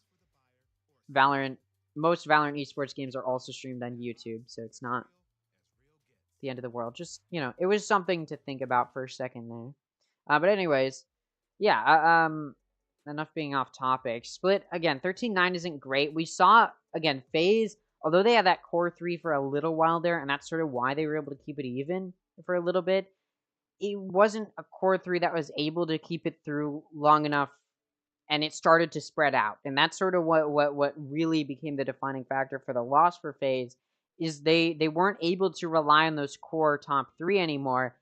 That core top 3 started to spread out, became a core top 2, and then, you know, spread out even further. So FaZe does sort of need to get those bottom few players to really step up. They need their whole team to be at the same level. I talk about this consistency that you need a lot. It's a key reason why the Guard was able to beat G2 Esports, because they had that good solid consistency across the board. It's one of the key factors of these top 3 teams is that each of their individual players is able to pull through often and is able to get that core 3 to pull through. And has like a good roster that has enough consistent individual play that they're able to keep those 5 players on their team around the same level where they're each finding their kills when they need to. That's a staple for the Guard, Moist Moguls, M80 is having those each individual players that can make that good team play work out, versus in teams like this, you had Oxygen relying on a top 3 and then a top 2, FaZe relying on a top 3 and then a top 2, and definitely shows across the board they're not as consistent of a team, and it may start to weigh on them not having that consistent play across the board. I'm refreshing, waiting for this game to be put in. It's so weird. At the start of playoffs, Knights Arena was so good about putting it in so quickly, and now they are like slowing down on the map, so I can't give good analysis immediately. I do want to look at those kills.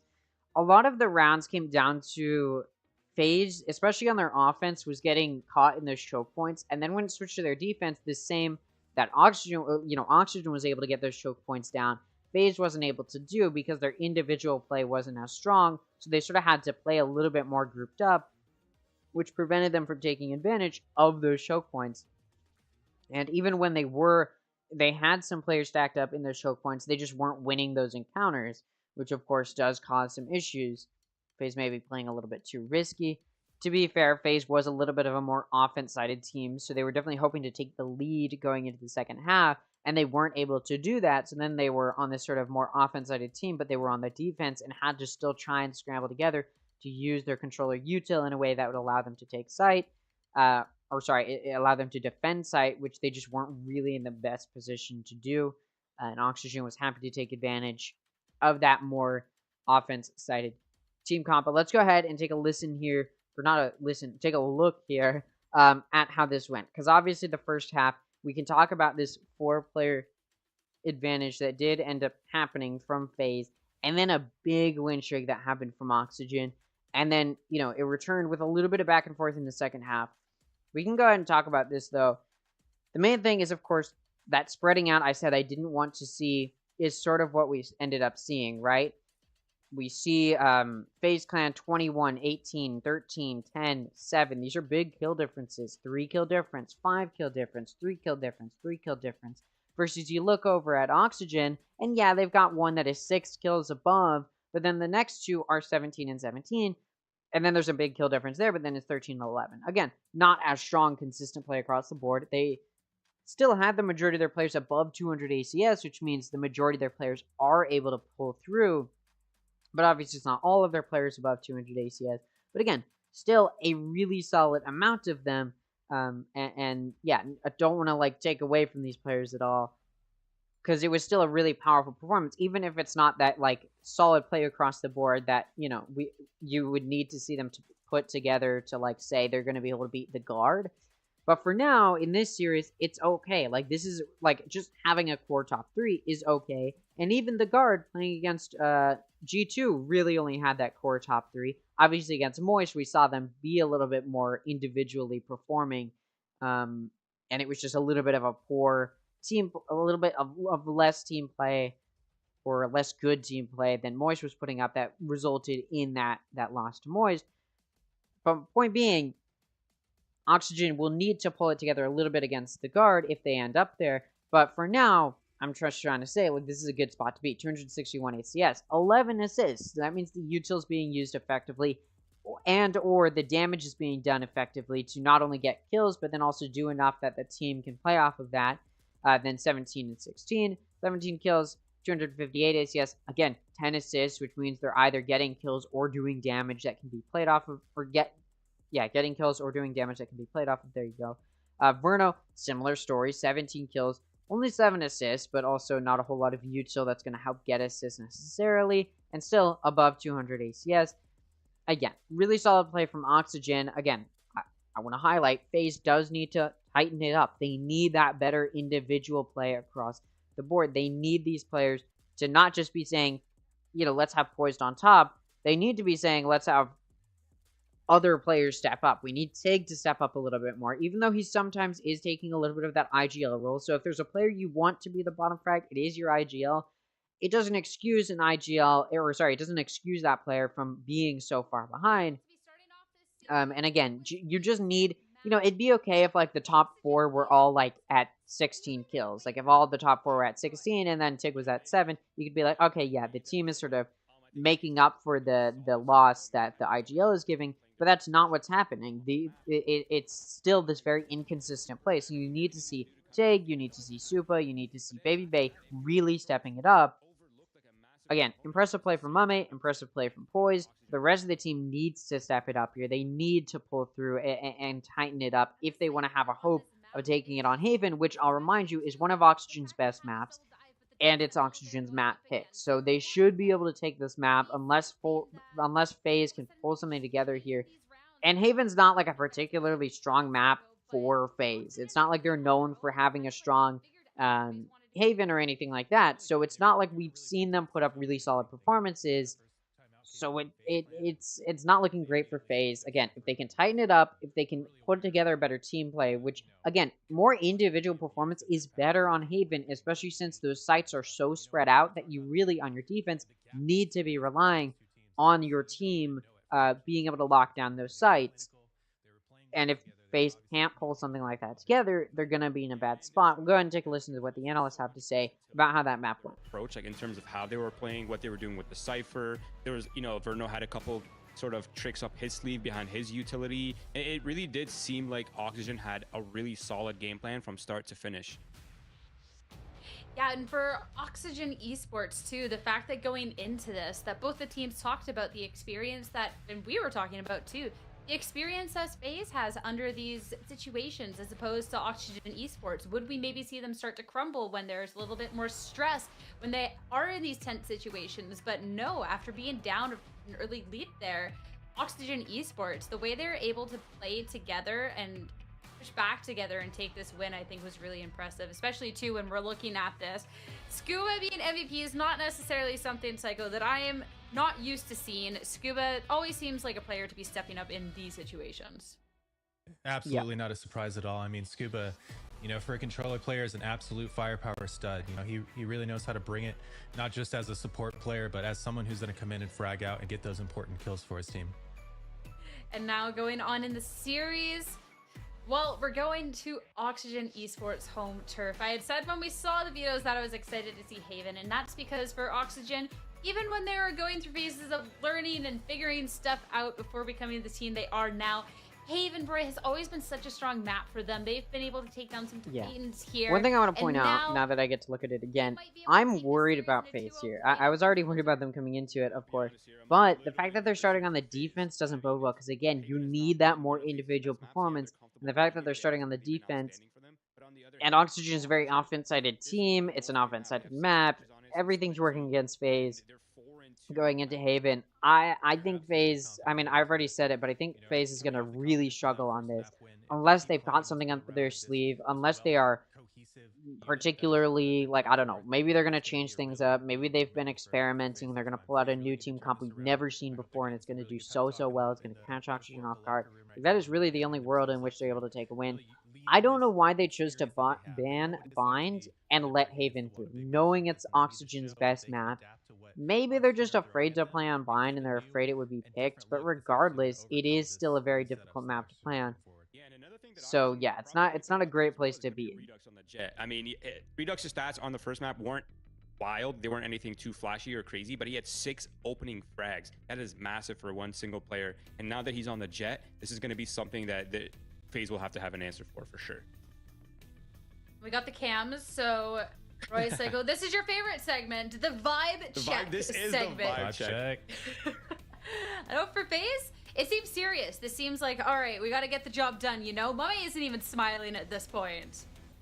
And it's like we were saying, it seems to be Mummy's giving the pep talk here. He's this vibes guy, this energy guy for this team, and he's telling these guys, this is our moment. We need to get this together right now. This is our last chance opportunity to do this. It's either this map or it's never. So he knows that better than anybody on that team. Everybody on that team knows it. This is their time to shine. Oxygen Esports super serious too. There's the first series around was like, okay, you know, there's laughing, there's giggling, there's all this stuff. No, both of these teams, this is dead serious. I'm right. This will be so interesting. I do think, though, just going back to what you said, this is definitely going to be a difficult one looking ahead for FaZe. Yeah, most definitely, most definitely. And I think for FaZe right here, like, they've already been doing a pretty good job by securing the pistols. They kind of need to have that sort of start. Nothing feels worse than like losing the first map and then you lose the first pistol on the second map. It is such a feels bad moment, and the vibes could just be like immediately vanished with that. Obviously, they have a lot more mental fortitude than that, I'm sure, but it's really just a terrible feel. So I think FaZe needs to come in strong and keep them. Yeah, like I said, FaZe needs to have something up their sleeve. I mean, there's just no other way they're gonna take this map. We may even see a very dominant win from Oxygen. But let's go ahead and get into the agent select here. Of course, it'll show us the agents, then it'll throw over the casters, then it'll throw back to the map. It's a little bit weird. But let's go ahead and take a look here. Tig and Verno both going to be on Sova. Poised and Rustin both going to be on Killjoy.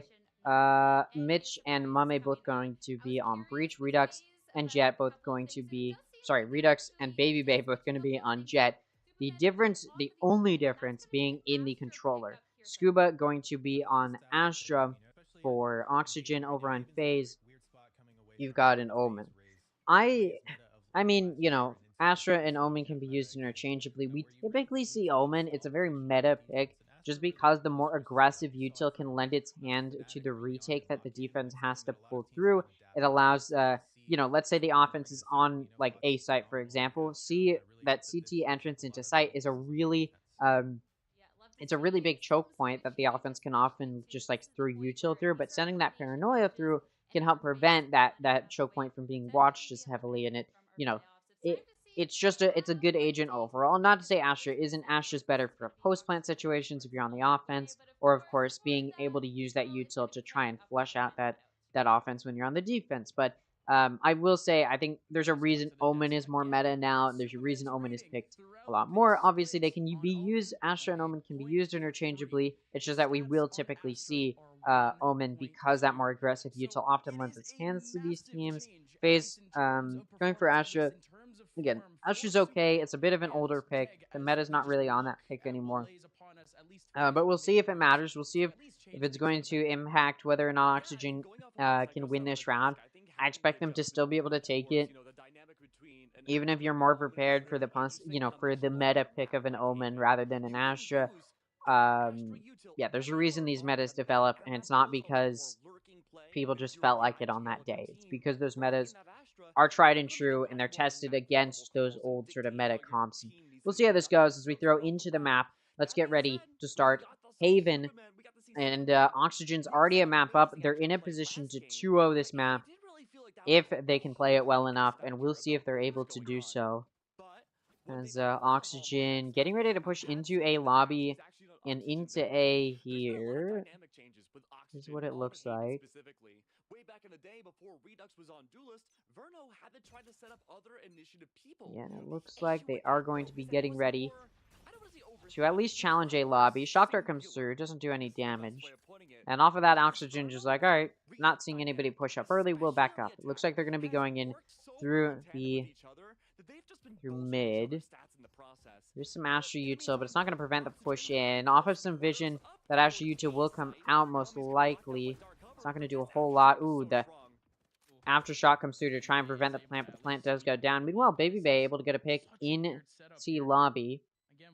And now Baby Bay coming for the flank. It's going to be a 5v4. Redux down to 8 HP as well. So Oxygen not in the best spot. Mitch able to take out Tig. Mame takes out Mitch. Baby Bay able to take out Redux. Rustin takes out Supa. It's now a 2v3 for Oxygen. Rustin takes out Baby Bay. It's now a 2v2. Spike getting held. They can't peek it. Mame takes out Rustin. Verno takes out Poise. It's now a 1v1. Spike not going to be held. It is halved. Do you have to peek? And then Verno able to peek out and take out Mame. And although it's a hard-fought round, the 1v2 turns into a win for Verno. And Oxygen does take a round up to start off this map. Is losing that pistol round gonna deflate FaZe? And yeah, Oxygen going to be able to force a buy here. FaZe going to, of course, be on an eco. We've got Baby Bay pulling out the Marshall, with FaZe being the most expensive gun, but that's, of course, But something to consider in the back of our heads as we continue Not the to most uncommon type of pick. here in this series. Oxygen, they switched things up. They had a lot of early pressure And it looks like Oxygen going to start this push down C long. Even if we're only around in. Baby Bay, a great chance to find the opening pick. Doesn't quite find the connection. 2 health for Redux off of that Marshall shot. Off of that, Oxygen just gonna back up. They don't want to push too hard. That pistol round was a lot closer than maybe I thought it was going to go. I think Oxygen knows that it's going to be a little bit of a harder fight in these rounds than FaZe would maybe expect. Surely they have some huge secondary option here. We'll see what ends up happening here. As Oxygen gets ready to push, looks like maybe they want to push back and re-hit C. You can tell FaZe isn't ready for that. As Baby Bay's rotated it over towards A. After using that Marshall to find some damage early, not going to be able to cash in on it. Again, Redux just going to sit at 2 HP. So they're probably going to have him go in first. He's passed off a gun. He's going to be on a frenzy to try and do some damage. He can. Ooh, Redux going to take out Supa. So even if he goes down, being on low HP, he's able to get a pick before he does. Able to take out Scuba. Rustin takes out Mame. Mitch going to take out Boys. It's now going to be a 2v4 for FaZe to try and do some additional damage here. Spike gonna start going down. Baby Bay's very low on HP. Ooh, Tig gonna be able to take out Rustin and Redux from Garage. As Verno takes out Baby Bay. It's now a 1v2 for Tig. He's at full HP still. He didn't take any damage in those 2 picks. They were not ready for him in Garage. But now they are. And the gun diff gonna be ever so prevalent. Forced buy round does convert into a win for Oxygen, although they do lose the majority of their players, which will not be good for them because they may not be able to afford good guns coming to this round. Although 2 of their players did save guns and stayed on a pistol, so they actually will be able to get some guns moving in this round. And it may even be, yeah, it's going to look a little bit like a full buy here, but it is still mostly a bonus. You look at their eco and you can tell it's mostly a bonus, but because those 2 players were being conservative with their econ in the previous round for Oxygen, they're able to get 4 players with guns. Only one of those players is going to have to sacrifice with a little bit of a worse off gun. It's going to be the Stinger on Redux. So it's almost nearly a full buy from both sides. Still a bonus round from Oxygen. FaZe does have a slight gun advantage. So FaZe has a round to take. It should be this one, but it will be very, very difficult for them to win this round with the amount of guns and firepower that Oxygen does have. Scuba goes for the plant, gets flushed out by the aftershock. He gets his plant down, but he's down to 5 HP. But the spike is down, so FaZe will have to play this retake here.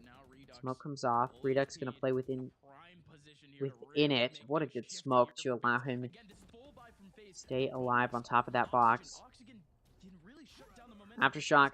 Not Aftershock, but the stun coming through. Baby Bay takes out Rustin. Redux going to take out Supa. Poise takes out Redux. Scuba takes out Tig. Mame takes out Scuba and Mitch. Although the trades come through, does work out for Oxygen. Oh, Verno with the 1v3 clutch. The Sova Dart allows him to take out Baby Bay, and then he just sprays it as the smoke dissipates. He sprays and is able to take out the remaining 2 players. I mean, where was Poise looking? Where was Poise looking? Oh no, he ran out of bullets after the whiff. What on earth? And that was, I'll remind you, that was a bit of a bonus round from Oxygen. And now they're going to be on a bye. They did lose all but one of their players, but they had good econ going into that round, so they can afford to buy here. FaZe now going to have to be on an eco. I mean, what on earth? Such a beautifully done clutch by Verno to give Oxygen the first 3 rounds of this half. These rounds have been hard fought, though. They have not been dominant rounds. That doesn't change anything. Oxygen's still going to dominate this first half early on. The first half of this first half. Half of the first half, I guess you could say. Yeah, first half of the first half. Which is weird. Anyways. Looks like Oxygen wants to push into A, but you see FaZe, they're ready for that. Off of some early vision, they stack 4 on A.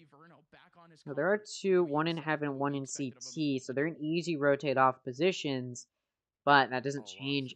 Ooh, and Baby Bay going to be able to push out through grass and into CT, or sorry, into offense spawn, into T spawn. Redux going to be able to take out Mum through the smoke. Make it look easy. It's not going to be a 4v5. Ooh, that flank coming through. What I was trying to say is Baby Bay got a lot of vision off of that flank, knowing Oxygen was going to be pushing into A. It doesn't matter. FaZe not going to really be able to properly play off of that, and Oxygen able to take site. Leaves Baby Bay alone. He's got a Vandal. Looks like maybe at this point he's just trying to do some damage. Likely won't be able to clutch the 1v4. Ooh, Verno and Baby Bay meet each other. Verno finds the pick, so that's 4 rounds in a row for Oxygen. In that round, they only lost one of their players. So that bye round against the Eco round from FaZe does convert into a win for Oxygen. And I mean, what a beautiful round from Oxygen. 3 ults available for FaZe. Hunter's Fury, Rolling Thunder, and Blade Storm. Over on Oxygen, they've got a Hunter's Fury and a Rolling Thunder. Gonna be a buy round from FaZe. The Blade Storm gonna be used by Baby Bay instead of purchasing a gun to help save a little bit of eco. And FaZe may be able to buy next round even if they lose this one. But they are, of course, still gonna be looking for the win. Imagine most of these ults gonna come out. Blade Storm, of course, coming out for FaZe. Both teams have that Rolling Thunder and the Hunter's Fury. Oxygen very close to their other ults as well. We'll see how these are played. Oxygen taking mid a little bit here. You see Rustin pushing up, getting ready to control Garage. More importantly, knowing that nobody had actually shot it in from main have actually brought up to FaZe. Ooh. Baby Bay takes some damage there. Do they expect potentially the second 10 HP now for Baby Bay. He's going to start off this round down on some health. Sorry, I apologize if you can hear my dog. Stuns coming through into Garage. There are 2 in Garage. Supa gets stunned. He's low on HP, but it doesn't matter. He's still able to take out Redux, and then Poise takes out Mitch. Now 2 players down for Oxygen. Rustin takes out Supa, so it does trade a little bit, and Baby Bay is still down to 10 HP. Baby Bay at 10 HP. I apologize. Did I say Supa was the one with low HP? Oh, man. My brain right now. Oh, the ping gonna be good. Dig able to do some damage on to Scuba, but Scuba does get away with his life. Oh, Baby Bay still low on HP. Verno sees him on B. Oxygen gonna be going A, but because Verno spotted on B, you see FaZe not entirely sure of that. Verno gonna shock dart and kill Baby Bay. Line comes through. The spike gonna get... No, it won't. And the Rolling Thunder gonna stop the plant. And that does give the round to FaZe, although just barely. They do take the win. Spike will still go down.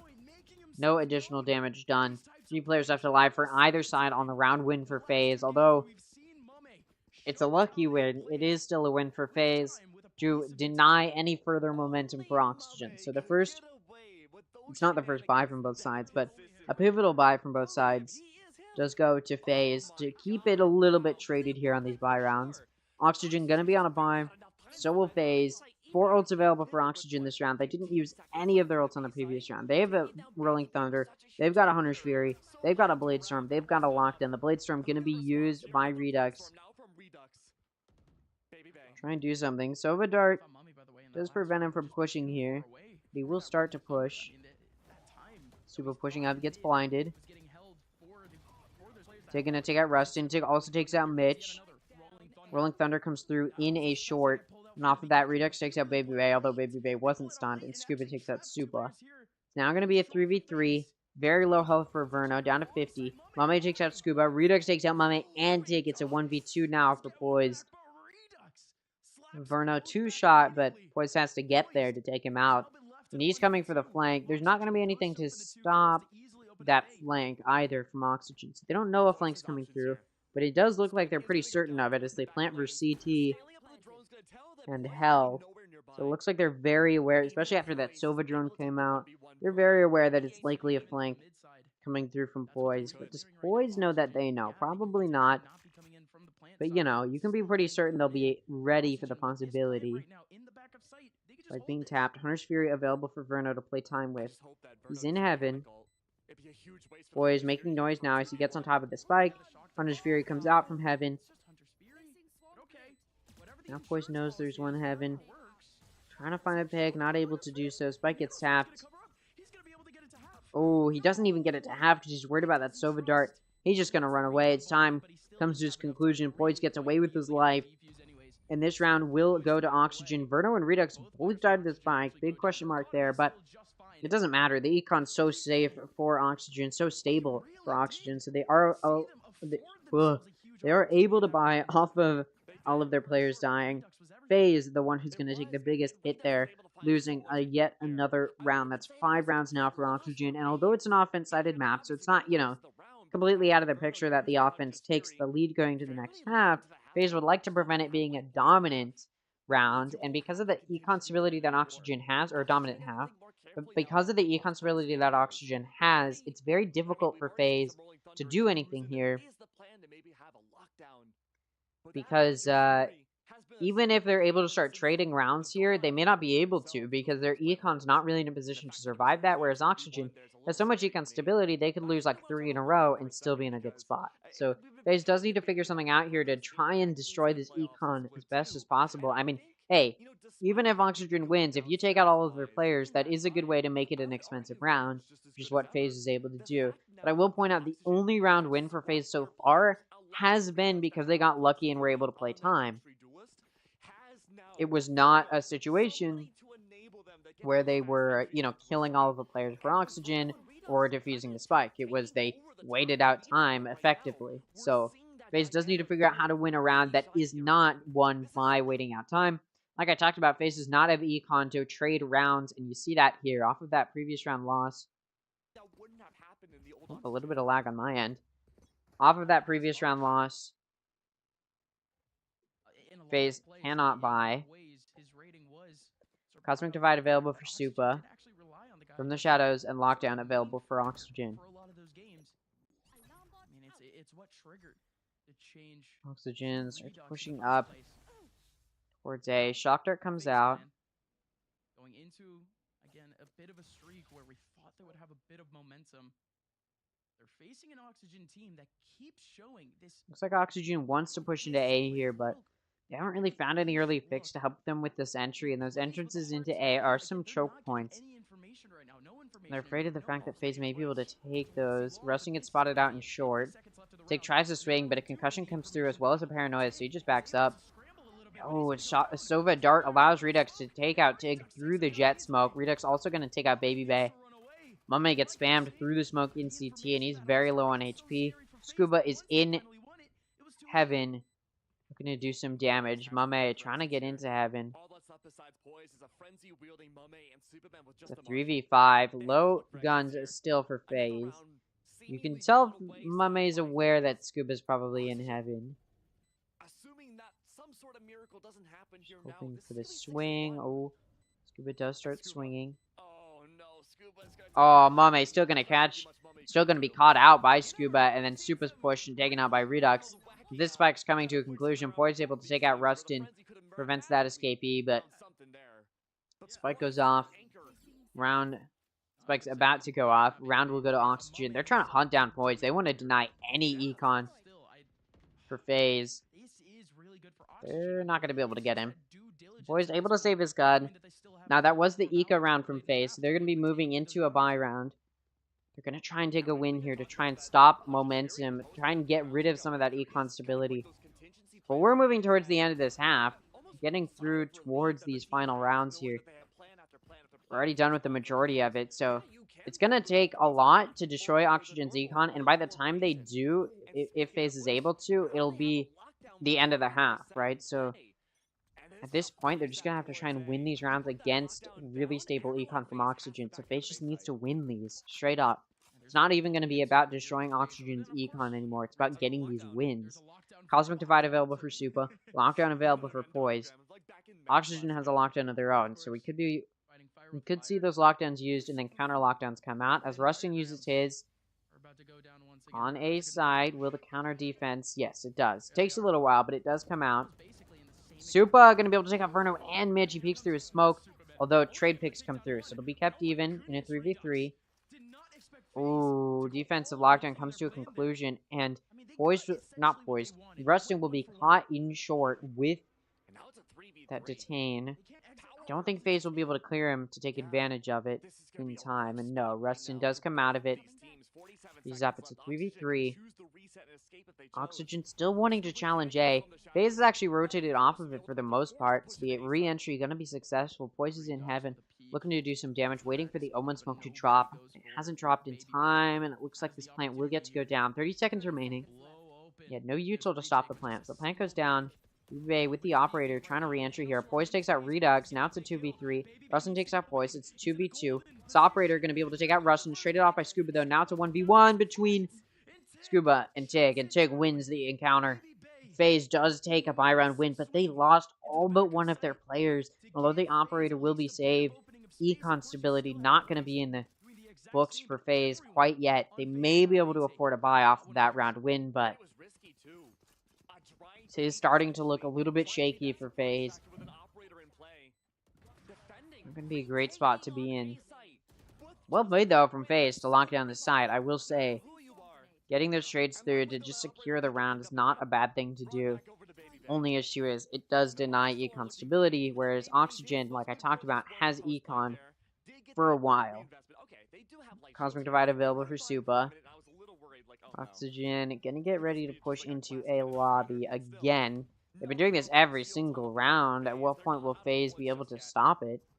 I mean, they stopped the round the previous time, but they didn't stop the initial push in. It was because of those lockdowns. Tig gonna be able to take out Redux. No trade comes through. Cosmic Divide comes out. Oh, Tig nearly caught out. They're trying to hunt him down. Mame takes out Mitch, though. Punishes it. Spike gonna be picked up. It's a 3v5 for Oxygen. This point may just have to try and get away with their lives, and it looks like that's the direction they'll head in. Gonna be moving towards another side. FaZe just gonna keep 4 on A for now. Looks like maybe they're moving to rotate some players off. So Cosmic Divide drops. They're ready for the possibility that Oxygen re-hits. Oxygen did re-hit in the previous round. The ults prevented the push for a little while, and then FaZe just re-hitted. Or sorry, then Oxygen just re-hitted, and FaZe rotated it off, and nearly lost the round. So they would like to prevent that happening again. This time around, Oxygen did rotate off. Killjoy Alarm Bot spotted, taken out. Nanostorm comes out to try and prevent the plant. Omen TP. Scuba going to start this entry. Able to clear into C-Link. Meanwhile, the rest of Oxygen going to push into Garage. Rustin takes out Poise. And it looks like it's going to be a C push. There's 15 seconds remaining. FaZe, Baby Bay with the operator. 2-player advantage going to be maintained for FaZe. Although Scuba and Verno each find a pick. Now it's a 2v2. They even it out. FaZe knows where Scuba is, but they peek him one at a time, and he's able to get one. Mame trying to get him down. Spike gonna go down. Mame gonna take out Verno. It's now a 1v1. Scuba did from the shadows. FaZe, Mame doesn't know where. Possible CT. He's looking it down C-Long with that op. Taps the Spike. He's taking a half.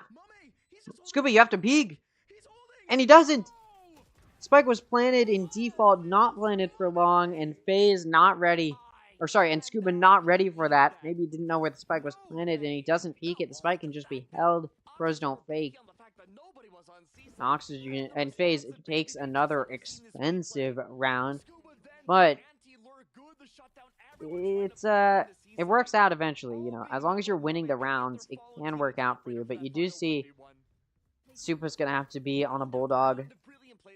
Baby Bay gonna sacrifice shield and buy the gun for Mame. So no shield on the op player. But as long as you win your encounters, it doesn't matter. FaZe also has a Rolling Thunder and a Hunter's Fury, and the Blade Storm is only 1 ult point away. No ults available for Oxygen. Blade Storm for Redux only 1 ult point away. They may not get it up. There's only 2 rounds left. And yeah, we're moving towards the end of this half. It looks like Oxygen going to start pushing down C-Long, potentially. Yeah, getting ready here to push down C. They're going to get through. This Spike going to get ready to go down. Alongside the Hunter's Fury to potentially delay the plant too. These 2 players outside of Garage, though. It could actually be shocking these players here for FaZe. We're gonna Flash comes through. Redux going to try an entry into C-Link. Not able to find anything, though. It doesn't matter, because Oxygen does take C-Site, and the Spike goes down. Meanwhile, clearing of Garage going to start, but they don't clear out Tig in that corner. Counterstun comes through. Scuba is in that Garage entrance. He's the one who paranoid, so FaZe knows he's there, but still not going to find the pick. FaZe going to have to play his retake. 4v4. Post plant. Planted for long. Scuba gonna take out Mame. Poise takes out Scuba. It's a 3v3. Spike not being tapped yet. Now it is. Wait. Wait, they're not spraying him. It doesn't matter. He's not gonna stick it because there's some util used to get him off. Rusted in Garage getting flushed out, kind of. Wait, Spike can be held. Oh, it doesn't. Verno able to spray him down. So many times I thought the Spike was just going to be held, but as the Spike comes to a conclusion, Oxygen takes the lead going into the next half. Up 7-3. FaZe looking at low econ now. These round wins have been expensive. Able to get some round wins, which is really what matters, but again, expensive round wins, so no econ stability allowed. And so now that they're on a loss, not going to be able to buy. They have to take an eco. This is the 11th round, so there's only 2 rounds left in this half, including this one. So, you know, FaZe not happy to be taking an eco, because it means that at the very least, assuming they lose this eco. Oh, but Baby Bay going to take out Mitch. Hunter's Fury still going to take... Yeah, whoa, what is happening? Baby Bay going to find 2 picks. Hunter's Fury finishes... Hunter's Fury from FaZe takes out Baby Bay. Trade picks come through, but Oxygen's down 3 players. FaZe down 2. So 3v2 right now for FaZe.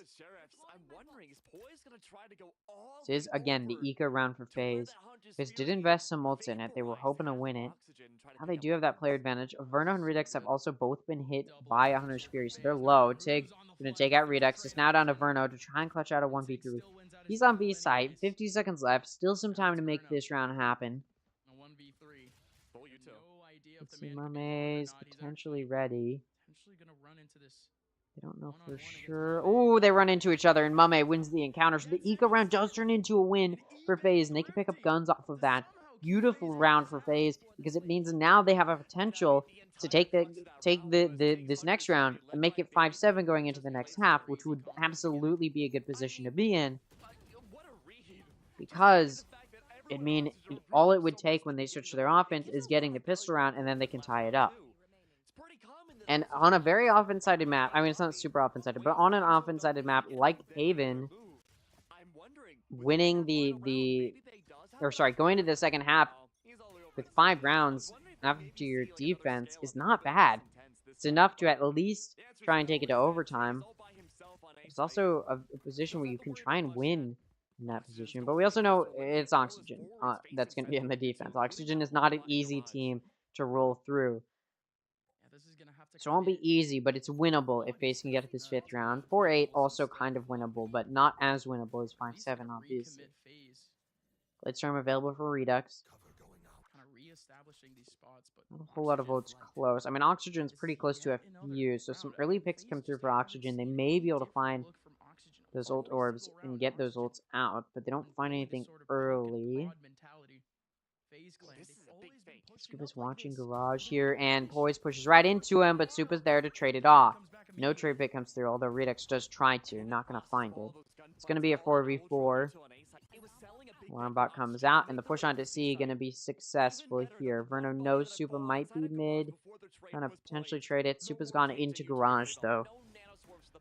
FaZe going to be playing this retake from C-Link, Garage. Attacker Lockdown comes out.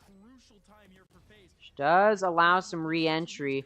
Mitch going to take out Supa. Tig takes out Mitch. Redux takes out Tig. Baby Bay takes out Redux. Verno going to take out Baby Bay. And Mummy is stunned. Rustin finishes him off with the knife. Oh, not the knife. Verno did not want the, Verno did not want the BM, I guess. Regardless of that encounter, Oxygen goes into the second half up 8-4. Now, it is an offense-sided map. It's winnable for FaZe, but they're going to need to win this pistol round to start it off. Saw Rustin like, what? He looked mad, actually, in that player cam. Anyways, besides the point. As we move into this first round of the second half, again, FaZe needs this pistol round if they want to try and make something happen. Oxygen 4 stacking on A. It's a good read, because guess what? FaZe is looking to start their offense off by pushing into A lobby. Smoke goes off. Shock Dart's going to come through. Redux waiting in the smoke. Damage done to FaZe.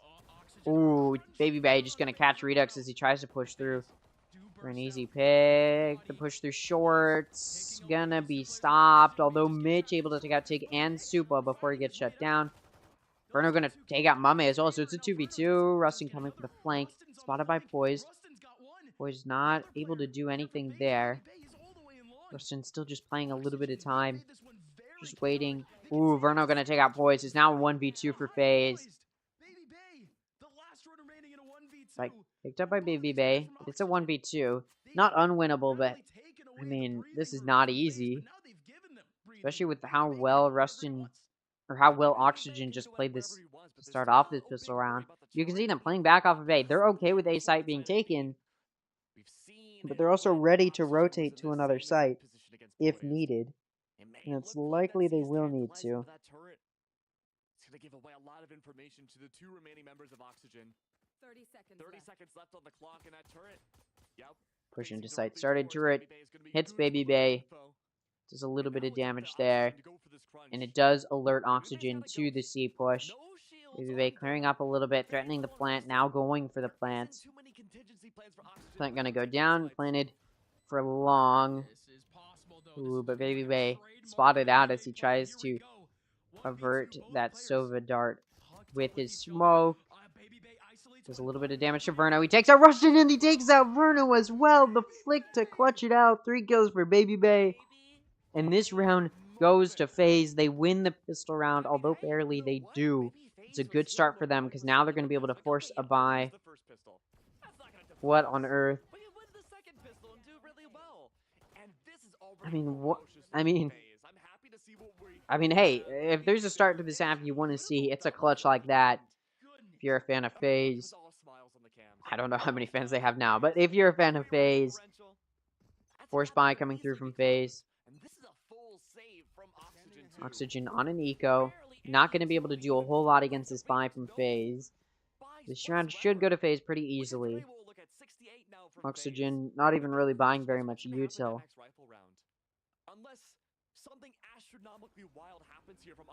Looks like FaZe going to start this push into A. Ooh, Rustin spotted in short by Sovadrone. He's going to get cleared out by Mame. It's now going to be a 5v4.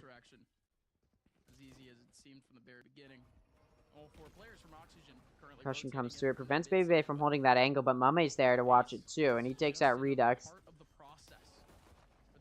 These players in C-Link getting, or A-Link getting flushed out here. Mitch able to take out Baby Bay. Mame takes out Scuba. But Mitch does go down to the hands of Mame. 4 kills for Mame this round. A very solid round for him.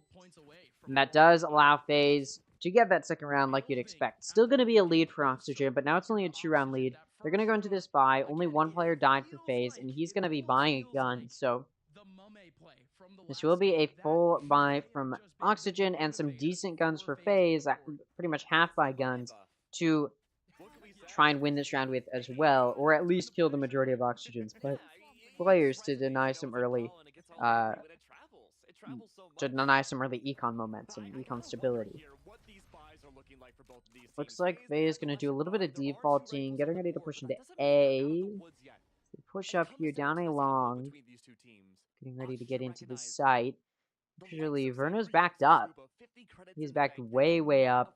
So FaZe will be able to push up with no pushback. Oxygen, you see them ready for this B push, but FaZe isn't going for it. Although that spike was left near a lobby, it could have possibly been the potential of a B push because they've been able to clear into A.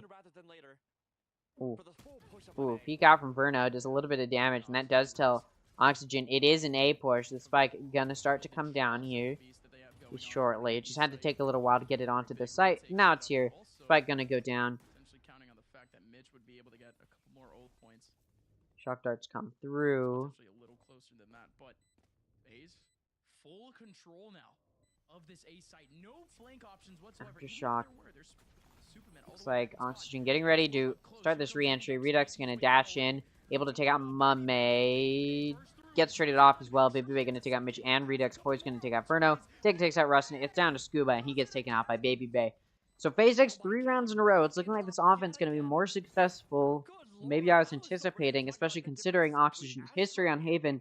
It does seem like they're struggling a little bit. Oxygen going to be taking a timeout. They have 2 timeouts to use. Using their first one here. does not do him justice for this half. Absolutely not. They didn't have to use any in the first half because they had success in the first half. There was no reason. To the point where now Oxygen, the soonest Now, I did say I needed to see FaZe having some more of their players tighten it up, and you do see that core 3 appearing again, and then you've got 2 sort of lagging behind, versus Oxygen a little bit closer in their kills. Still a little bit of, I mean, I'd say Oxygen's a little bit too spread out, but obviously, I want to point out, Supa's at 4 kills, the bottom frag for Oxygen at 8.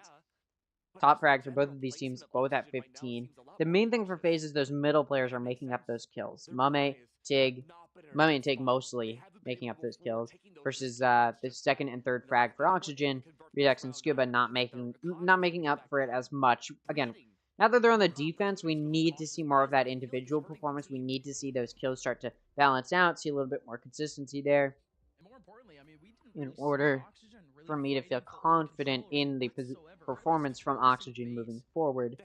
Blitzdstorm is available for Baby Bay, but he's not going to be using it this round. Just going to be forcing a buy, or not forcing a buy, they're just going to be taking a full buy. Oxygen going to be on an eco round. They do all have sheriffs, so they may be able to do something. They need to, you know, click heads in order for something to happen. Mame going to take out Rustin. It's now going to be a 5v4. Oxygen going to start this down a player, and it's their Killjoy, so this push into C through Garage. Still going to be spotted by Scuba and warded off a little bit by taking out Mame, but it's not going to stop anything else, so it's now going to be a player advantage still for FaZe. Mitch pushing through here, looking to do some damage. Flashes come through. Supa's pushed up further than they're anticipating. Able to take out Mitch, and then Baby Bay mows down the further 2 players coming in through C-Link. And this round goes to FaZe, as you'd expect, being at that eco advantage. So it's now 4 rounds in a row for FaZe. Oxygen just took a timeout, so now they're coming to their first buy since that timeout. And the question will be, are they going to be able to adapt to this sort of methodical play FaZe has been taking? They played it a little bit slow to start off the round. Once they figure out where Oxygen is playing through, they just go to wherever they feel is most open, and it's working out for them. Rolling Thunder available for both of these teams. Still a Blade-Storm available for Baby Bay, but he may not want to use it. The Econ's pretty decent for them. Econ Bolt gets destroyed, so they are denied some C vision. And again, FaZe playing a little bit of defaulting, playing off contact, some split play here. Just waiting for some vision. Damage not done to either side yet. Spike being left near C lobby. Looks like, oh, Rustin gonna take out Poised. Baby Bay gonna be able to trade it off though. But that early pick is good for Oxygen, because it denies some of that vision FaZe is usually able to get early on in these rounds. You also see Redux in A long, holding down A lobby, gets away. Sovadar won't ping him, but it does prevent him from maintaining that A lobby control. Off of that though, FaZe is just gonna go over towards C, where Oxygen is waiting. They've got 3 in C. We've got 1 on logs, and then 2 coming in through CT. Super gonna start this push in. Smoke's gonna come through. Gravity Well gonna come through in that back site. Scuba gonna be able to take out Super from within logs. Rolling Thunder comes out from both sides. Baby Bay gonna take out Redux. That does get a trade pick through. Now Baby Bay backing up. Still no real good vision allowed by FaZe. Baby Bay trying to find something, maybe not able to do so. Now FaZe rushing it over towards B. Oxygen is ready for the possibility of Spike has to go down here, and it will. Aftershock not placed in a way that will prevent the plant. 3v3 at this point.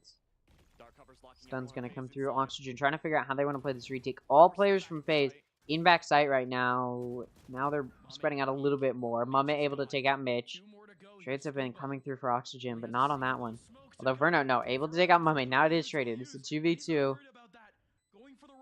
Although these trades have been, they continue in this pattern. Never mind. Scuba going to take out Baby Bay. It's down to Tig. Able to take out Verno. And he jumps down to Scuba, able to take him out. So Oxygen finally puts an end to the momentum from FaZe. They take their first round of this half to get themselves back in the lead after they lost it as it was tied up by FaZe. Oxygen gets it back, and it looks like it's going to be a hard-fought map from here on. But here's the thing. Oxygen, low on eco. They lost all but one of their players. They went into the round on a full buy on not great eco, so they could afford a full buy, but it was a lot of money invested, and they did lose so many of their players, so econ's not great. Look, you see that. Gonna have to save some econ. Mitch can't afford... they do scrape the money together, but it is still an expensive round there. Hunter's Fury and From the Shadows available for Oxygen. That Blade Storm still available for FaZe, but they don't need it.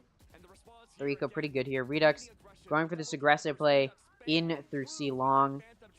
Through C lobby, looking for some damage. He doesn't find any, but Verno's able to play off of it with a Hunter's Fury, which takes out Suba and does damage to Mame. That provides some vision there. Sova drone coming in through B main, mid. Not gonna find anything, but Mitch, watching Garage, is able to take out Tig. That's spiked down and in the hands of Oxygen. So FaZe has to retake it now. Poise pushing a little bit into B, but it doesn't matter. He could take full control of B site right now, but they don't have the spike. FaZe doesn't have the spikes. They need to grab that somehow, and they know Oxygen's gonna be watching it. You can tell they're afraid of this. They're afraid to grab it. You know how Redux pushing into C, it looks like they're gonna want to wait until Baby Bay, not Redux, Baby Bay pushed into C. Looks like they're waiting to play off of Baby Bay's contact, but Baby Bay gets taken out. Mitch takes out Mame. Boys pushes into A Link and gets C linking. It's taken out by Scuba, and boom, Oxygen takes a flawless round. If there's a way to stop momentum and get your econ looking pretty stable, that's the way to do it, is to just win a round and then get a flawless round after. And it looks like any holes in Oxygen's play have been patched up. FaZe does still have a timeout to use if they want to use it. But they do still have decent econ. So I imagine if they lose this one, that's when they'll take their final timeout. But they want to save it a little bit. We're still kind of early into this half. Well, we're halfway through this half.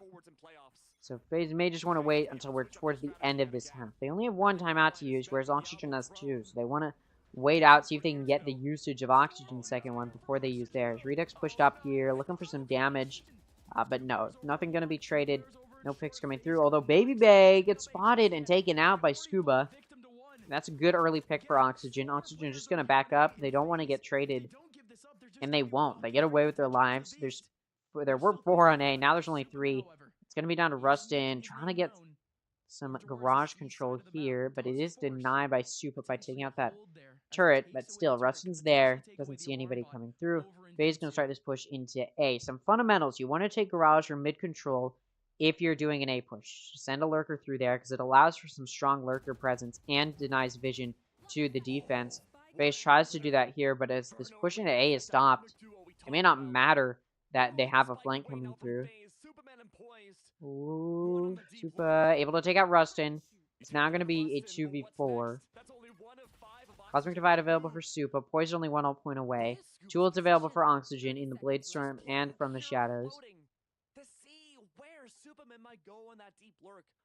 An unbelievably off angle. 20 seconds left. That spike's still dedicated. Triangulated by Mitch ready. He's ready. Does damage and takes out Poise. It's now going to be a 1v4 for Superman. He's got a Cosmic Divide. Oxygen. Superman. Like I said before. And yeah, time's going to come to a conclusion. That spike not going to get the opportunity to go down. Near a flawless round for Oxygen. And they take their 11th round. Good round. Now they're 2 rounds away from a win. 1 round away from that pivotal 12th round. Oxygen very close to a 13-0. Just saying, this is looking awfully similar to Split. This is a similar score line that we were at before. I'll remind you, Split ended 13-9. FaZe now using their timeout. I said if the round was won by Oxygen, FaZe would probably be looking to use their timeout, and they do.